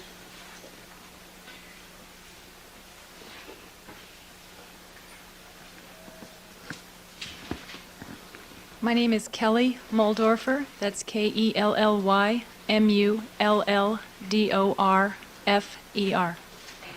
Mr. Scheck. Detective Muldorfer, what is your present position? I'm a detective for the Los Angeles Police Department. And where are you assigned now? I'm currently assigned to Legal Affairs Division. And in July of 1994, what was your assignment? I was assigned to Commission Investigation Division Enforcement Section. And is that the what's known as the LA Police Commission? Yes, it's part of the Police Commission. And as part of your assignment at the LA Police Commission in July of 1994, did you have any jurisdictions over what are known as OPG, official police garages? Yes, And were you assigned to conduct an investigation of at the Vertel's garage in July of 1994? yes, July 13th in particular? July 13th. And this investigation embraced the violation of OPG rules concerning storage of vehicles? That was part of the investigation, yes. And the other part of the investigation concerned an allegation of theft against Mr. Mraz? Yes, All rules, foundational. Now, are there rules, official rules governing how official police garages are supposed to store vehicles? yes, there are. And, Your Honor, I'd like to put on the Elmo Defense 1253, the impound form. Yes.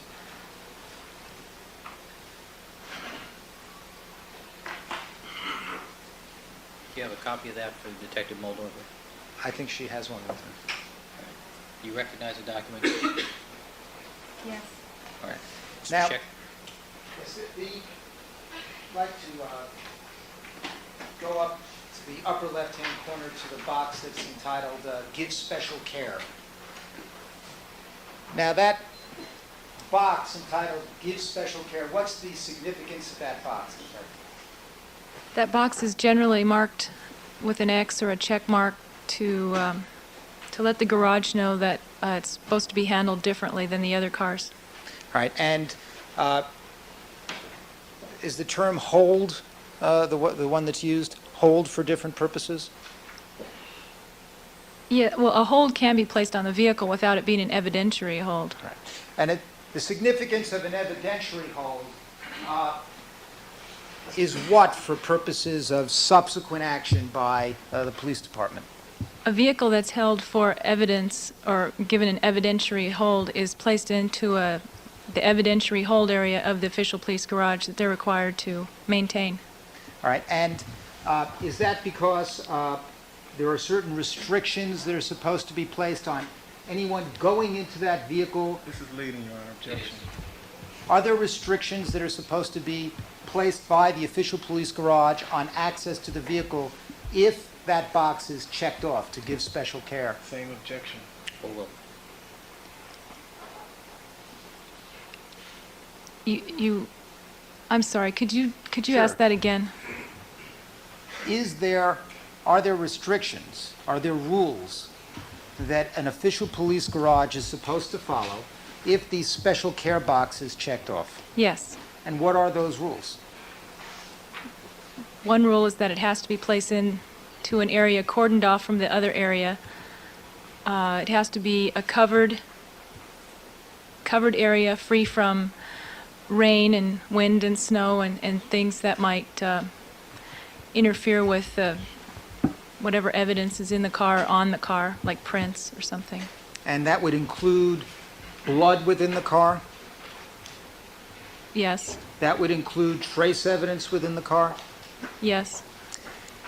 What about access by people?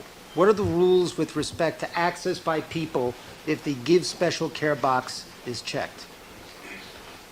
It limits the access to the to police and scientific investigation. The people that work at the tow yard should not enter that area or touch the vehicle in any way. What about going inside the vehicle? No, not unless they're directed by LAPD personnel to do so. In terms of who is allowed into a vehicle if it's being held for evidentiary purposes, is there some kind of rules that are supposed to be followed with respect to making records of who can go in and out? They're supposed to maintain a log of people that go into the vehicle and remove property or remove something from the vehicle. There should be a notation, Well, either on a log that they have generated themselves, or on the records for the vehicle. They have each vehicle has a card, and they also make notations on that card so they can go to it and see what went on with that vehicle. All right. So either through the card or through a log, there's supposed to be some paperwork indicating who went into a vehicle that is being held for possible evidentiary purposes when the Give Special Care box is checked. Yes. Now, when you were assigned the investigation of Fertels, did you attempt to ascertain how many people had been in and out of Mr. Simpson's Bronco? Yes. Did you attempt to ascertain whether or not any records had been kept? Yes. Did you attempt to ascertain whether Vertels had a system in place which they could have used to record who went in and out of the Bronco? Yes. Did Vertels have such a system? No. No. In your report, did you indicate that they did have such a system? Go ahead. They call your attention. They had the system by virtue of the ability to do it. In other words, they could have put that notation on the card. They could have kept a log. They do have a log that they keep for people that go into any vehicle and remove property. They didn't make any of those notations regarding this vehicle. And in the course of your investigation, did you ascertain for the first time when a log began to be kept as to who would be going in and out of the Bronco? On August 29, 1994, they began a more accurate log.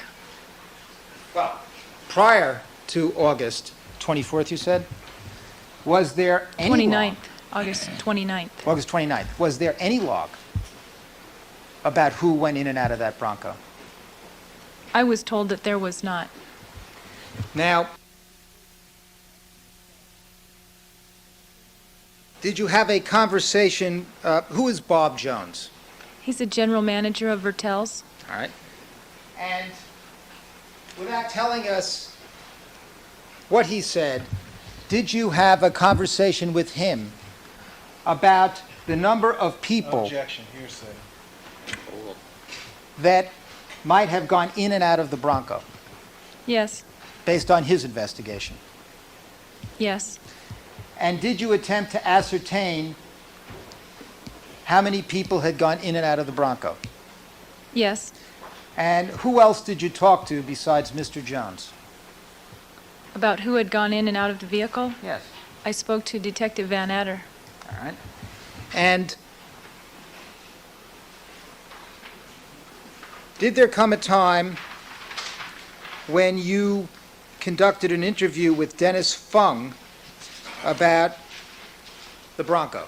Yes, And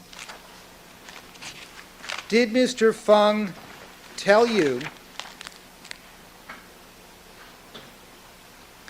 that he had gone to the Bronco on July 6th? yes, And did you ascertain that there was no record of Mr. Fung going to the Bronco on July 6th? Vertel's didn't have a record of that. And did Mr. Fung tell you that the reason he went to the Bronco on July 6th was to refresh his memory for court? Yes, I believe so. He didn't tell you that he had been sent by Miss Clark. Objection. Call for hearsay. Sustained. All right. Did Mr. Fung tell you Same that... objection. Different question.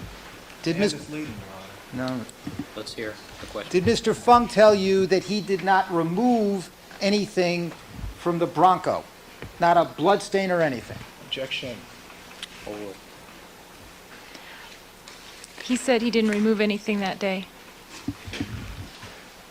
Now, Detective Moldorfer, did there come a time when you yourself inspected the Bronco? Yes, And who were you with? I was with Mr. Jones. And do you recall which day this was? No, I don't. But it would be sometime in the month of July? It was sometime between the time that I got the investigation, which would have been July 13th, and when they began their log. All right. And when you went into the Bronco, did you inspect the side pocket panels on both the driver's side and the passenger's side? I looked into the side door panel, yes, On the driver's side? both sides. Both sides. And did you look in the direction and see the console? Yes, All right. And when you looked at the console, do you remember seeing any blood there? I wasn't looking for that, so I don't recall if I did, and I don't recall if I didn't. Well, when you looked at the console, do you remember seeing any blood there? Objection. Ask and answer. Overruled. No, I don't have any specific recollection.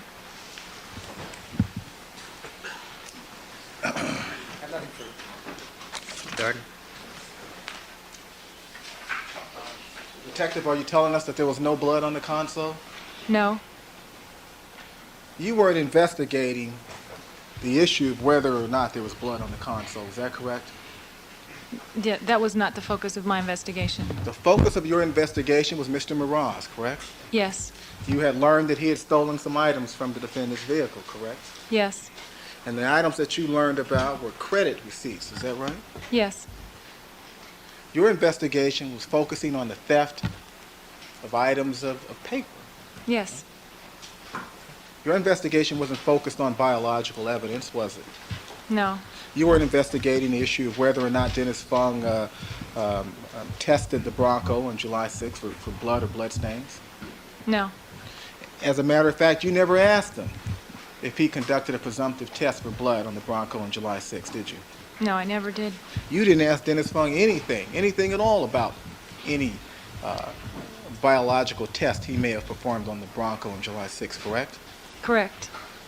Did you tell Dennis Fung what the focus of your investigation was? Yes, I did. You told him it was about the theft of paper?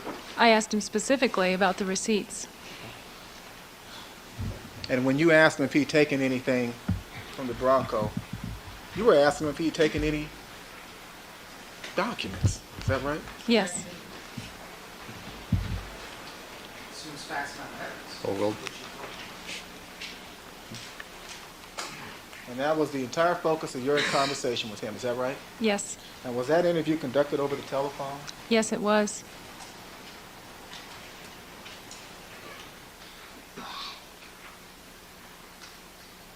You called him? Yes, I did. Did you know Dennis Fung prior to that? No. And you identified yourself as a police officer?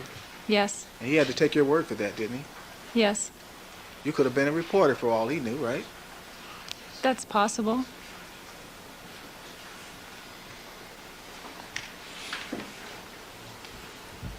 You don't know whether or not Dennis Fung was holding back on the information that he had, do you? Stay.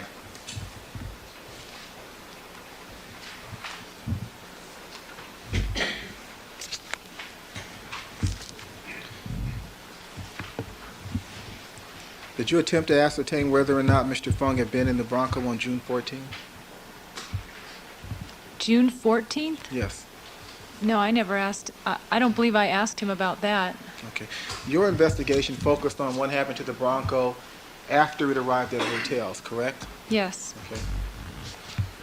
It didn't focus on anything having to do with the Bronco and what may have been done with it while it was at the print shed, right? Yes, I specifically didn't touch on that area. During your investigation, did you speak to Mr. Mraz? Yes.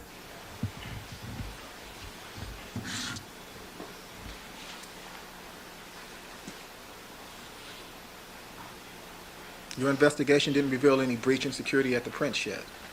No.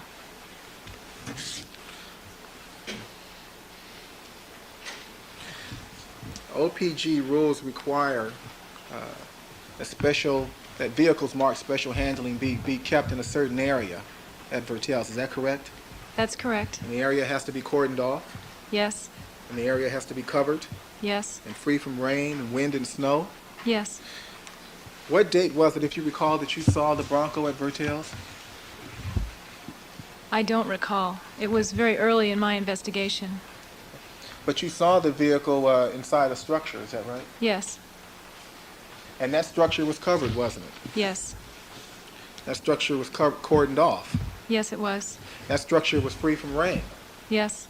and wind Yes. and snow. Yes.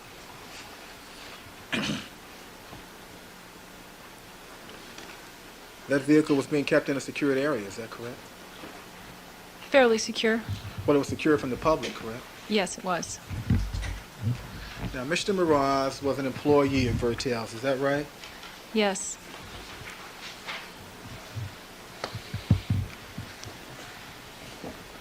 And so what we're really talking about here is an issue of employee theft, aren't we? Yes. There's no OPG rule that would preclude Mr. Mraz from being inside that structure, is there? No. And when you saw the Bronco inside that shed, was it roped off? Yes, it was.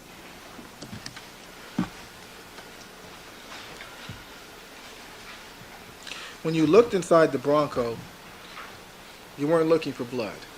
No. You weren't looking for evidence that might connect the defendant to a murder. No. You were only looking to see if the credit slips that you had heard about were inside the Bronco, right? That's correct. And that was it. That's it.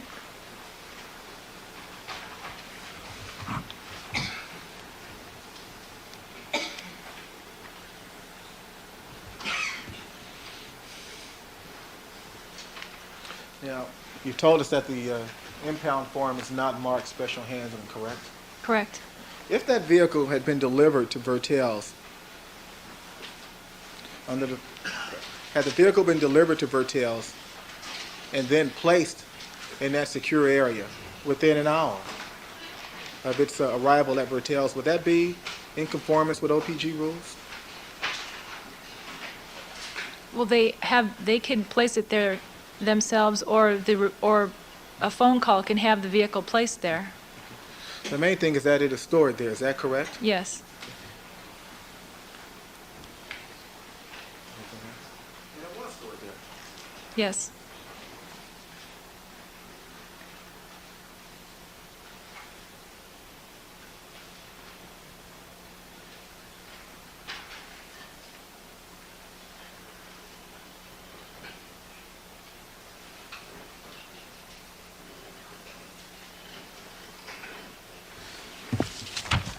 Thank you, that's all.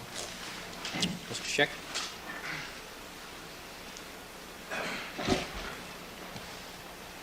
Detective Moldorfer, when you spoke to Mr. Fung, you told him you were a detective from the LA Police Commission. Yes. Was there any doubt in your mind that he didn't think you were a member of the press? Objection, that's speculative. Sustained. Did he answer your questions fully? I was satisfied with his answers. Did you inquire about a visit he had to the Bronco on an occasion other than July 6th? I believe I asked him how many times he'd been to Vertel's and on what dates. And did you get the details of what he did on those occasions? Oh, well, I asked him if, while he was at the vehicle, or in the vehicle, or whatever he was doing there, if he removed or noticed the paperwork that I was interested in. Did you ascertain that on June 28th he removed a shovel and a towel in a plastic bag? sustained. What did you ascertain about June 28th? He opened up. Sustained. Did you attempt to find out the particulars of what he did on his visits to the vehicle? No. No. No, I only asked him if, while he was at the vehicle or in the vehicle, if he noticed or removed any of the paperwork that I was interested in. That was the Well- crux of what I asked him. In your investigation, did you not note down the details of precisely what he did on his searches or his visits to the vehicle? Regarding the visit on the 28th where he removed the property, that information was gleaned from the property report that I got from Detective Van Adder. You mean you didn't ask him about what he removed on the 28th? No.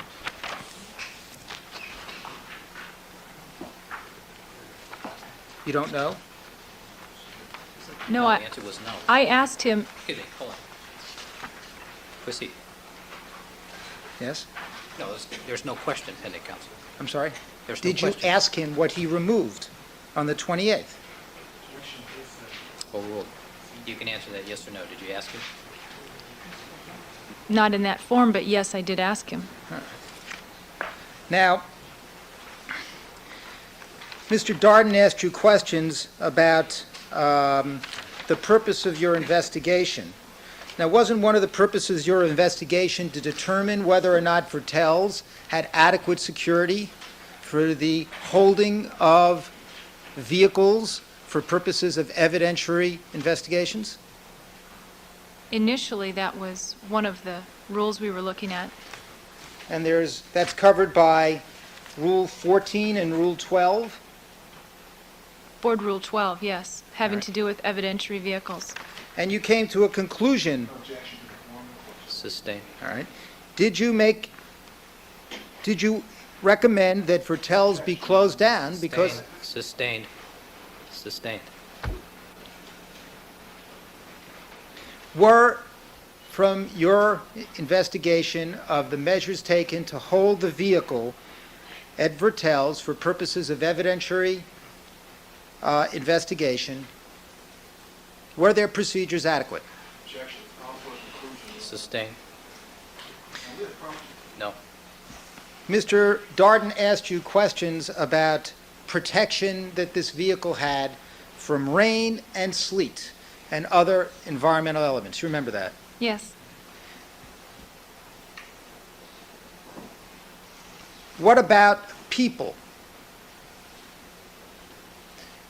Are there not regulations in place to limit the number of people that can enter a vehicle that is being held for possible trace evidence investigation?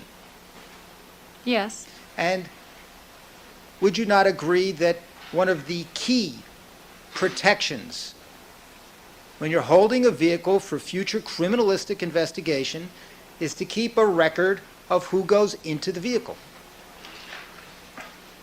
It would be helpful.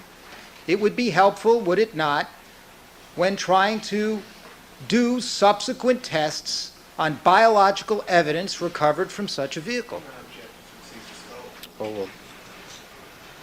I'm sorry, could you repeat? Would it not be helpful to know exactly who had access to the vehicle if one is going to be conducting future criminalistic tests such as PCR DNA tests? Well, I don't know what those tests involve, but it would have been helpful to me to know who had been in the vehicle. And if one is conducting trace evidence investigations of a vehicle, would it not be helpful to know what people might have been in it? Well, I guess, again, I don't know what those tests are. I don't know what they involve. But it would be just fair to say that from your point of view in terms of conducting an investigation of the security system at Vertel's, without knowing the details of these future tests, it's important to have records of who goes in and out. Yes. And you did the best you could with what you had to determine who went in and out.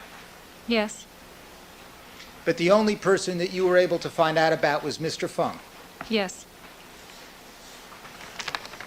But you did have conversations with others attempting to find out whether other people had access to that vehicle.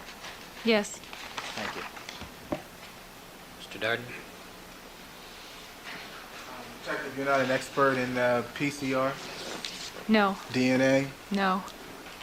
conducting investigations for trace evidence? No. You ever swatched a blood stain? Never. You have no expertise in any of these areas, do you? No, I do not.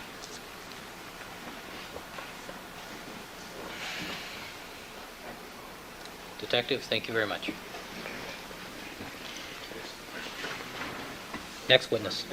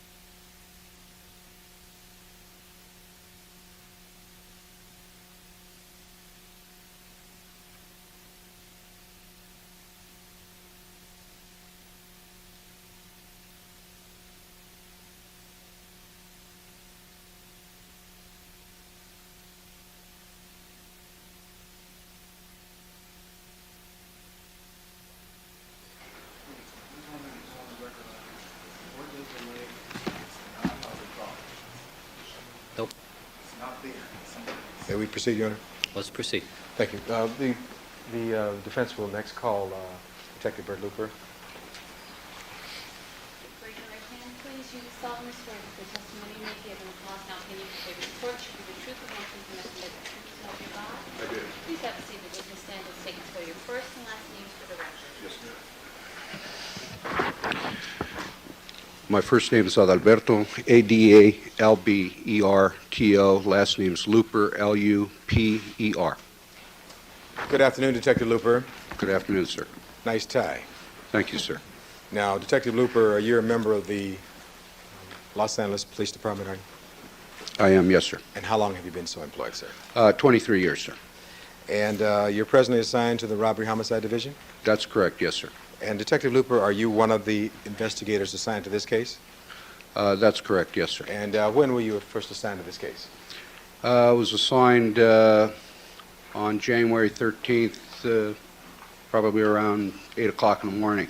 Is that January 13th or June 13th? June 13th, I apologize. Is that June 13th of 1994? That's correct, yes, sir. And do you work, have you worked on this case basically since that time along with Detectives Lang, who's in court with us, and Van Adder?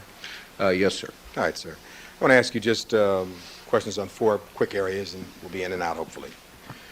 We saw a video taken by Mr. Willie Ford earlier today in which a glove, apparently a brown glove, was on a table in the Simpson residence. Have you Yes. ever seen that? Yes, I have, sir. And can you tell the ladies and gentlemen of the jury how that brown glove got on that table? That brown glove got on the table when, right after I had arrived and Detective Van Adder had left the scene and left me in charge of the scene. Went upstairs and during the course of my search of Mr. Simpson's bedroom and his master closet, the big walk-in closet, I located a singular glove that was located in the chest of drawers. I secured it and kept it with me, and it was inadvertently put on a stand downstairs, and I believe it was in the living room area. So inadvertently, you put it on the table and was left there, is that correct? That's correct, yes, sir. And then Mr. Ford came along and just photographed it, is that right, or videoed it? Yes, sir, later on in the afternoon. All right. And you've seen that, so we were talking about the same glove downstairs, right? That's correct, yes, sir. All right, sir.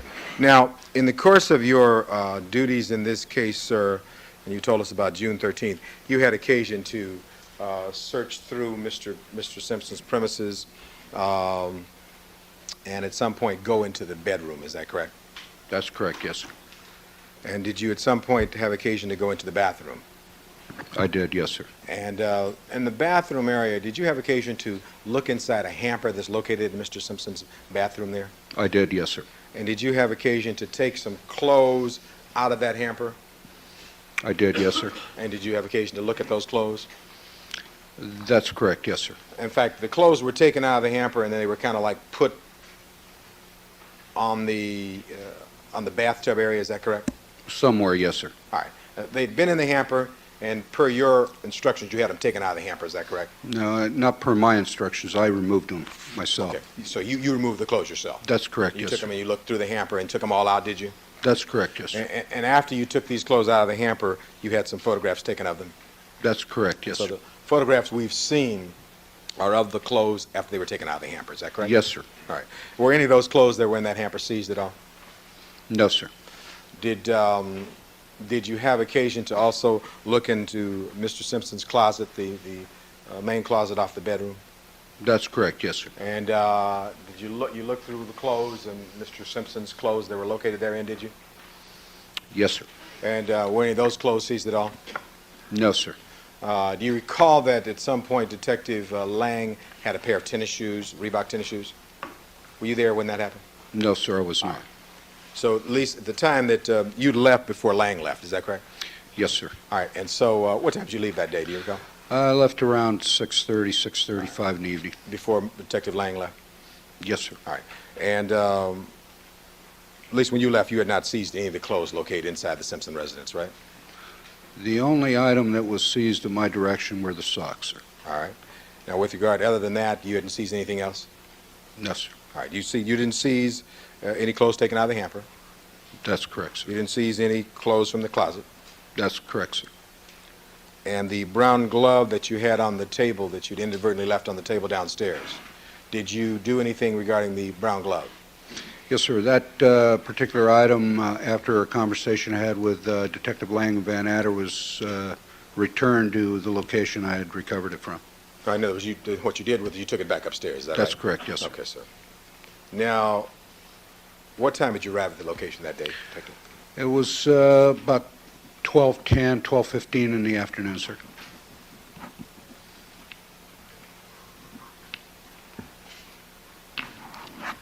Now, in connection with your investigation of this case, did you have occasion to go to Chicago, Illinois? Yes, sir. And when did you go to Chicago? I went... Let me ask this. Did you go to Chicago on more than one occasion? Sorry. Yes, sir. Okay. Let's talk about the first time you went to Chicago. All right.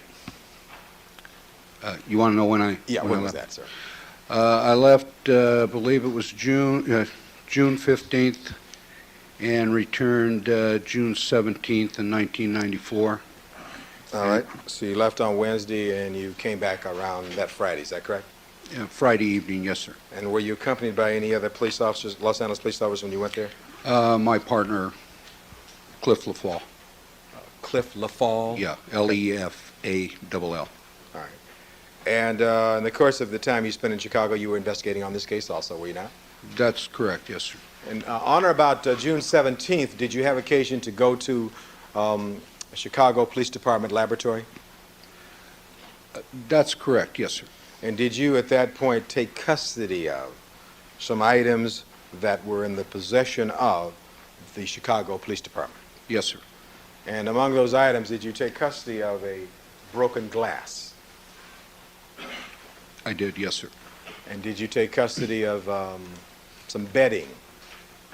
Yes, sir. Did you take custody of a towel? Yes, sir. Did you see some red spots on that towel? Yes. Red spots? You see red spots on the towel? I never personally examined the items we recovered, no, sir. Right.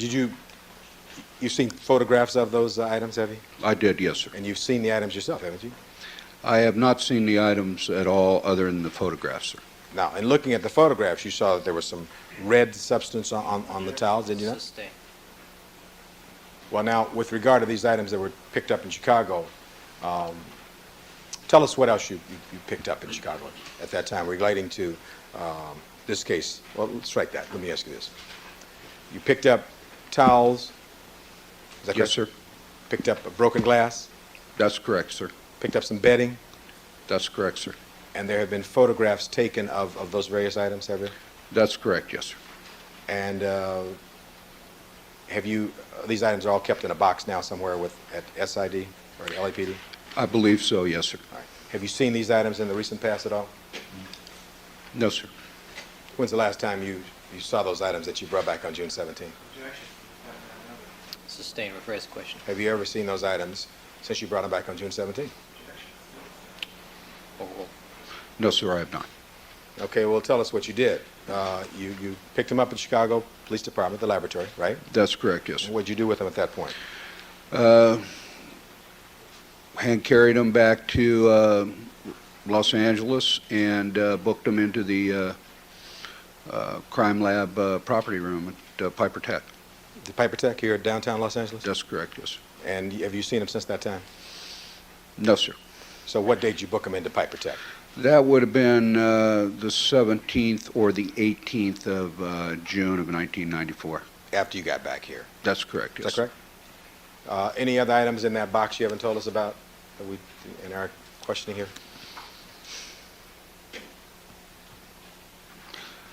I don't believe, I believe you've covered most of the items, yes, sir. But as to specific items other than what you just mentioned, no, I don't have a recollection of. All right. And those items, as far as you know today, are still over at Piper Tech?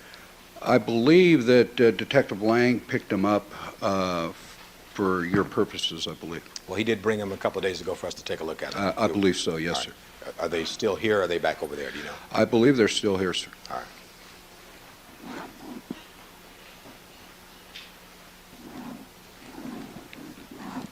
May I have just a moment, Your Honor?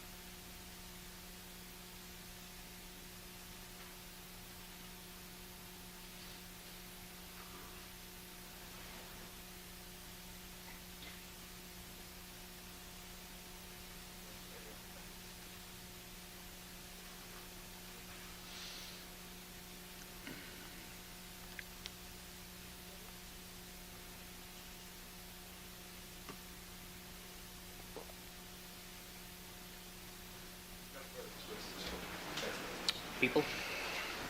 Yes, Your Honor. Detective, what time did you say you arrived at 360 North Rockingham? It was between 12:15, 12:20 in the afternoon. Okay. And you met Detective Van Adder, is that correct? That's correct, yes, sir. And where were you when you met Detective Van Adder initially? I believe I arrived prior to his arrival, and he arrived a few minutes later, and we met out by the front door, or right in the foyer. I don't recall exactly where. Okay. You searched the house that afternoon, is that correct? Yes, I did, sir. Okay. Are you acquainted with Willie Ford, a photographer or videographer from SID? I am, yes, sir. Okay, you saw him there that afternoon, is that correct? That's correct, yes, sir. Did he arrive sometime after 3 o'clock? Yes, sir. You mentioned during your direct testimony that you saw some socks somewhere in the house. Is I that did, right? yes, sir. Some socks that you caused to be seized? Yes, sir, I did. Did you see those socks before Mr. Ford arrived? Yes, sir. Do you recall what time of the day it was that you first saw those socks? It was between 12:30 and 12:40 that afternoon. You saw those socks when you went upstairs into the defendant's bedroom, is that right? That's correct, yes, sir. And you told us that you opened a drawer and you recovered a glove, right? That's correct, yes, You sir. didn't have to I'm sorry. You didn't have to open a drawer to locate those socks, did you? No, sir. Where were those socks, Detective? Those socks were located at the foot of the bed in plain view. They were just laying there. That's correct, yes, sir. Are you sure of that, Detective? Positive.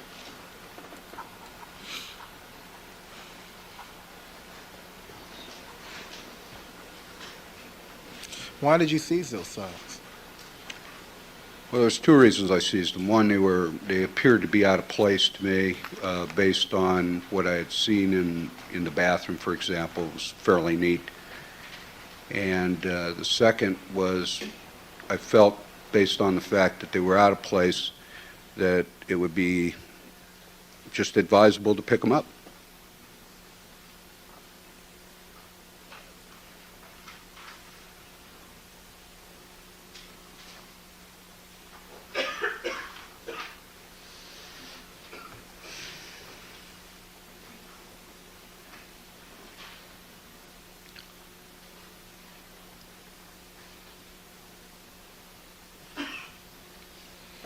The bathroom was neat. I'm sorry, sir? You said the bathroom was relatively neat. Relatively neat, yes, sir. Let me show you 167 if you'll take a look at your monitor there. All right, sir. Is that where the socks were when you saw? Yes, sir. And when you first saw those socks, did you disturb them at all? No, sir. You left them right there. That's correct, yes, sir. Thank you.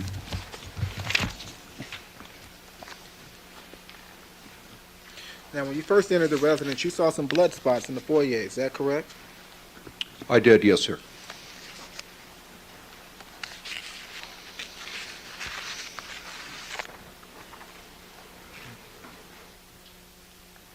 And with regard to the glove, you conducted a search of the defendant's closet and master bedroom. That's correct, yes, sir. And where was it that you found that single glove? It was located there was two chests of drawers located in Mr. Simpson's walk-in closet, and it would have been the one located against the east wall.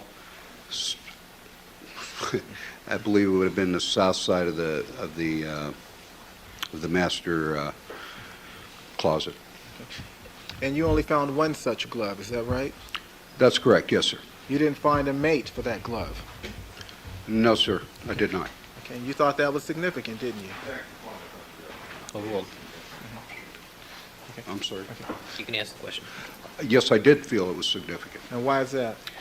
Well, based on Overruled. based on the information I had, and the fact that the only information I had as far as gloves were concerned was one that had been recovered. I didn't know another one had been recovered. I just felt that it was a wise thing to seize it, hold on to it, and show it to the investigating officers, and let them make the final determination as to whether it should be booked or not. A glove had been seized at Rockingham? Was that your information? Yes, sir. Had you visited the Bundy scene at that point? I had been at the Bundy scene, yes, sir. Okay. Had you reviewed the bodies? Yes, sir. Did you know whether or not the gloves seized at Bundy and the ones seized at Rockingham were matching gloves? No, I had no clue. Oral. I had no clue to that, sir. Now, the glove that you removed from the defendant's chest, was that an heiress glove? I don't believe so. It may have been, but I'm not too sure. Okay. But it was a size large glove, wasn't it? Yes, sir. Not an extra large, but a large. Correct? That's correct, yes, sir. And you thought the glove was significant, so you kept it in your possession, right? That's correct, yes, sir. And then you went downstairs. That's correct, yes, sir. Why did you place that glove on the table? Well, I knew that there was blood spots, or what appeared to be blood spots at the in the foyer, and I was just trying to look for additional spots on the wood floor, and there appeared to be several trailing from the foyer and past to the den area. And in trying to examine them, I put my notebook down on the floor as well as the glove on the little table there to take a better look at it, that's all. Okay. And that glove was videotaped by Mr. Ford as it lay on that table, correct? That's correct, yes, sir. And that glove was also photographed by the crime scene photographer Mike Wilson, correct? That's correct, yes, sir. And in fact, there was a crime scene photographer at Rockingham that day, right? He was there when I arrived, yes, sir. And so he was there at least 3.5 hours before Willie Ford arrived, is that correct? Minimum, yes, sir. And the photograph you just saw here a few moments ago, People's 167, the photograph of the sock in the bedroom, that was taken by the photographer, wasn't it? It certainly was, yes, sir. Is there any question, any doubt in your mind, sir, that those socks were there when you walked up the stairs around 12:15 or so that day? No question in my mind, no, sir.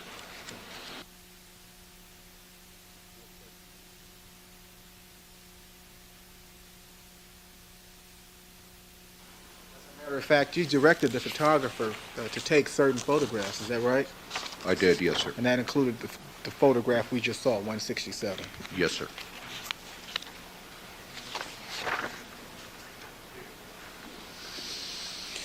Who requested the video recorder in Mr. Ford?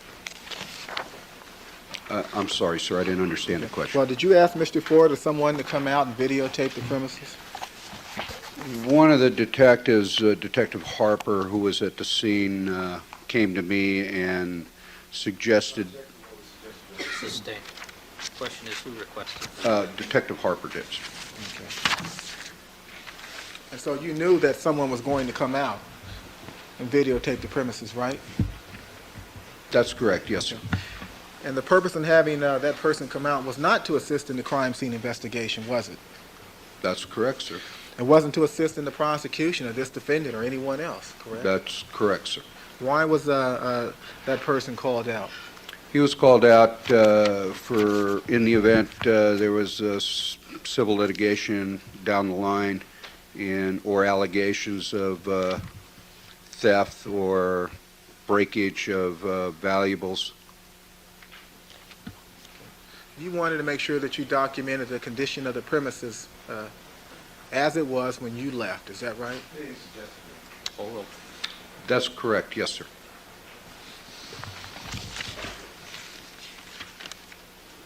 Did you direct Mr. Ford in terms of where to shoot or videotape? No, sir, I did not.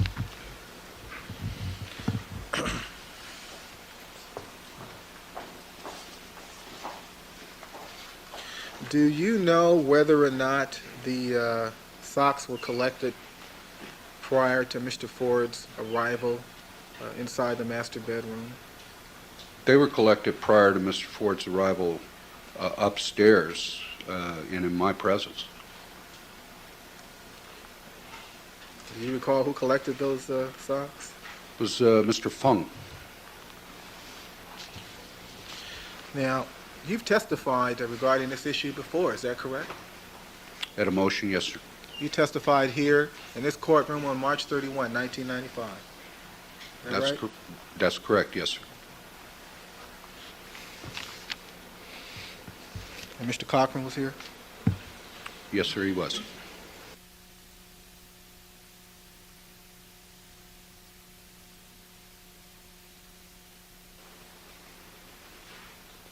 With regard to the items that you brought back from Chicago, you've never, we'll strike that. You obtained a box, is that right, from the Chicago Police Department? No, no box. They were handed, when I signed for them, they were in bags. Okay. And were these bags sealed? Yes, sir. Were you able to see inside the bags? No, sir. And you were given an inventory? That's correct, yes, sir. And that inventory was supposed to relate to you the contents of those bags, right? That's correct, yes, sir. You have no personal knowledge of the contents of those bags, do you? No, sir, I do not. You've never seen them. That's correct, sir.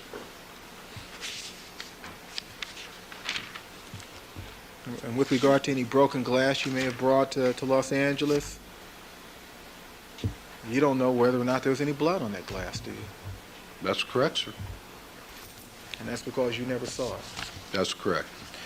And you have no personal knowledge as to how that glass was broken, do you? No, I do not, sir. You have no personal knowledge as to where that glass was seized. That's correct, sir. You weren't in Chicago on the morning of June 13, were you? No, I was not, sir. Or the evening of June 13? That's correct, sir. How long have you been a detective, sir? 12 years, sir. How long have you been a police officer? 23. Thank you.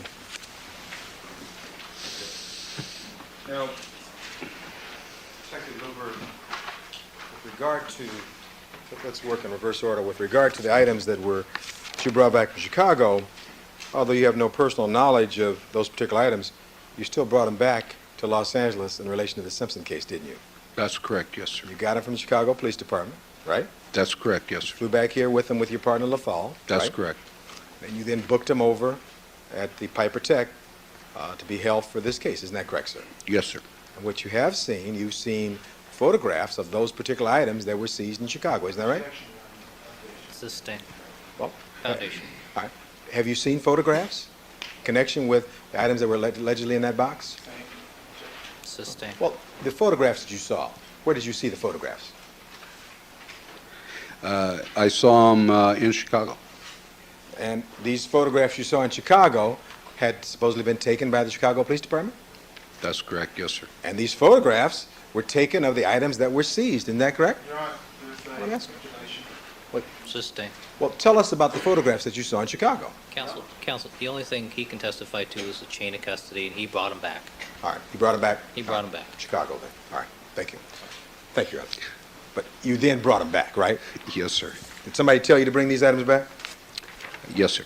Who told you to bring them back? Detective Lang. But you also were an experienced detective yourself, and you knew to bring them back anyway, didn't you? That's correct, yes, sir. And you had a phone conversation with Lang, and then you brought them back, right? No, I had no phone conversation with Detective Lang regarding that. I knew that I was going to go back to Chicago to pick them up. I was directed to do that. All right. So you went there specifically to pick up these items from the Chicago Police Department.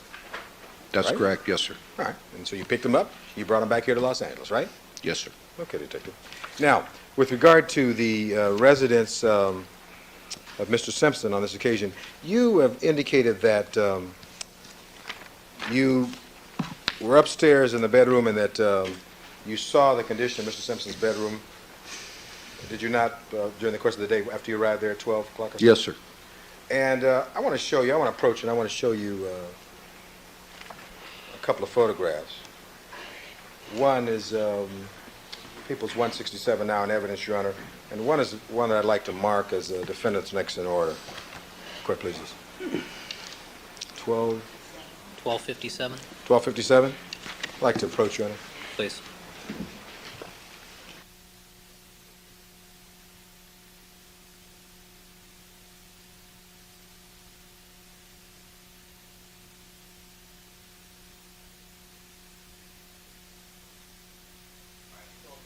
56. 56, thank you. I'm going to approach the witness by my Your Honor. I want to show you, first of all, and I'll put this on the Elmo, I guess, People's 167, and I want you to see if you've ever seen that photograph before. Yes, I have. And you see on the bed there, there's something that looks like some kind of straps. You ever seen that day? Yes, sir. And what were those? What are those straps? Those were luggage straps or shoulder straps you would put on luggage. All right, were those seized at all? No, sir. Were those moved at all? Yes, they were. And who moved them? I did. And with regard, I want you to take a look at 1256 now. See that photograph, 1256? Yes, sir. And are the luggage straps depicted there also? Yes, sir. And they're in a different position, aren't they? That's correct. One of them is. And was that because you moved it? That's correct, yes. And you moved it prior to having the photograph taken or after the photograph was taken? I don't understand your All right. question. On this photograph here, 167, none of the straps are hanging down on the bed. Is that correct? Okay, I understand. Yes, that's correct. And on the other photograph, defendant's 1256 now, one of the straps is hanging down the bed. Is that correct? That's correct, yes. Over the side of it. Over the side of the bed. Thank you, Your Honor. And does that indicate that you had moved it at that point? No, it had not been moved as of yet. The 3x5 that you are showing me was prior to me moving it, and the other one, the larger photograph, was after it was moved. All right. Now, and look. Excuse me, Counsel. Record should reflect that the smaller photograph that Detective Looper referred to was 1256. Thank you, Your Honor. 1256. It appears that in 1256, the smaller photograph, something is hanging down the side of the bed, does it not? That's correct, yes, sir. Was that the condition you found it in? That's the way it was found, yes, sir. And then you then moved it up on the bed to take a picture of it? No, I moved it so I could look underneath the bed itself, and then it was photographed. I says you actually moved this yourself. Yes, sir. All right. And so if we wanted to demonstrate that for the jury, we can show how it was found and how it was moved by you. Is that right? That's correct, yes, sir. Okay. Let's look at 1256, first of all.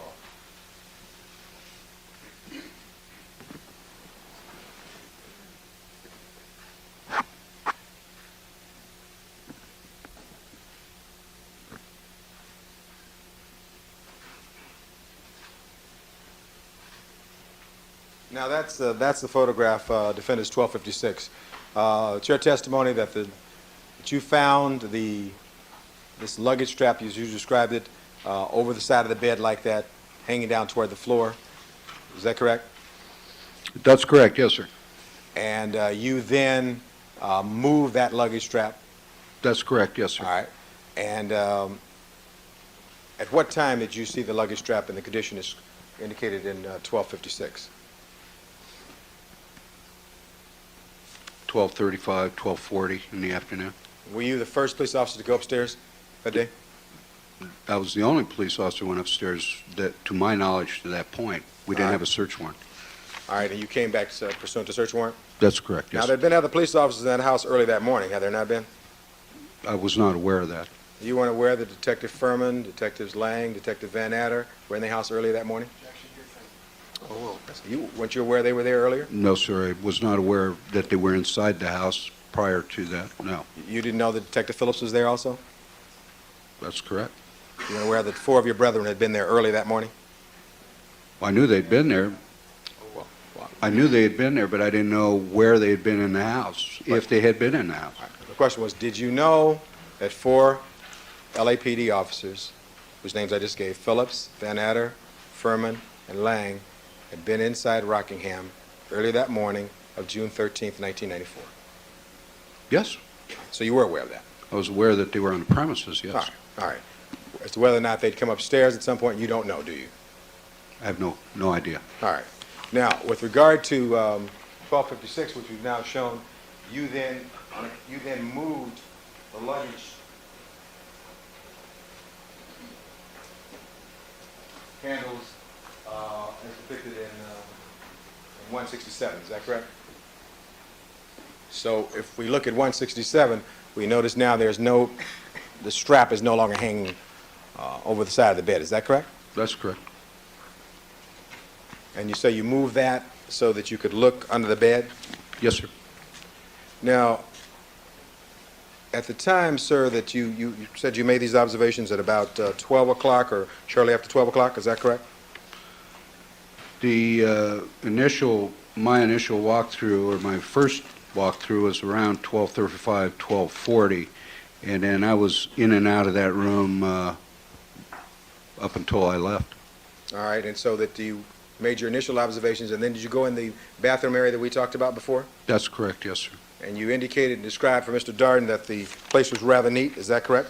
Yeah, rather neat. And you didn't see things strung out all over the floor there, did you? No, sir, I did not. In fact, when you went in the bathroom, the clothes that ultimately were taken out of the hamper were done so by you to look at them closely and inspect them. That's correct, yes, sir. And so as an investigator, you were looking for any kind of evidence in this case, isn't that correct? That's correct, yes, sir. And you looked through the entire hamper, and you looked through Mr. Simpson's clothes closet, and you didn't seize anything, did you? That's correct, sir. And even with regards to this glove that Mr. Darden asked you opened a drawer and you saw this brown glove, right? Yes, sir. And you, at that time, you told Mr. Darden that glove was a large? Believe it was a large, yes, It sir. wasn't extra large, was it? It looked like a large to me. I right, couldn't well- tell you the difference. Well, that's the point. Did you look inside the glove to see what the label may have said on that glove? No, sir. So when you told Mr. Darden it was a large, you just said that based upon looking at it, is that correct? That's correct, yes, sir. You didn't look at any label inside there, right? That's correct, sir. All right. So you handled this brown glove and you brought it downstairs, and then you inadvertently put that glove on a table, right? That's correct, yes, sir. And you kind of forgot about it for a while, right? Yeah, unfortunately, yes. And so that we're clear, at the end of the day, before you left, you took that glove back upstairs and put it where it belonged, right? Not after the end of the day. I would say I had it back in my possession around 4:30, close to 5 o'clock. Now I'm saying by the end of the day, did you take the glove back upstairs at some point? Yes, sir. Did you put it back in the, I put it back in where I'd found it. you got, put it back where you got it from? That's correct. You didn't leave there with it, did you? No, sir. All right. And now, with regard to Mr. Willie Ford, were you walking around with Mr. Ford at the time he was taking these videos? No, sir. Were you outside the house at that point? No, sir. Where were you? I was inside. Where were you up when Mr. Ford was taking his videos? Could have been in several locations. I know I was upstairs in the bedroom and bathroom area, and I was also downstairs and upstairs and downstairs both. You're still doing other work, is that correct? That's correct, yes, sir. Would you agree that Mr. Ford's testimony that he arrived about 3:10? I would have to look at the crime scene log, but if it's on there and documented that way, I would have to agree. Well, if he arrived about 3:10, would it refresh your recollection that he left about 4:30? That's correct. If it's documented that way, it would refresh my All right. recollection. And I'll be glad to show that to you if I might go.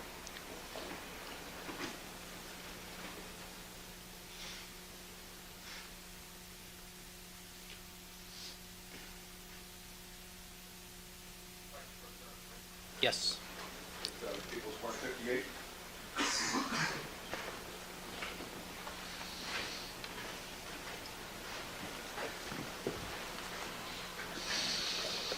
So I'll just direct you to Ford and save some time here.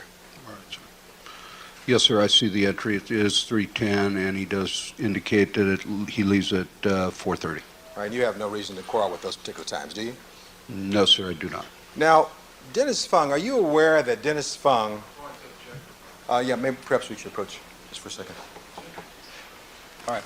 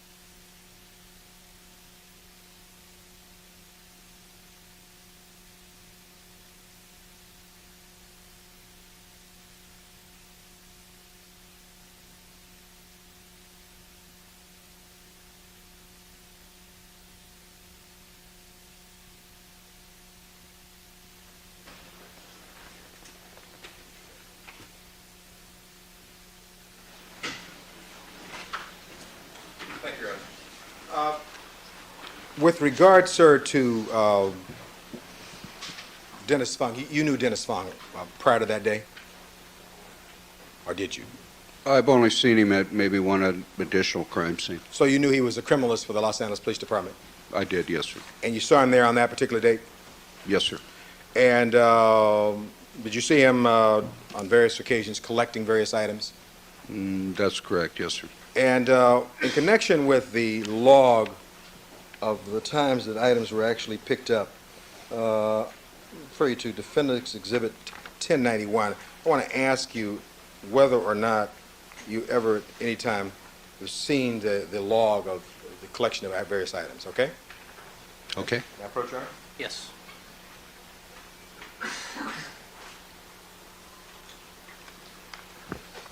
I want to ask you to take a look, first of all, at this log, and then I'll ask you to look down specifically to items collected, and I want you to look specifically at item...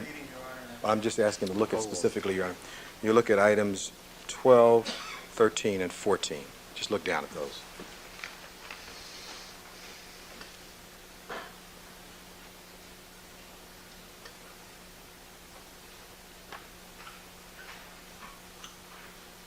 Have you looked at the log now? Yes, sir. You recognize that as a log kept by the members of the Special Investigations Division regarding the collection of items at a crime scene? Sustained. Phrase the question. All right. Do you recognize that particular log and how it's used, sir? I've never seen a log used like this before. Have you ever seen a log used by the members of the Special Investigation Division at all? No. I mean, I've never paid much attention to how they record their evidence. Do you know who collected these socks allegedly on that day? What I saw was Mr. Fong collecting them. All right. And what time of day did Mr. Fung collect these socks? Well, without looking at the log. Well, there's no time on the log anyway, so it had to be in between 3:30, 3:45, somewhere in that general area. 3:30, 3:45? Yes, sir. Now, if... Objection. Your Honor. I haven't asked the question yet. I know. If it was if If I want to phrase this question, Your Honor, if I might. May I phrase the question? proceed. Now, with regard to Dennis Fung, have you had occasion to see his testimony in this court before this jury regarding the time that he picked these socks up, allegedly? No, sir, I have not. Have you had occasion to talk with Mr. Fung at all regarding the time these socks were picked up? No, sir, I have not.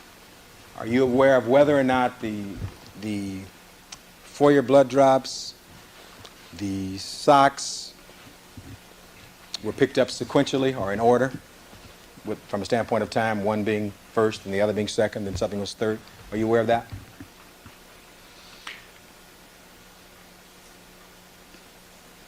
No, I'm not aware of it. Now, your estimate is that Mr. Fung picked these socks up at what time was that now? About 3:30, 3:45 in that general area in the afternoon. And is that, you have that written in any report anywhere? No, sir, I do not. Who do you think would have the best recollection of what the time these socks were picked up, you or Mr. Fung? Objection. Well, I can ask that. Sustained. Well, may I ask you another way, Your Honor?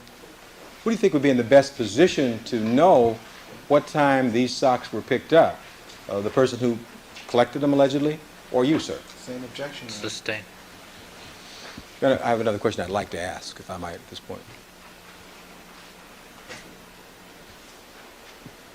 Do you want to approach before Yes, you I do think, that? yes.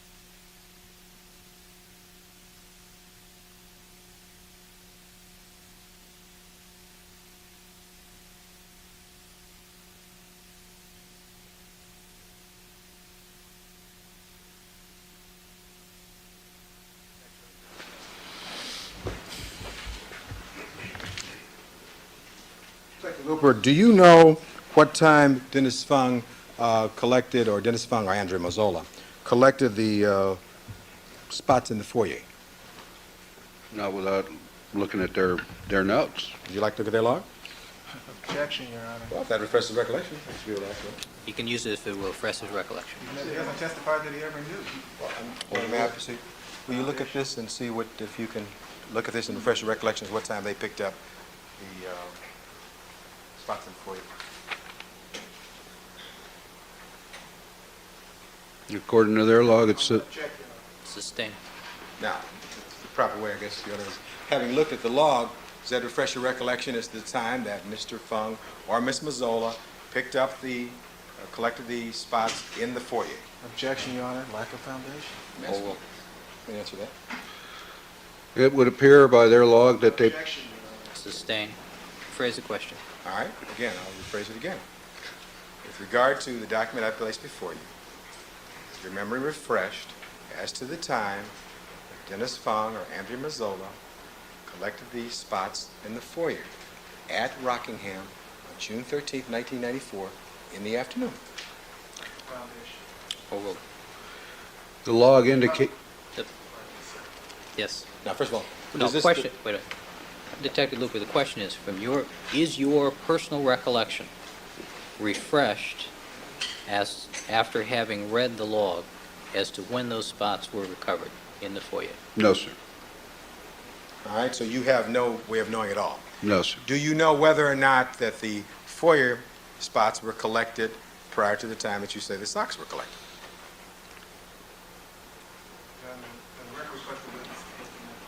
Overruled. Will you move that? Yeah, would you? Okay. Thank you. Temperature. I don't know how they were, if they were done in a certain order or sequentially. I know that Ms. Mazzola and Dennis Fung were working pretty much. All right, next question. All right, so there's an objection to your question by Mr. Darden, so I didn't get a chance to finish here. So you don't know, I guess my question was, do you know whether or not the spots in the foyer were collected prior to anything being collected upstairs? I don't know. You don't know, and the form that I've given you does not refresh your recollection? No, sir. And you've not spoken with either Mazzola or Fung about their testimony That's with correct. this jury? That's correct. And you don't know the times that they said? That's correct. Do you know the time that Mr. Willie Ford videoed Mr. Simpson's bedroom and there were no socks at the foot of that bed? Do you know that time? Objection. Overruled. Do you know that time, sir? I did not look at my watch on that particular day to be specific. No, sir. All right, well, you weren't in the bedroom at the time Mr. Ford was videoing the area of Mr. Simpson's bedroom. No, were I you? was not in the bedroom. You were someplace else in the house, right? That's correct. Yes, sir. All right. He was accompanied by some other people, not you, right? That's correct. Yes, sir. Overruled. Now, you mentioned, sir, that when you were downstairs, one of the reasons that you had inadvertently put down the glove that we talked about was because you were trying to follow some blood spots or wood spots or something? They appeared to be red discoloration on the wood floor, and they appeared to be spots that were not one right after another, but fairly far apart from each other. Did you pursue these spots? Yes, sir, I did. You found out later that was not blood, was it? That's correct. Yes, sir. So it was kind of like a trail of no blood, right? That's correct. Yes, All sir. right. Now speaking of that, by the way, as a detective, as the first person up those stairs, Objection. That assumes the fact not known. well, Sustained. Counsel's absolutely correct. As the police officer who went up the stairs after 12 o'clock on that date, you didn't see any blood on the stairs going up there, did you? I didn't see any, no, sir. You didn't see any blood on the carpet, Mr. Simpson's bedroom as you go in there, did you? No, sir, I did not. Now, with regard to these socks that you had seized, you didn't see any blood on those socks either, did you? I didn't get close enough to examine them. Is your answer you didn't see any blood on the socks? No, sir. And it's your testimony that you had these socks seized, or asked to have them seized, whatever time they were seized, because they were out of place, is that right? They were out of place, and it seemed like a very good idea. All right, and you had them seized, is that correct? That's correct, yes, sir. And you never got very close to them at that time? No, sir. And so I may have asked you this, you did not have the straps on the bed seized at any point, right? That's correct, yes, sir. Those were just left there, is that correct? That's right, sir.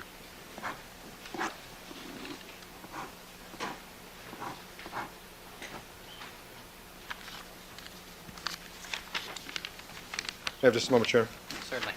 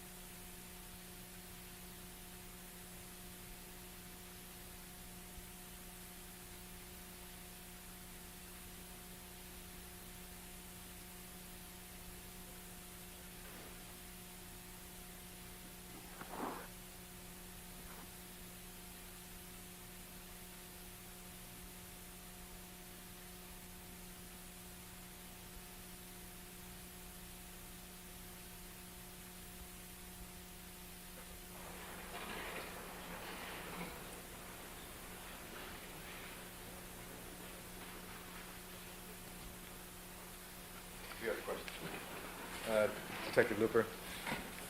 Again, with regard to, strike that, with regard to criminalists Fung and Mazzola, did you notice that as they were doing their work at Rockingham that day, they had kind of a clipboard or something of that nature where they were logging and writing down things as they would pick up various items? Do you remember seeing that?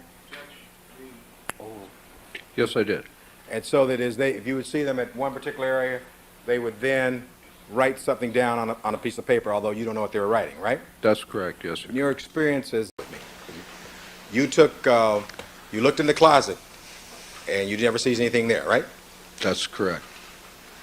You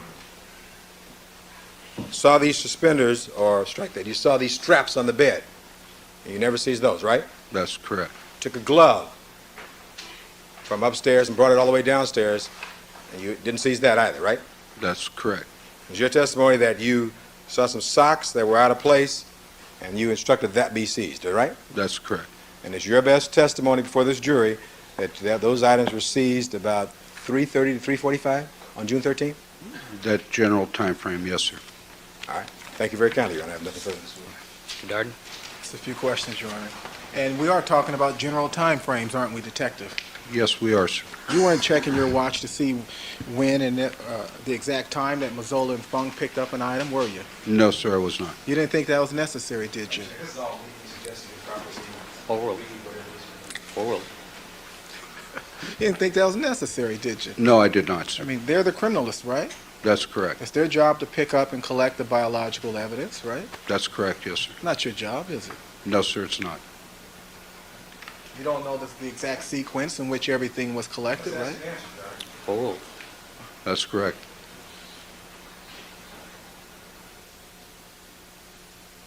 As far as the socks are concerned, you weren't looking for blood on the socks, were you?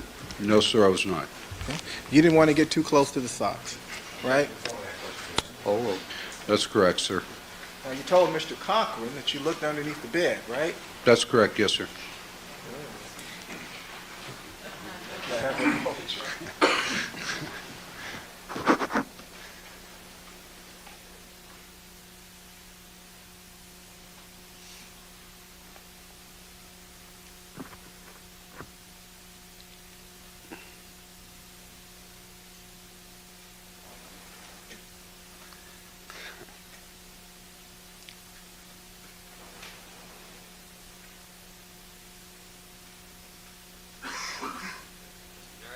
finish sometime today? Time this year, Your Honor. Then, can we approach without the reporter for a moment? Do we have to? I would concur. You don't have to.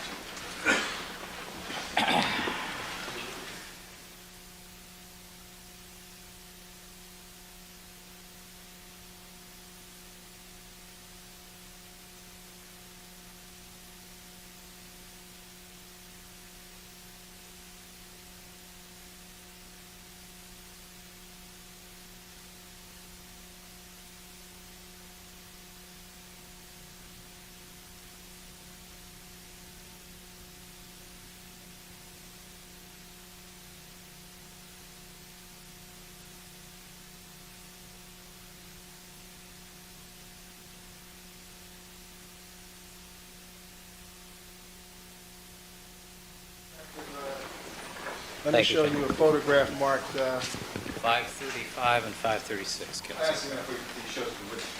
Yes, foundation first, please. Detective Cooper showing you 535. You recognize that as the defendant's bed, right? Yes, I do, sir. Is that your hand in the photograph? Yeah, it is. No. Sorry. That hand smaller than your hand? Yeah, it is. Yeah, let me show you 536. Yes, sir. Okay. You looked underneath the bed, right? Yes, sir, I did. And you recovered something, or rather, you saw something beneath the bed, right? That's right, I did. And the thing that you saw beneath the bed is depicted in these two photographs. Yes, it is, sir. Five,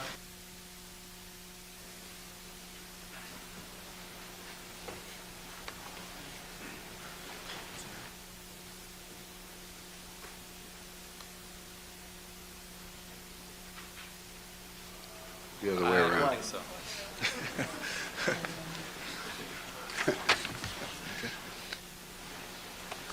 Now, do you see an object there beneath the bed, Detective? Yes, I do, sir. That's the object that you saw, right? That's correct, I did see that. That object is a picture frame, isn't it? Yes, sir.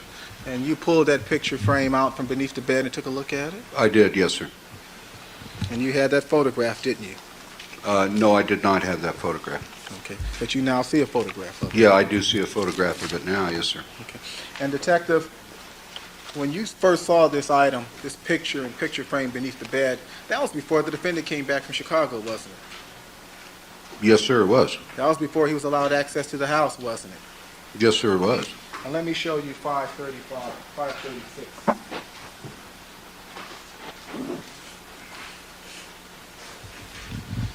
Is that the item, Detective? Is that what you found beneath the defendant's bed? Yes, sir, it is.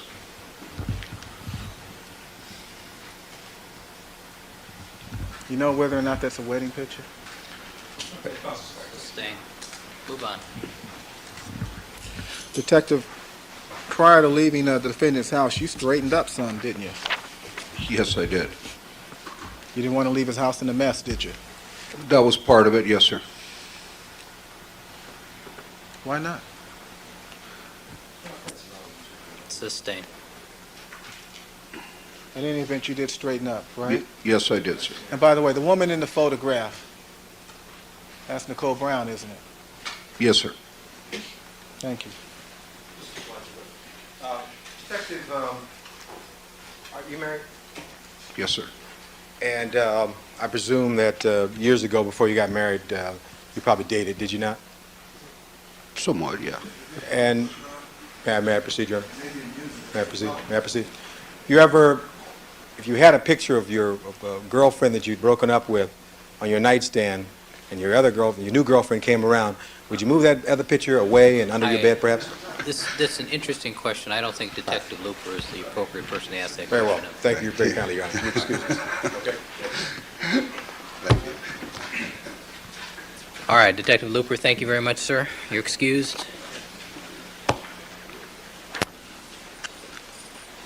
I think, Your Honor, that's probably, the court is aware of our Yes. next witnesses, who they are. All right. All right, ladies and gentlemen, as far as the jury is concerned, we will stand in recess. I've got some matters to take up with the attorney, so we're going to take our recess at this time. Please remember all my admonitions to you. Don't discuss the case amongst yourselves. Don't form any opinions.